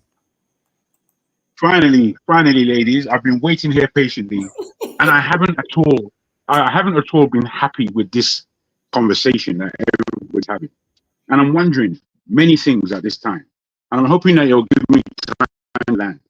Because I've been waiting patiently. Two, I understand the length of time that everybody has had. One, the first thing I must talk about is we're speaking right now about a matter of relationship between men and women of all levels. And we're wanting to be honest and open. And we must obviously remember that this is Dr. Damage's show and everybody has their camera off. And for me, one, that's against policy. And two, once having this kind of communication and turning our cameras off, I wonder how honest we're trying to be. I wonder how coy we have to be in order to turn our cameras off, in order to express ourselves on this level. Is that a question? Can I ask you? No, it's not. It's an indictment. It's not a question. I'm continuing. Okay, no. You cannot continue with that tone. That's what I'm trying to No, tell you. no. Honestly, let me have my say now, please. No, please, no, Jago. Listen. Can you calm down? What I'm trying I'm to very calm. communicate to. I'm very calm, madam. When we started, if you have gone to watch the show when we started, you will understand the reason why the cameras are off. Tell me, please. The cameras are off just for our segment. We're not saying when you come back to have your politics tomorrow, you have to turn your camera off. No. For Tope and that segment, given the topic we're talking about, we want the camera off. And of course, Dr. Damages is aware of it. And he's listening to us as I speak to you. So, of course, he's okay with it. So, thank you, sir. Thank Let you. me continue. Let me land. I still maintain that position. Having said that, um, I don't want to pick on any individual. And I hope that you guys have patience to listen to what I said. It's not necessarily following the flow of the show. Not that I'm not talking about relationships, but I am underlining certain things that I think we all need to look at ourselves about. You see, from listening to Unzika and the following, I was very thankful for Madame Ifi for what she said, because I think she was very accurate and balanced. She wasn't lauding everything upon one sex, that this one sex has the full responsibility of everything to do with things that go on between the sheets, as it were. Now, I know my experiences are quite different from the experiences of those who grew up in Nigeria. You understand? I know they're very, very different. And I do understand many aspects of where you're coming from. But I want to say this firstly. If a woman doesn't know herself, it is very difficult for her to express herself to a man. And that's any woman in the world. And I want to go on to say that women that I've been with that have masturbated as children, those women, they know themselves. So when you come to have sex with those kinds of women, bruh, you are having sex. Women who have not done that for whatever reason, I'm not saying each and every one in every aspect, I'm just generalizing. Women who don't do that and then they come to sleep with a man, that woman has no idea, and she now is learning everything from a man about her sex. And I don't know if women are really looking at their own responsibility in this whole sex matter. This is why I'm not very happy with the way we are speaking about this. I would go on to say, Oyinbo women are very different than African women. Very different. And it seems to me that in this discussion, it is almost entering into the paradigm of what women in the West talk about for sex. And we African women, we Africans are latching onto that as though it's that's the only way it can be. I will move on to say that in relationships, and I said it the last time we spoke, I spoke about love language and I spoke about communication. And that's why I was very happy with what Ify was saying. And I'm not sure if we're listening to that. Again, I'm not sure if we're having this conversation to learn or if we're having a little titillation. I'm not quite sure. Or if it's both, it could be both. And we're all adults, we can speak about these things. But I really want to say that you ladies have not put forward if there is something called the way we relate as Africans. We are speaking as though we are Westerners, and we're not Westerners. We're not. If you go down the Western route, you're going to end up at LGBT station. That's where you're going to end up. If you continue speaking from a Western point of view where sex is concerned. But I wonder about the African sexuology. Is there such a thing? Are we looking to promote this? Are we looking to develop it? Are we looking to understand each other at all? Or are we just wanting to do what Western women do, which is point the finger at men and then have a whole paradigm about how men are this or that? You see, I think women have to take a great deal of responsibility and they don't do it. And it's not even apparent to you that you're not taking any responsibility. All you're doing is pointing the finger. And I know that there are going to be men who may be a bit lighter than I am in the way I'm putting this across, but I mean what I'm saying because I'm listening to you guys and I'm thinking, does anyone have confidence of their own? Why is a woman looking for a man's confidence in order to have sex? Where's your confidence? Women I sleep with, apart from me arousing them, because I too am aroused, they arouse me through communication. I'm not upset. Please don't get me wrong, but I'm not happy with the way this conversation is being going. I don't like how it's been led, and I don't like the finger pointing. I think it's unfortunate that we, at this stage, okay, you reckon that Nigerian men are not good lovers or not good husbands or not good whatever. You know what? The rest of the world don't agree with you. They do not agree with you. The rest of the world, Nigerian men are on the top of the charts where a great partner is concerned in this planet Earth, not in America alone, or not in Europe, in Asia, in anywhere you can think of. They want Niger man. And it's not because we have money, it's because Nigerian men generally, they have a flair that it seems that our own women aren't appreciating that flair. I'll tell you something real quick. I was in Nigeria 4 years ago, and in churching one or two women, and when I say churching, I don't really, you don't have to sleep with every woman, but sometimes it's good to have great conversations with women. But the conversations I was trying to have with women in Nigeria, it boiled down to they didn't want this fabulous conversation in real terms. What they wanted was finance. They wanted to be financed.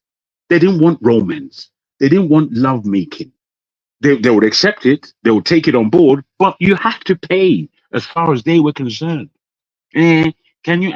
All I need is 50,000 naira, and then that's the kind of communication I was having with plenty of women in Nigeria. You think that they don't have any responsibility? Love making in Nigeria or dealing with women in Nigeria has become so transactional. It's a crying shame. Women in Nigeria, in the main, in the general, do not have respect for themselves. And I don't know where they think that a man is now going to come and have respect. And take the 50 naira and now come and open your pants and let's get on with it. Now, I'm speaking like this because I want us to be mature in the way we communicate. I don't want us to paraphrase what Oyinbos are doing. We have our own. We are ourselves. Let us be ourselves. If you have no communication with your man, I don't know what you're going to get from this show. What you have to do is in your house. If you can't, you don't have to talk to your man and tell him that, oh boy, this is what I need, or can you do it like this? Or just have a language between yourselves that develops your lovemaking. All the things I've heard. Yeah. Do you go to swingers party? What the hell do you want to do in a swingers party? Look at somebody else's penis. Look at somebody else's vagina. Is that what you want to do? What are you doing? You're wasting your life. You're wasting your life with all that rubbish. I can't believe what I'm hearing. What I'm hearing is just a paraphrase of Oyinbo women 30 years ago. 30 years ago is what I'm hearing. I'm not hearing any diligence from any woman who is on this panel apart from what Ife has said. The rest, I'm listening, I'm trying to find out what are these women looking for? They haven't expressed anything. All they've expressed is that they are completely unsatisfied and unhappy. And if that's the case, it's not, is it this channel that is going to bring you to that point? I'm asking serious questions because I'm wondering if we're having a serious conversation or if we're just trying to titillate. I'll submit there. Thank you so much, Jago, for your submission. Titi, do you have something to say? I see you back in. Yeah, thank you. Thank you very much. And I'm going to do a bit of pushback here. We're having conversation jargon, and that's what the platform is designed for. Absolutely. The same way we talk about politics and other things. And I don't think anyone here who needs to be muted, please. Yeah. And I don't think anyone here has done finger pointing at anyone, even though Ngozika has her own opinion on Nigerian men. And I believe others also have said good things about Nigerian men. There is no difference between the sex in Oyibo and the sex in the black man. It's all down to communication or communicating with each other. The topic is dealing with infidelity, and I believe everyone. I take personal to your assertion of what are we doing here? What are we talking about? This and that. No, I don't mean it. I don't mean, even though I'm coming May across I a bit. finish? May I finish, please? May I finish, Okay, please? sure, sure. It's if you look at the topic is let's have this discussion. You make your point. You make your point. If you feel somebody you disagree with the person's point, you disagree with the person's point. I mean, you highlighted if his point, and I think, for me personally, this is let's have this discussion, and I will appreciate Okay. if you stay within the remit of the discussion. I don't mind. I don't, bros, I if would I really may, appreciate electricity. that. Hold on one Okay. second, please. I think this Because, is Javier say.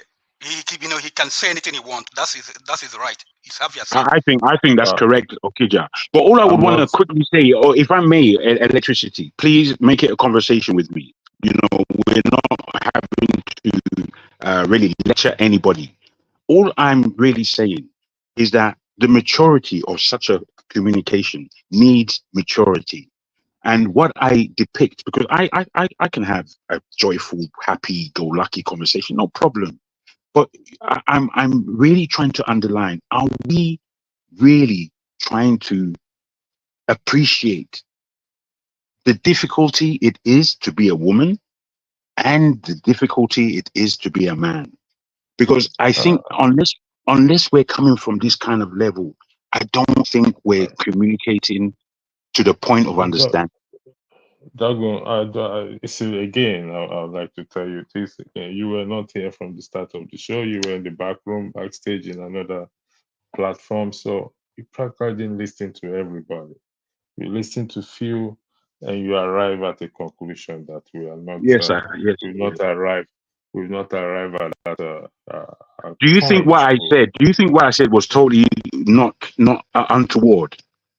I'm not in a position to tell, but I'm saying that you have your say. But when you start making assertion of we're not reaching that maturity, or we are not, I mean, to me, I Why don't can't I think make that that is. assertion? That's what I've heard. You may Okay, have it's heard your it opinion. differently. And it's my opinion. I said it. It's your Everyone else has opinion. their But opinion. Do you want me to say what I don't mean?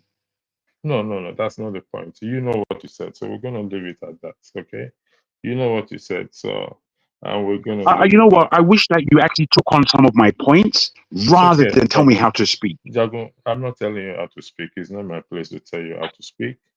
But thank you very much for your submission. Adama, are you the floor back? Thank you so much. I think the next person is going to be Okija.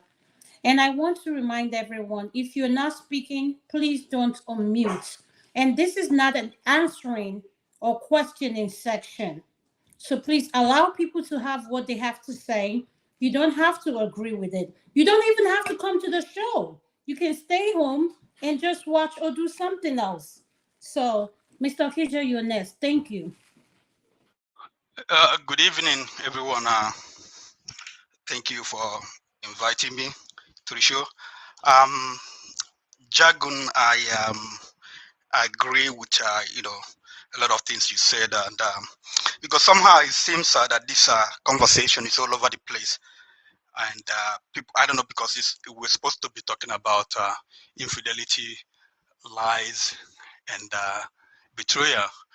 But we are talking about going downtown. We are talking about swing parties. I don't know. I don't know if it's about sexual satisfaction we're talking about, but I don't know. The thing is, the problem we have in the West, and it has also, gone all over Africa and some other culture.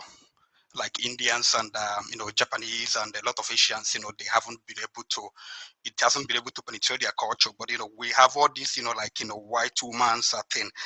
You are trying to, what they are trying to do, like change men overnight, because men, we are what we are over years of, evolution, we become what we are. And all of a sudden, you want to, just, stop men from, men, cheating, they have to stop it, this doesn't make any sense, that's my view.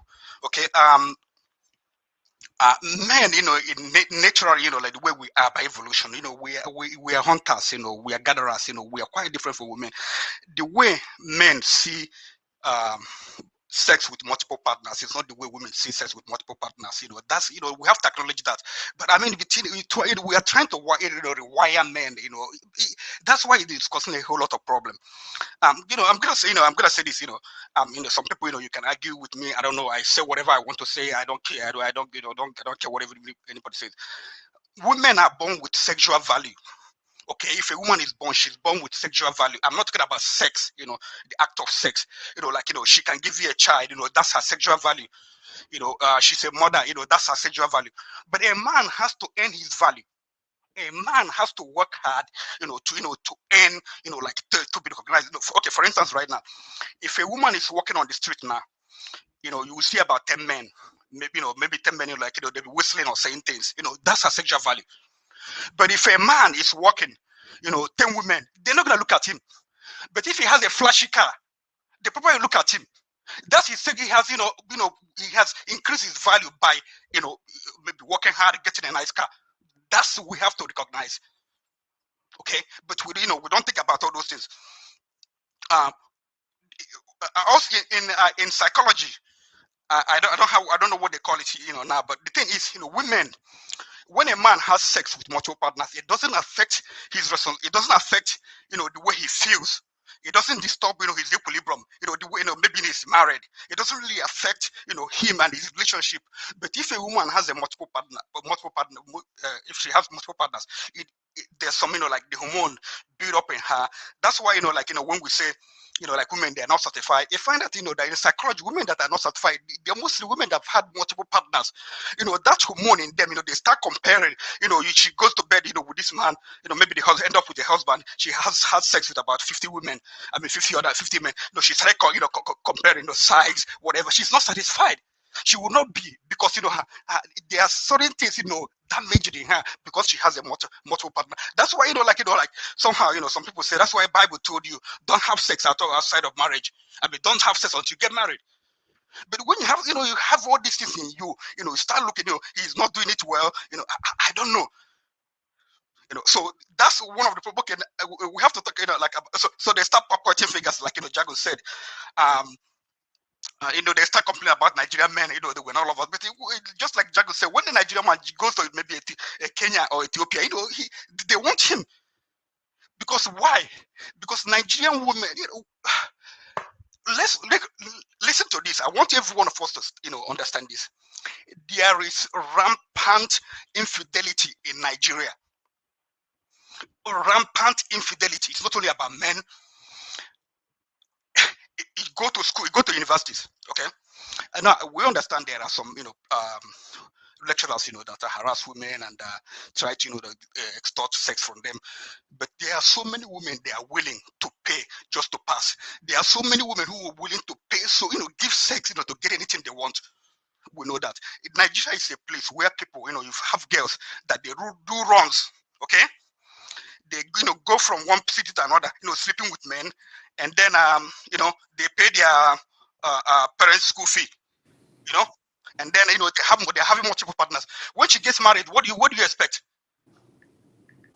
When she marries a man who can, who's not like that Abuja man, what do you expect? In Nigeria right now, there's there was this medical doctor. He does tests for people who want to japa. For embassies like Canadian embassy, American embassy, all those things. And he said 25% of tests he performed, 25%, the man is not the father. Joey, why are you here? Go upstairs. He said that the man is not the father, 25%. cases. So how do we get to this?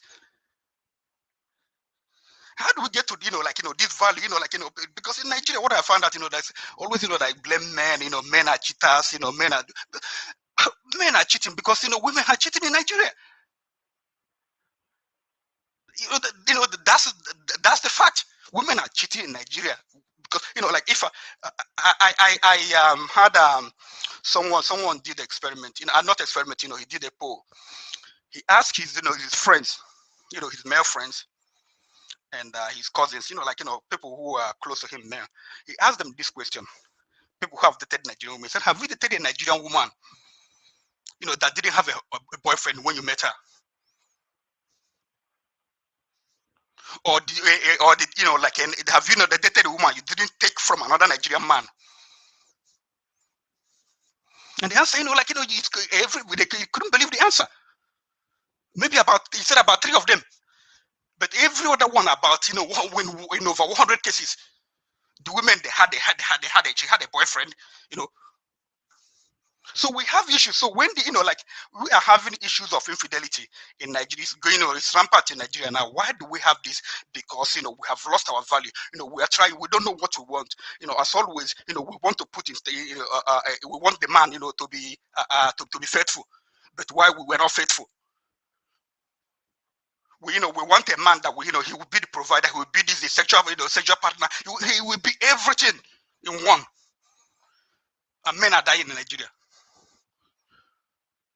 So some men, they can't take it. They start cheating. They continue to do whatever what Nigerian men do. Cheat. But I mean, cheating or whatever, infidelity, it's not something that started now. It's been if anyone if you can go to your culture, I'm amiable. I can look into our culture. I've seen stories that we have been told. We see traces of infidelity happen because in Igbo culture, for instance, now, if a woman cheats.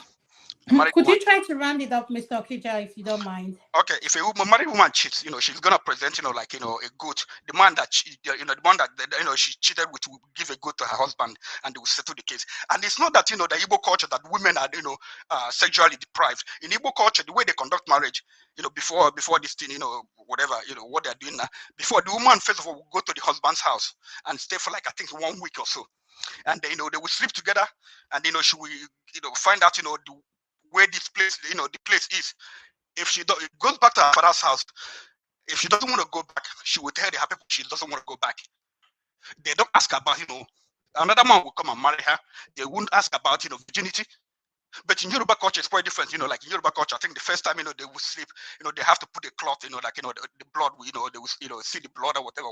But that's not, different in Igbo culture. So, all this is, we have to go back. What we want, are we trying to be like, are we trying to force our men to be like, Western people? We try to make them to be like Western people. We're going to be having conflict. You want us to, like this. You want us to be swingers. You want us to be, going to downtown. Come on. It's too much for a lot of men. So I mean that's my view. Thank you so much. I appreciate your submission. Amen. Could you please unmute your nest, sir? Oh, thank you very much. Can we just continue with the conversation because I think I will still want to listen now. Sorry. Say that again. Can we move on with the conversation? I mean, can we just go to the next person, please, for now? Kind of. Kenneth, please. I think. Okay. Thank you. Kenneth, your next. Thank you. So I think I will start off with what the last sentence by Madam Luke. That life is too short. Enjoy it when it lasts. He was talking about being spiritual with your partner, and I think some of us might not really understand what she means by being spiritual. My understanding of it is in just talking about religion or sharing the Bibles with your partner. There is a way you can actually have a shared values and beliefs, being in a very open, what I mean, very open communication with your partner. That will actually strengthen your spiritual life in the sense that you've already have a kind of laid and shared purpose, right? And you are building and growing together towards that path. If you have that deep connection with your partner, and they also God bless you with sexual, do I use staminas?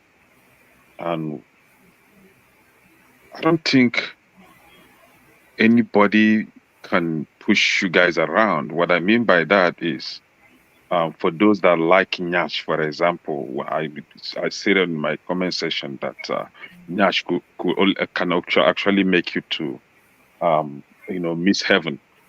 Some like Nyash, you might go outside and look at Nyash. That doesn't really necessarily mean that you are following the Nyash. You still remember back home that you have your lovely wife waiting for you. So you have that connection already. So you always go back. If in a statement stated that bola na bola, whether it big or small, bola na bola. But I think some women prefer big bola, not just having big bola, but when you have that big bola, do you know how to use it? So these are the things you have to explore, with your partner, try so many things, and know where that angle that, when you hit it and she will get it. I think I will be quoting whatever I'm saying here. So these are the things that you have to explore with your partner in order not to let a third party come in between you, right? I don't think it necessarily require you to go out there like Kija was saying, try all those swing stuff and nonsense. See, I don't want to call it nonsense, but I know I don't think I will leave another man to touch my wife. However, while growing up, yes, while growing up as a young guy, when I came to this country, though back in Nigeria, I've had correct sex, and that was when before then I was seeing Nigerian girls, not seeing Nigerian girls. I was, you know, in Igbo they say if onye na amaro kalenya, when you are limited with knowledge, you think you know it until you get encounter with the superior knowledge. So during my youth service, I had the most, exciting sex of my life. I was like, so really, so this sex is actually sweet like this. And then I came to United States. My first girlfriend being a Nigerian, uh, because I wasn't open to her, and I think that in turn made her not to be open to me as well. But the day I tried Akata, ha, I was like, no, no, no, I think this Nigerian one need to go. I started having that thought, but because of the kind of person she is, I had to be open to her, and then I was given the surprise of my life, and life goes on. So what I mean by that is, you as a man, you don't wait for her to be open to you. You be the one. You are the hunter, right? Try to let her know that you are ready to explore some things, and you'll be surprised that she's down too. She's ready to go that miles with you. Our men, I would say that we have a problem. Sometimes I say Namumu the warriors. Namumu the warriors in the sense that you have a woman full package in the house. I don't know if you are shy to explore with her, or because of your archaic way of reasoning, or because of your culture or upbringing. I don't even know what the problem is, but you don't want to explore with her, but you are ready to go out there and explore with strangers. At the end of the day, you might contact STIs, come and transfer to her, and then you ruin your life. So why not try those things with your partner, the one you have at home first? And no, a woman, please, I will beg you guys. If your husband or your partner is trying to explore these things, please do not deny him. Because if you deny him, what you are inviting is another woman giving it to him, because he will go and he may go out there to try it. So you have to, as a wife, fulfilling your responsibility as a wife, if you truly know what the Bible says about being a wife. So you have to explore those things with him. Don't mind some pastors or some prophet that call themselves some prophets say you don't have to do this with your husband, you don't have to do that, or nonsense, talking rubbish. That will not take you to hellfire. Neither will it take you to heaven. God has no business with your marriage. Enjoy your life while you're still alive, such that when you are dying, you will die a happy man or a happy woman. You know, I don't know how this might like. I don't know. Somebody was talking about when you want to get married to your friend. I think most of us here on this platform we are married, but if you're on that class of the people that haven't gotten married, yes, I think that is applicable to you. But if you are married already, you can actually begin to develop that friendship with your partner. If your wife isn't your friend, you can actually befriend her and you become friends. If your husband is not your friend, likewise, you can actually befriend him and you become friends and begin to explore yourselves. Do not be in a haste to go explore out there because you are inviting destruction in your marriage. You can try it with her. Please, the man, do not let her step out there because if all these Akata boys handle her or all these white guys handle her, you are losing your wife. Oh. Likewise, you, the woman, do not allow him to go out there because if all these Oyibo girls or Akata girls handle him, sorry will be your name. You know, personally, I like it black. And what I mean black is African. And I prefer it Nigerian, you know. But I've tried other ones from other countries, like especially Cameroon. Oh God. See, um, some women are very down, like they are very open to enjoy sex. And I think Can I try to round up so that we can Yes, go to the next Cameroonian one? are very open to enjoy it. And I've also encountered Nigerian women that are very open to enjoy it. So please try to be open to your wife, explore those things with her, and also the wives explore with your husband. That will help strengthen the marriage or strengthen the relationship or whatever you have in between. Instead of running around contacting STIs and spreading it around you. Thank you. Thank you so much. Forefather, do you want to comment or do you want me to start the next one? There's another there's another thing I wanted to touch on. To Niger. Is he there? To Niger, is there anything you have to say regarding this topic? Thank I would you. like to. Thank you for having me, Adama. Can you hear me? Yes, I can hear you. And I hold on to Niger. Before you start, I wanted to start another topic so we can pick it up from your side, go all the way down, and we'll call it a So, night. This is a different one, but you can include the infidelity in it if you want to. Do you want me to tell you what the next word is? yeah, you can go ahead and do that. Okay, now we are going to talk about betrayal because we've talked about infidelities and lie. And the betrayal part, what I want us to touch on that is what is like, have you ever been betrayed? And the angle I wanted us to talk about is family betrayal, friends betrayal, siblings betrayal. What I mean by that is a lot of us have had unknown people who send money home for them to do a project for them, and at the end of the day, that project never gets done or was never completed. Or you get to tell a story, tell us what betrayal means to you, and if you've experienced it, without going into much details, and tell us what that did to you and what was how you handled it and things like that. Thank you. Yeah, thank you for having me. Greetings to everyone on the panel, to the chat, and the viewers.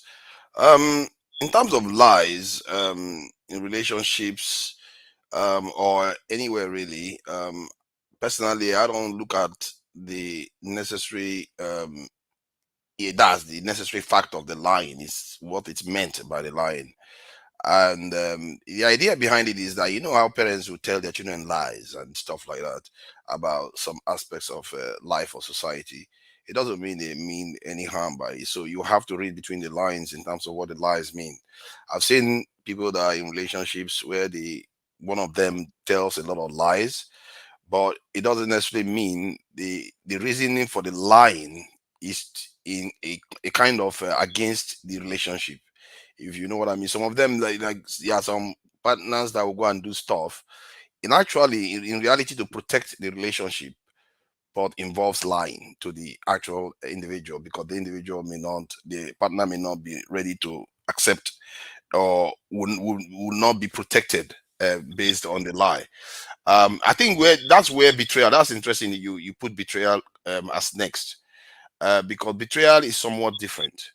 Betrayal includes lying and all the rest. It includes what is expected of the other party, isn't it? Um, the way I look at it is that for to be betrayed, you have to truly trust the person beyond just words. They betray the spirit of the kind of relationship you've had with them. Just because they lied doesn't mean they betrayed you. It might be to actually make you stronger or support you somehow. So that is where that's the one I know it can be quite bad, can be negative to an individual, and it's subjective too, because sometimes somebody can tell a lie that comes across as betrayal, but when in reality, to them, they were not looking at doing that. I think I've experienced that. I think it would be crazy for me to think that I've not had that feeling that that person shouldn't have done this, even if they thought they were trying to, they were not seeing it from my point of view. I've had, multiple experiences of that, but I've not necessarily looked at it as a deal breaker. I look at things on an individual basis and on a kind of moment to moment basis. Because if you start taking grudges too far, like if somebody does something wrong, then you probably have a long line of people that you truly um, want to avoid. I look at it from the point of view that if I feel like you are not going to be nice to me, I will just avoid you. Just simple. And if I will avoid you because I know you are going to find a way to start trouble with me, and I don't want trouble. I'm trying to avoid unnecessary trouble. I will go for the kind of trouble that actually is beneficial. So that is the way I look at it. So I don't necessarily go every day feeling that people are betraying me, but sometimes I do have it where you put you put trust in somebody, and when they betray you, you ask yourself whether it's your fault that you put too much trust in them. And sometimes it can be your fault actually, because what giving the impression that you should put that much trust in them in the first place. And and then when they betray you, you're like, oh, why you then suddenly they are the bad guys. You created the environment that made them the bad person. So sometimes, No, but Tunaja, can I ask you something? How did you create the environment if you trusted this person enough? Let's say, for instance, I share the personal information with you, and that information was meant to stay between me and you. Then, whenever we have an argument, I'm giving you a hypothetical example. Whenever we have an argument, you use that information I shared with you to cuss, like kind of, you throw it at my face. But when you throw it at my face, you tell me you're giving me an advice. yeah. Yeah, I can see how that. See, that's the thing. You have to also start from your own aspect of the responsibility. In terms of why did you choose to confide in that person? Has the person given you reason to feel, yeah, to gain your confidence? And Yes, they do. They do. They gained my confidence. They were real. I feel I could trust them with anything. But mm, it took that betrayal to happen for me to realize that I really didn't know this person, because whenever we have an argument, that person uses that information I gave to them. He now mm, uses it against me, and ah, yes, and he but tells me he's advising me. okay, that's interesting. Because if the person is using that information, that's, I wouldn't say against you. Maybe they are pulling the information out and saying, you know what, this information you gave me indicates that what you are thinking now may be faulty. So is it not worth checking? Okay, because if you just feel a kind of reflect or reactive, you have a response that said, oh, how dare you use this information that you gave me? It's like somebody telling me that, you know what, sometimes I feel like I want to go and shoplift, and then later on an event occurs that involves something getting lost in a shop. Then I will bring it up to them and say, but I know you told me once that you, you want to shoplift. I hope it didn't happen here. It's not a betrayal, it's like trying to shed light. It's relevant to the issue that is occurring. But if they just bring it out just to knock you down, and I can't picture the case now, but I think I've felt that before, where somebody brings stuff up just to knock you down, just because you gave them that information. That's where I feel that's a kind of betrayal, because they are using the confidence you shared with them to knock you down unfairly too. Yes, yes, You see that? yes, yes. So, and that is betrayal, because they are using it, and that's true betrayal, because they're misusing the information you give to them. You see what I mean? So I agree with you on that one, that that is not a good thing, and you feel betrayal. And it's very, very important that we learn how to cultivate loyalty. Sometimes to be loyal to people, people don't understand that it's a choice. It's a choice that you use to create character for yourself. Because if you start coming across as somebody that when you say something, you mean it and you don't shake from it, it's a currency on its own. And we don't seem to value a lot of that, because sometimes some people don't have a penny, but when they give you their word is everything. You will know, okay, that's that person. He said their piece, and you will trust the person no matter what, and they won't break it, because it's a form of currency. And we don't seem to have that culture of building those type of integrity, people with integrity, that when they say a word, and there are women that do that too, like in their cultures, where a woman will say something, if instead of her to back down from what she said, she would rather die. There are cultures like that. And I think there's benefits to us being having a level of integrity, because it affects everything else we do, isn't it? In terms of why we are corrupt, why can't trust a politician, and even in your own family members, you can't even trust them. They'll backstab you left and right. And I think you see that a lot in our culture. Now it's a big problem, actually, because you see people from the UK or from America, they complain that they send so much money home, and their own family member, their parents turn on them. And so that is a thing that I think is not healthy for society. And we probably need to start running in that. Betrayal aspect is very painful. And when you actually experience it, I have experienced it myself.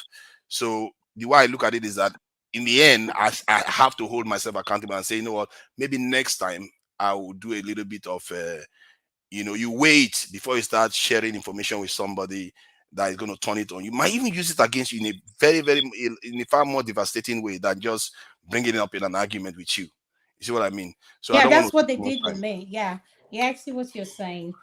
Yeah, Yeah. I agree with everything you said. What you said is we don't realize how um how betrayal makes you feel, like you lose your trust. I don't know how to describe it, but have you finished? Let's go to Pastor. His next. Thank you very much. Yeah, it makes you. And let me just finish with this on 30 seconds. Mm-hmm. The way it affects you, it goes on to even affect other people, because now you are more guarded too. Before, Mm-hmm. so you I don't am share so guarded anymore. that I can't trust anybody. Then I Exactly. I have this word around me. Like, Yeah.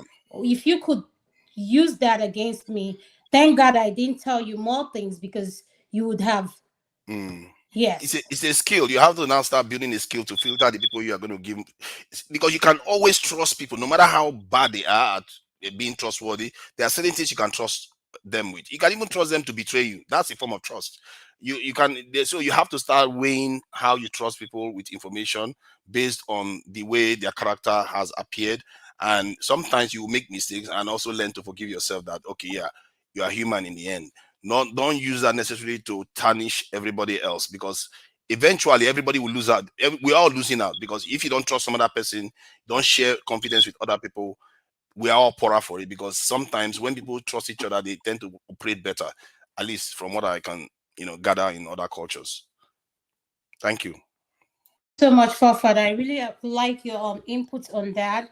I'm going to go to Mr. Okeja. You are next. We're trying to call. This is your final, the final submission, and it's going to be on betrayal. And I have a question for you.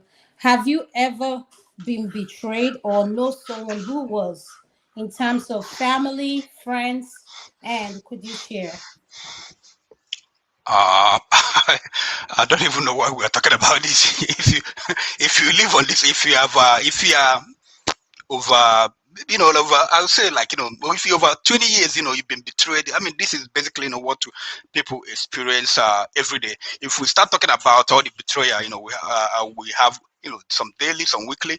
I don't think, I mean, just like Bible said, there's no book on earth that will contain it.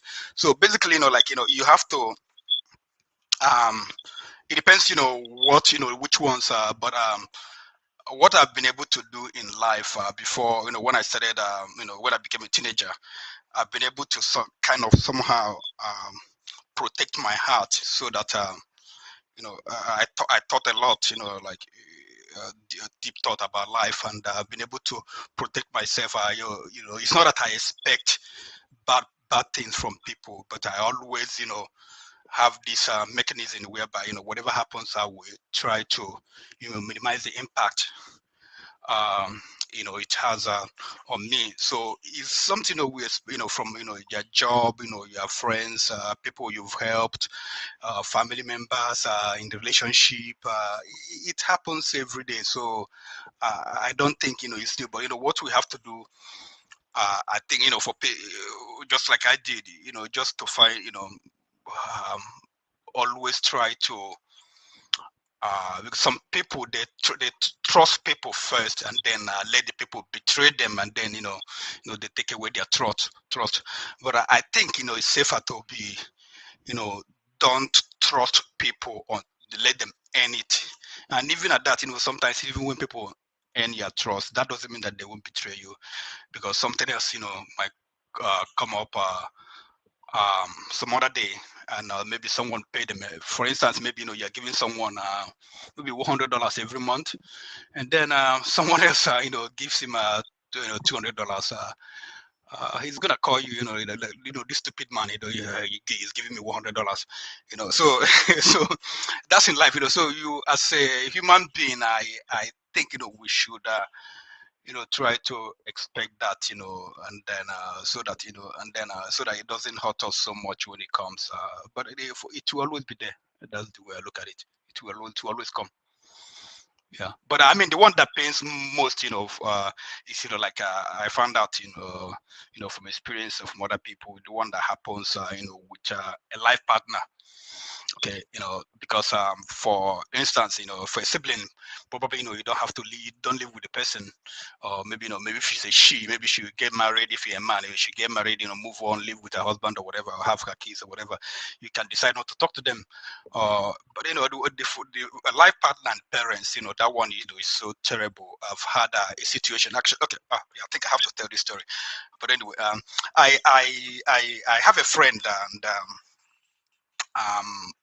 a childhood friend that we grew up. I used to like visit their place. Like I used to hang out. He used to come to my house. I would come to his house. We like our parents knew each other and all those, even though we lived far apart. But we went to the same church. So there was a day his mother died. Actually, his mother died, and he got married. And we still maintain relationship and stuff. And even though you're close, me and the wife, we're close. So his mother died, and he said he wasn't. No, my the wife called me one day out of the blue, because my wife, knew he listened to me. So the wife called me, he said he's not going to. He said that I'm not going to his mother's burial, that he is not going. I couldn't believe it, because I know the mom, I know the mom, like, this person, I would go to their, he's not at the house, I would go to the house, and they give me food and everything, hang out with the sisters, they're the parents. So I like, like you can't, I was like, I come to your house. Is he home? She said, yeah. So I went to his house. I was angry, was screaming at him, like, what, gonna do this, gonna do this. It was like, just, to calm down. And I was like, okay, calm down. Okay. What, he said, okay, let's talk. We went over and he started talking to me. And after like, with 2 hours, we're talking. I was like, God, I don't know, because I started to see a lot of things, that, like I used to, like see in him, because when I grew up, went to university, I started learning about psychology and, like things, it does to people. So I started observing something. So maybe these things, they've been disturbing him all his life. And, I was seeing all these things. So, but, eventually what I said to him, I don't blame you if you don't want to go to your mother's burial. I said, I'm not going to blame you. But if you want to go, you can go. But I will encourage you to go. But if you don't want to go, I will understand. So, the betrayal, he suffered from the mom, and then from what, like it disturbed him for over many years. He made he got into his relationship unstable, in marriage and friendship. And but because he was my shadow friend, I knew how to handle him, but he was having problem with people, just because of the betrayal he saw, that the mother gave, to him and to his family. And so yeah, it has a serious impact on people if you don't know how to handle it. So I hope, like we have to find a way to let these things, with what other people, what they've done, to affect us. And because some people, for him, it led him, that he was in the relationship, he was not trusted in the relationship, and like romantic relationship, he was having problems because of what he experienced, what he felt, his mother did, to his father and to him. So yeah, Thank you. yeah, Yeah. yeah. Thank you so much. Who is next to Okija? I can't see. Is it Amen? Amen, are you next to Okija? Um, Electricity. I can't see the names, so I don't know who I'm talking. Yeah, is it Amen? Oh, Mazi Prince. Sorry about that, Mazi Prince. You're next. We are our final submission on betrayal. Oh, Mazi Prince. Sorry Uh, about that, Mazi Prince. well, Yeah. when it comes to betrayal, I would say two kinds. The two kinds in the sense that I got betrayed. That was, I think, early in life. I mean, that was when I was freshly out of high school. You know, um, there was this particular girl who the the the brothers' wives trusted me. I don't know, for some reason they just linked us together, and pretty much I was looking at it as kind of like taking things in a very, very slow, uh, slow method, or slow, way. And later on, I got betrayed because I didn't know that even at that time that she was wanting us to do, go too far, do some stuff. But I wasn't into that. I was kind of like respecting the fact that, you know, that we got introduced by the brothers' wives. Later on, I found out that she started dating a guy who she actually said that they had nothing. But I found out later on that, that they were dating. Um, I felt so bad because the day I found out was the day I was gonna introduce her to to a big sister of mine. That I found out that she was actually dating the guy, because it was kind of like, in Catholic Church they have this stuff that they call bazaar. You know, so her attention was divided in between me and the guy, and it's kind of like at some point I couldn't take it anymore. I just had to leave. I felt bad, but I kind of sucked it up, and I moved on. Only for me to find out later on that the same guy she cheated on me with, or she betrayed me with, caught her with some other guy, and it wasn't pretty because she was beating black and blue. You know, was I happy that she was beaten? No, I wasn't happy. But at the same time, it's kind of like a karma. It's a way karma takes care of things. I'll leave it at that. Thank you. Oh, Another go ahead. betrayal is by a family member who we entrusted to help us with a building project. This guy, with all the trust and everything, ended up embezzling about 40 million. And today, it's all about, people all in the family, all about, oh, it's a family thing, please. You forget about it. Let it go. Is he better today? He's not. But it's kind of like, you know, how would I put it? It's kind of like put a tint on my relationship with him. I don't even want to talk to him, and I don't want to see him. That's all I can say for now. Thank you. Thank you so much. Yeah, sorry, Adama. There's one, he said something of people are saying forgive. That's one of the things in our culture. African black people, we tend to forgive easily. Forgive, and things keep happening to us. I hope one day we'll talk about forgiveness, but because No, when you're yeah, saying forgive, are you saying when they use the word ozole zole half upon? one on one, no family member, all this. We tend to do Yes, that a lot, I agree. yeah.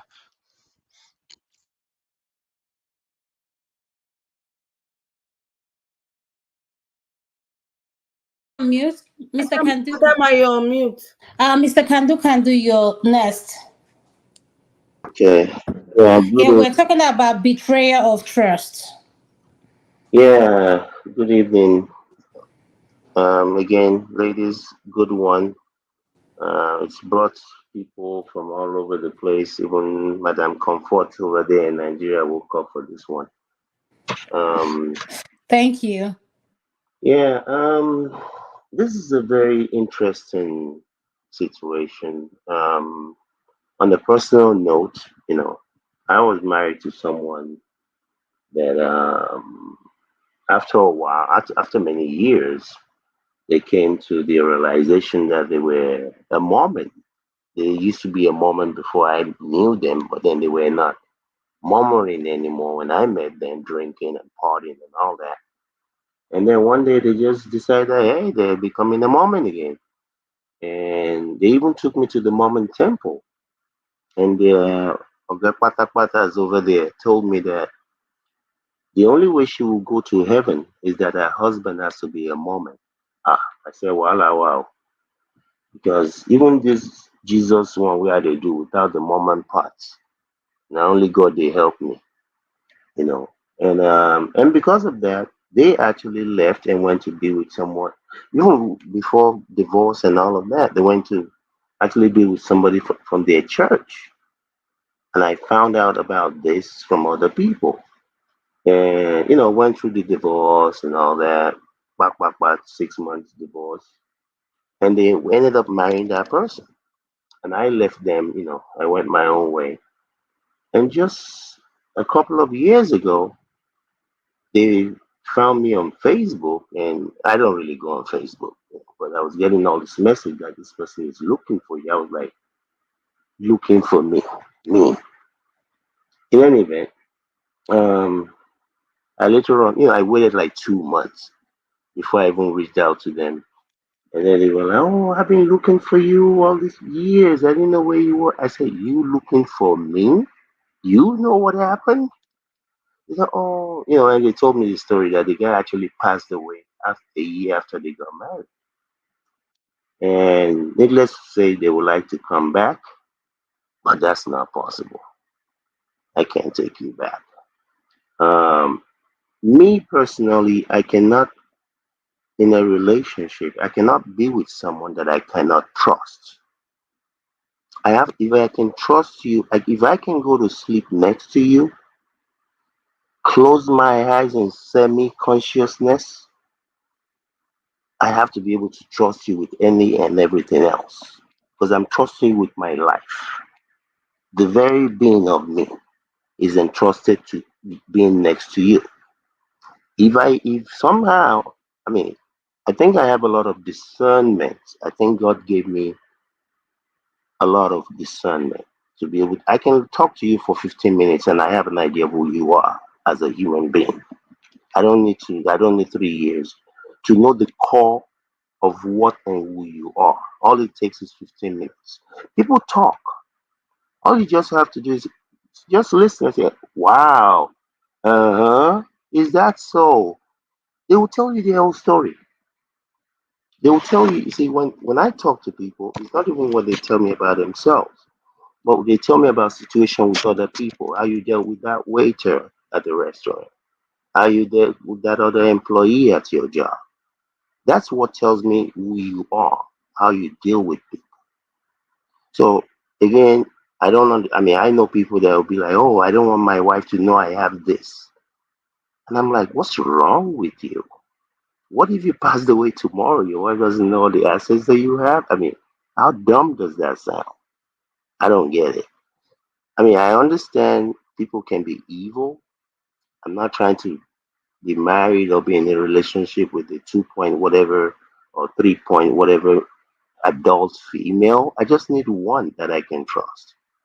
And if you kill me, just make sure you don't ever die. Because you're only here for a short time. Even if you live to be 130 years old, you're going to go eventually. So I cannot have a relationship. Even people that I deal with, I have to be able to trust you. If I can't trust you, I can't deal with you. It's a waste of my time and energy. So, like I said, on a personal note, I've had the personal betrayal before, and I've betrayed people when I was dating. Say I wasn't, they're the only one I'm dating while I was seeing other people. So it's not a one-way thing, but especially in a marriage, in a relationship, if I can trust you, I trust you with my very life when I lay down next to you and go to sleep. So what is stuff?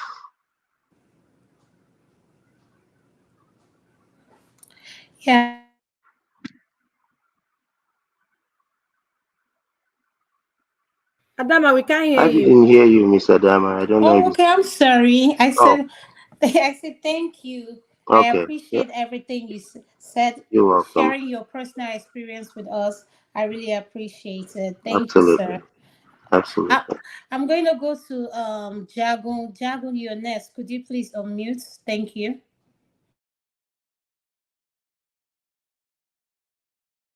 Jagun. Hello, I'm here. Okay, I say you're next. You can go ahead. We're talking Thank about you. yeah, betrayal. Yes, Betrayal of trust. a deep subject. I'm not sure how it links to the other, but I have heard certain comments that, again, I'm not quite sure about. Um, Betrayal is a deep thing, horrible thing, and sometimes, when we speak about these subjects, we have to ask ourselves if we have done that betrayal. Again, it's very easy to feel betrayed and to again point the finger, but we have to really put ourselves in a position. Have you done that? I don't think anyone really likes the position of pointing at themselves. Everyone likes pointing at everybody else. And, I do it.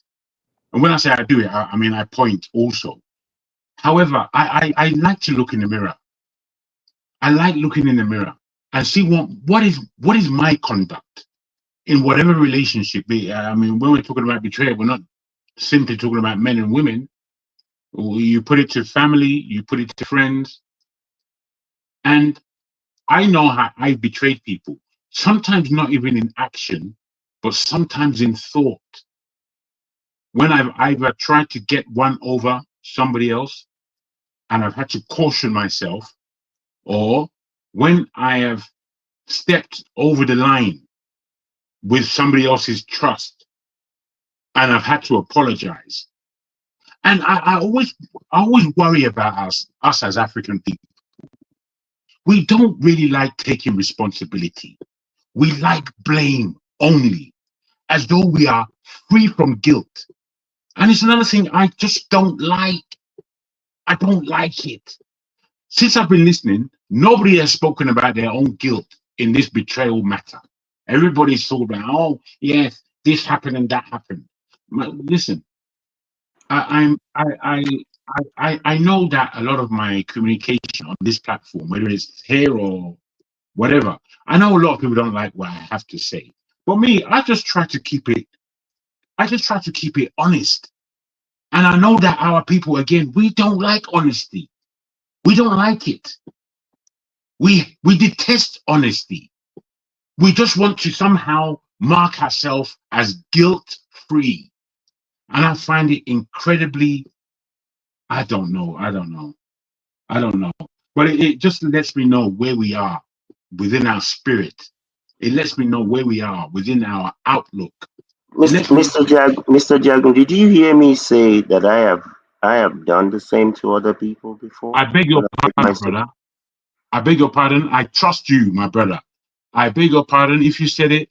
I was upstairs doing some washing. I do beg your pardon. I heard the first 3 submissions, and I know someone like you. You are a balanced individual, and I'm not saying that anybody else isn't. I know the kind of submission that you can make, so I don't even have to hear it. I know that if you have spoken before, which I didn't hear at all, I'm sure you would have been honest. All I'm saying is that this thing called betrayal, this thing called what did we speak about before, when we go outside of our relationship, this thing called sexual language imbalance. I don't believe that we take enough responsibility upon ourselves, which is why we find ourselves in horror with our partner or whatever. I don't believe in being dishonest. And when I am dishonest, I feel emotional and spiritual regret. And with that, I need to come to a balance by where I open up. Now, the betrayals that have happened to me, I've brought somebody into a company that I organized, that I funded, that I had all the contacts, and I gave him a great percentage of the company. When he saw all what I was doing was real, he now wanted a 50-50% split. I saw that as a deep betrayal. Deep. During this COVID period, we had different points of view as to what this all meant. And again, because I'm a man that does research and I look into things, I don't just take things off the cuff.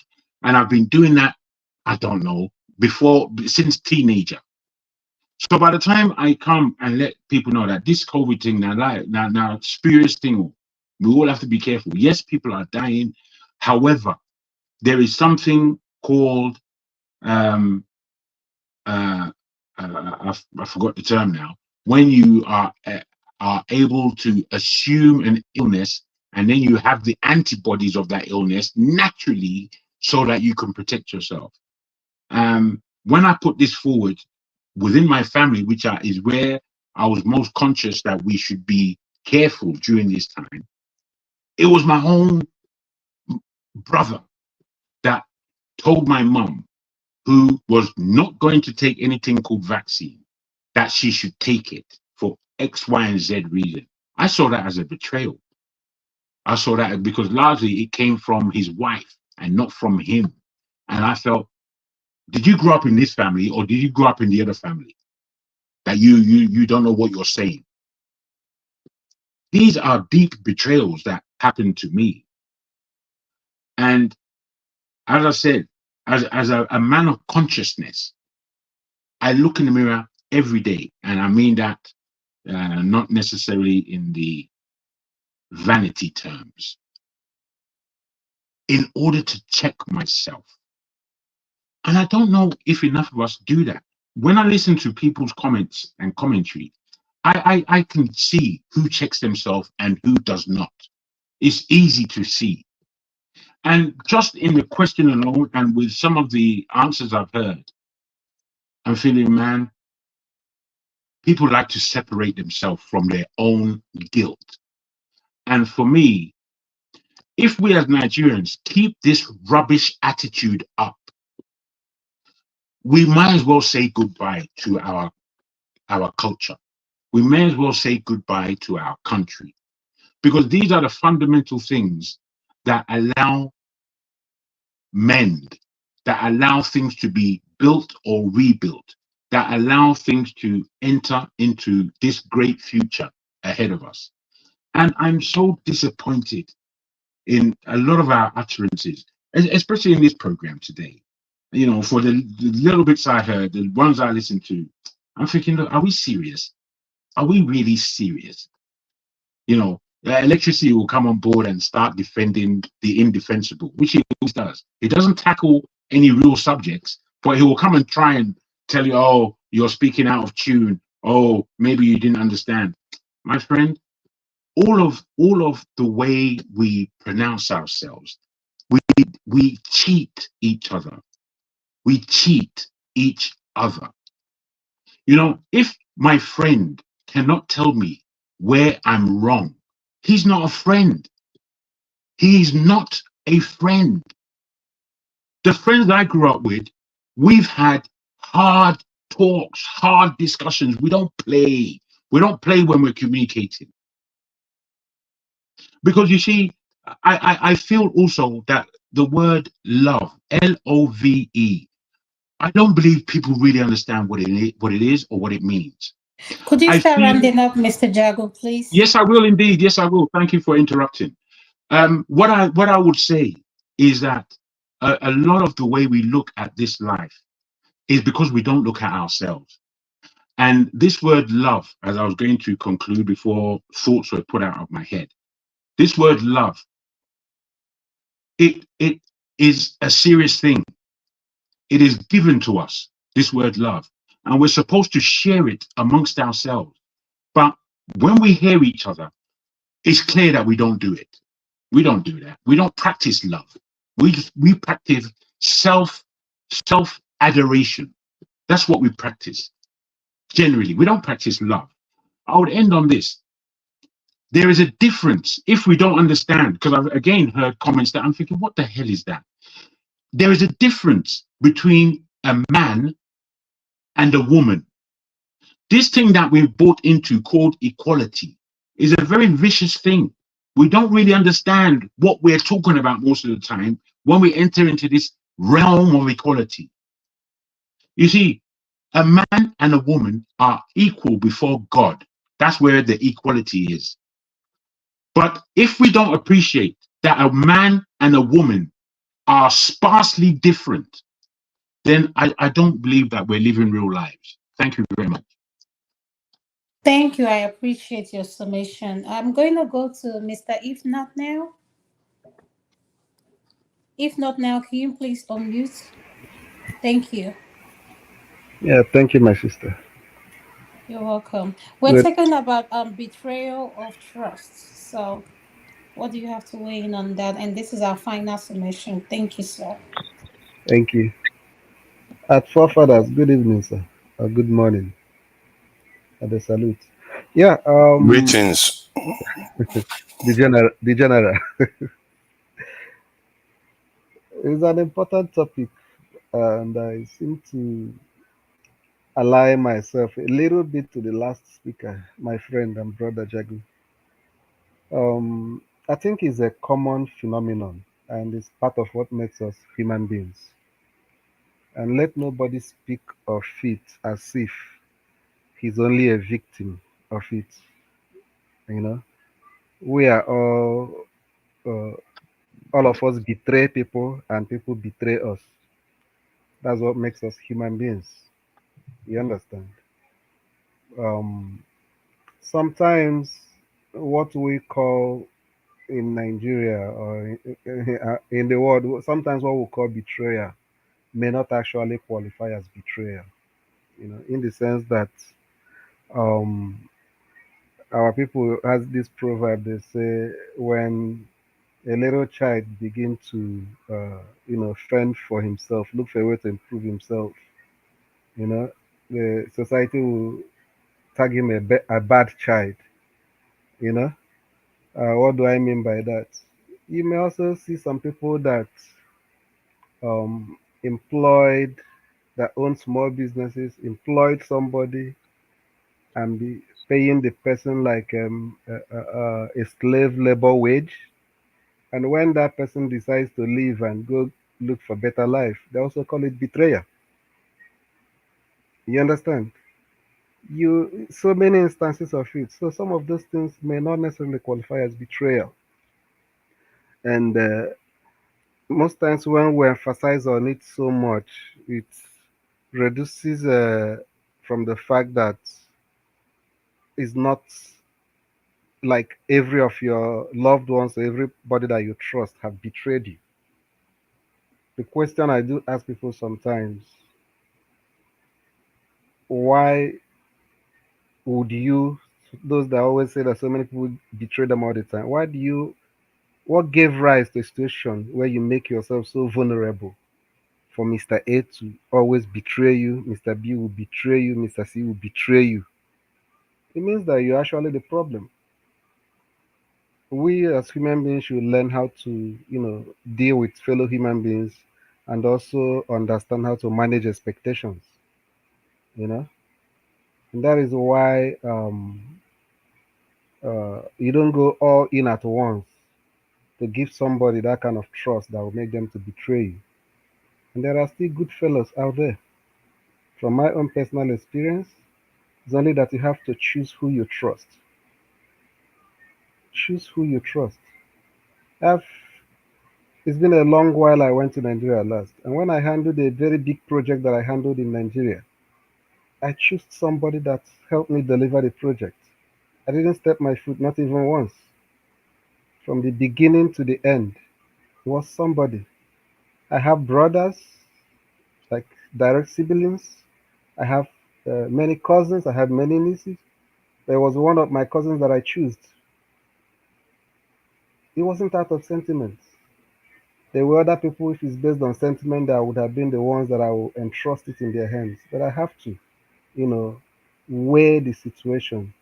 You have to be reasonable and logical in people you hand over trust to. And lastly, people should also always have a plan B of recovery. How do you recover when people have betrayed you? You know, expect that that betrayal may come and always have a contingency plan on how to fall back and what to fall back to. You know, again, um, I think we should also understand that there should always be room for forgiveness, even after those betrayals. You know, so that is the last note I want to stop on. Thank you so much, sir. I really appreciate you. Can you please unmute your nest? Final submission. About betrayal, I'm one that believe that you don't necessarily have to be out there looking for who has betrayed you or who has wronged you one way or the other. I believe that you should first and foremost trust in yourself, be honest to yourself, and um, like reevaluate yourself. Am I a betray? Like ask yourself some questions. If you are one that can betray the other, so if you find yourself not on any of these table, honestly, I don't think you have to be looking for whom to, who betrayed you or who doesn't. Just learn how to manage people. Just learn how to um uh just like the last speaker said, learn how to live with people. Uh, just staying out from, staying away from uh that position of being betrayed. Learn how to do that. Learn how to control people. I think you'll be happy with yourself. Not necessarily every day this person betray you or this person doesn't betray you. Uh, you may be at the end of the day be sounding like you are really the betrayer yourself. So honestly, in life, one way or the other, you've wronged someone, and you've wronged. So you just learn how to be in charge of your life. Do not allow anybody to rent a room inside your head or your heart and then begin to put you into that emotional um, situation. Don't allow anybody to put you in that position. Just be in charge of your life. To me, personally, moving forward, nobody betrays me. I don't betray anybody. Your life, I know that you're this kind of person. You're out of my side. I won't even give you the chance to betray me in the first place. This is my position on this. Thank you so much, Ekene. I'm going to speak, then I'll allow Tope, then we'll close. Electricity will take it over. I appreciate you all inputs on this and on this segment. Thank you guys for coming. My final submission is going to be: let's learn to be human first, and let's learn to have empathy for one another, and be kind to people. You don't know what they're going through. Be kind to people. We need to watch how we talk to people. Whoever you come in contact with, please try to put a smile on their face. And let's learn to be human first. Thank you. I appreciate you, God. Tope, you're next. I want to use this time to thank every single person for staying awake to join us in this conversation today.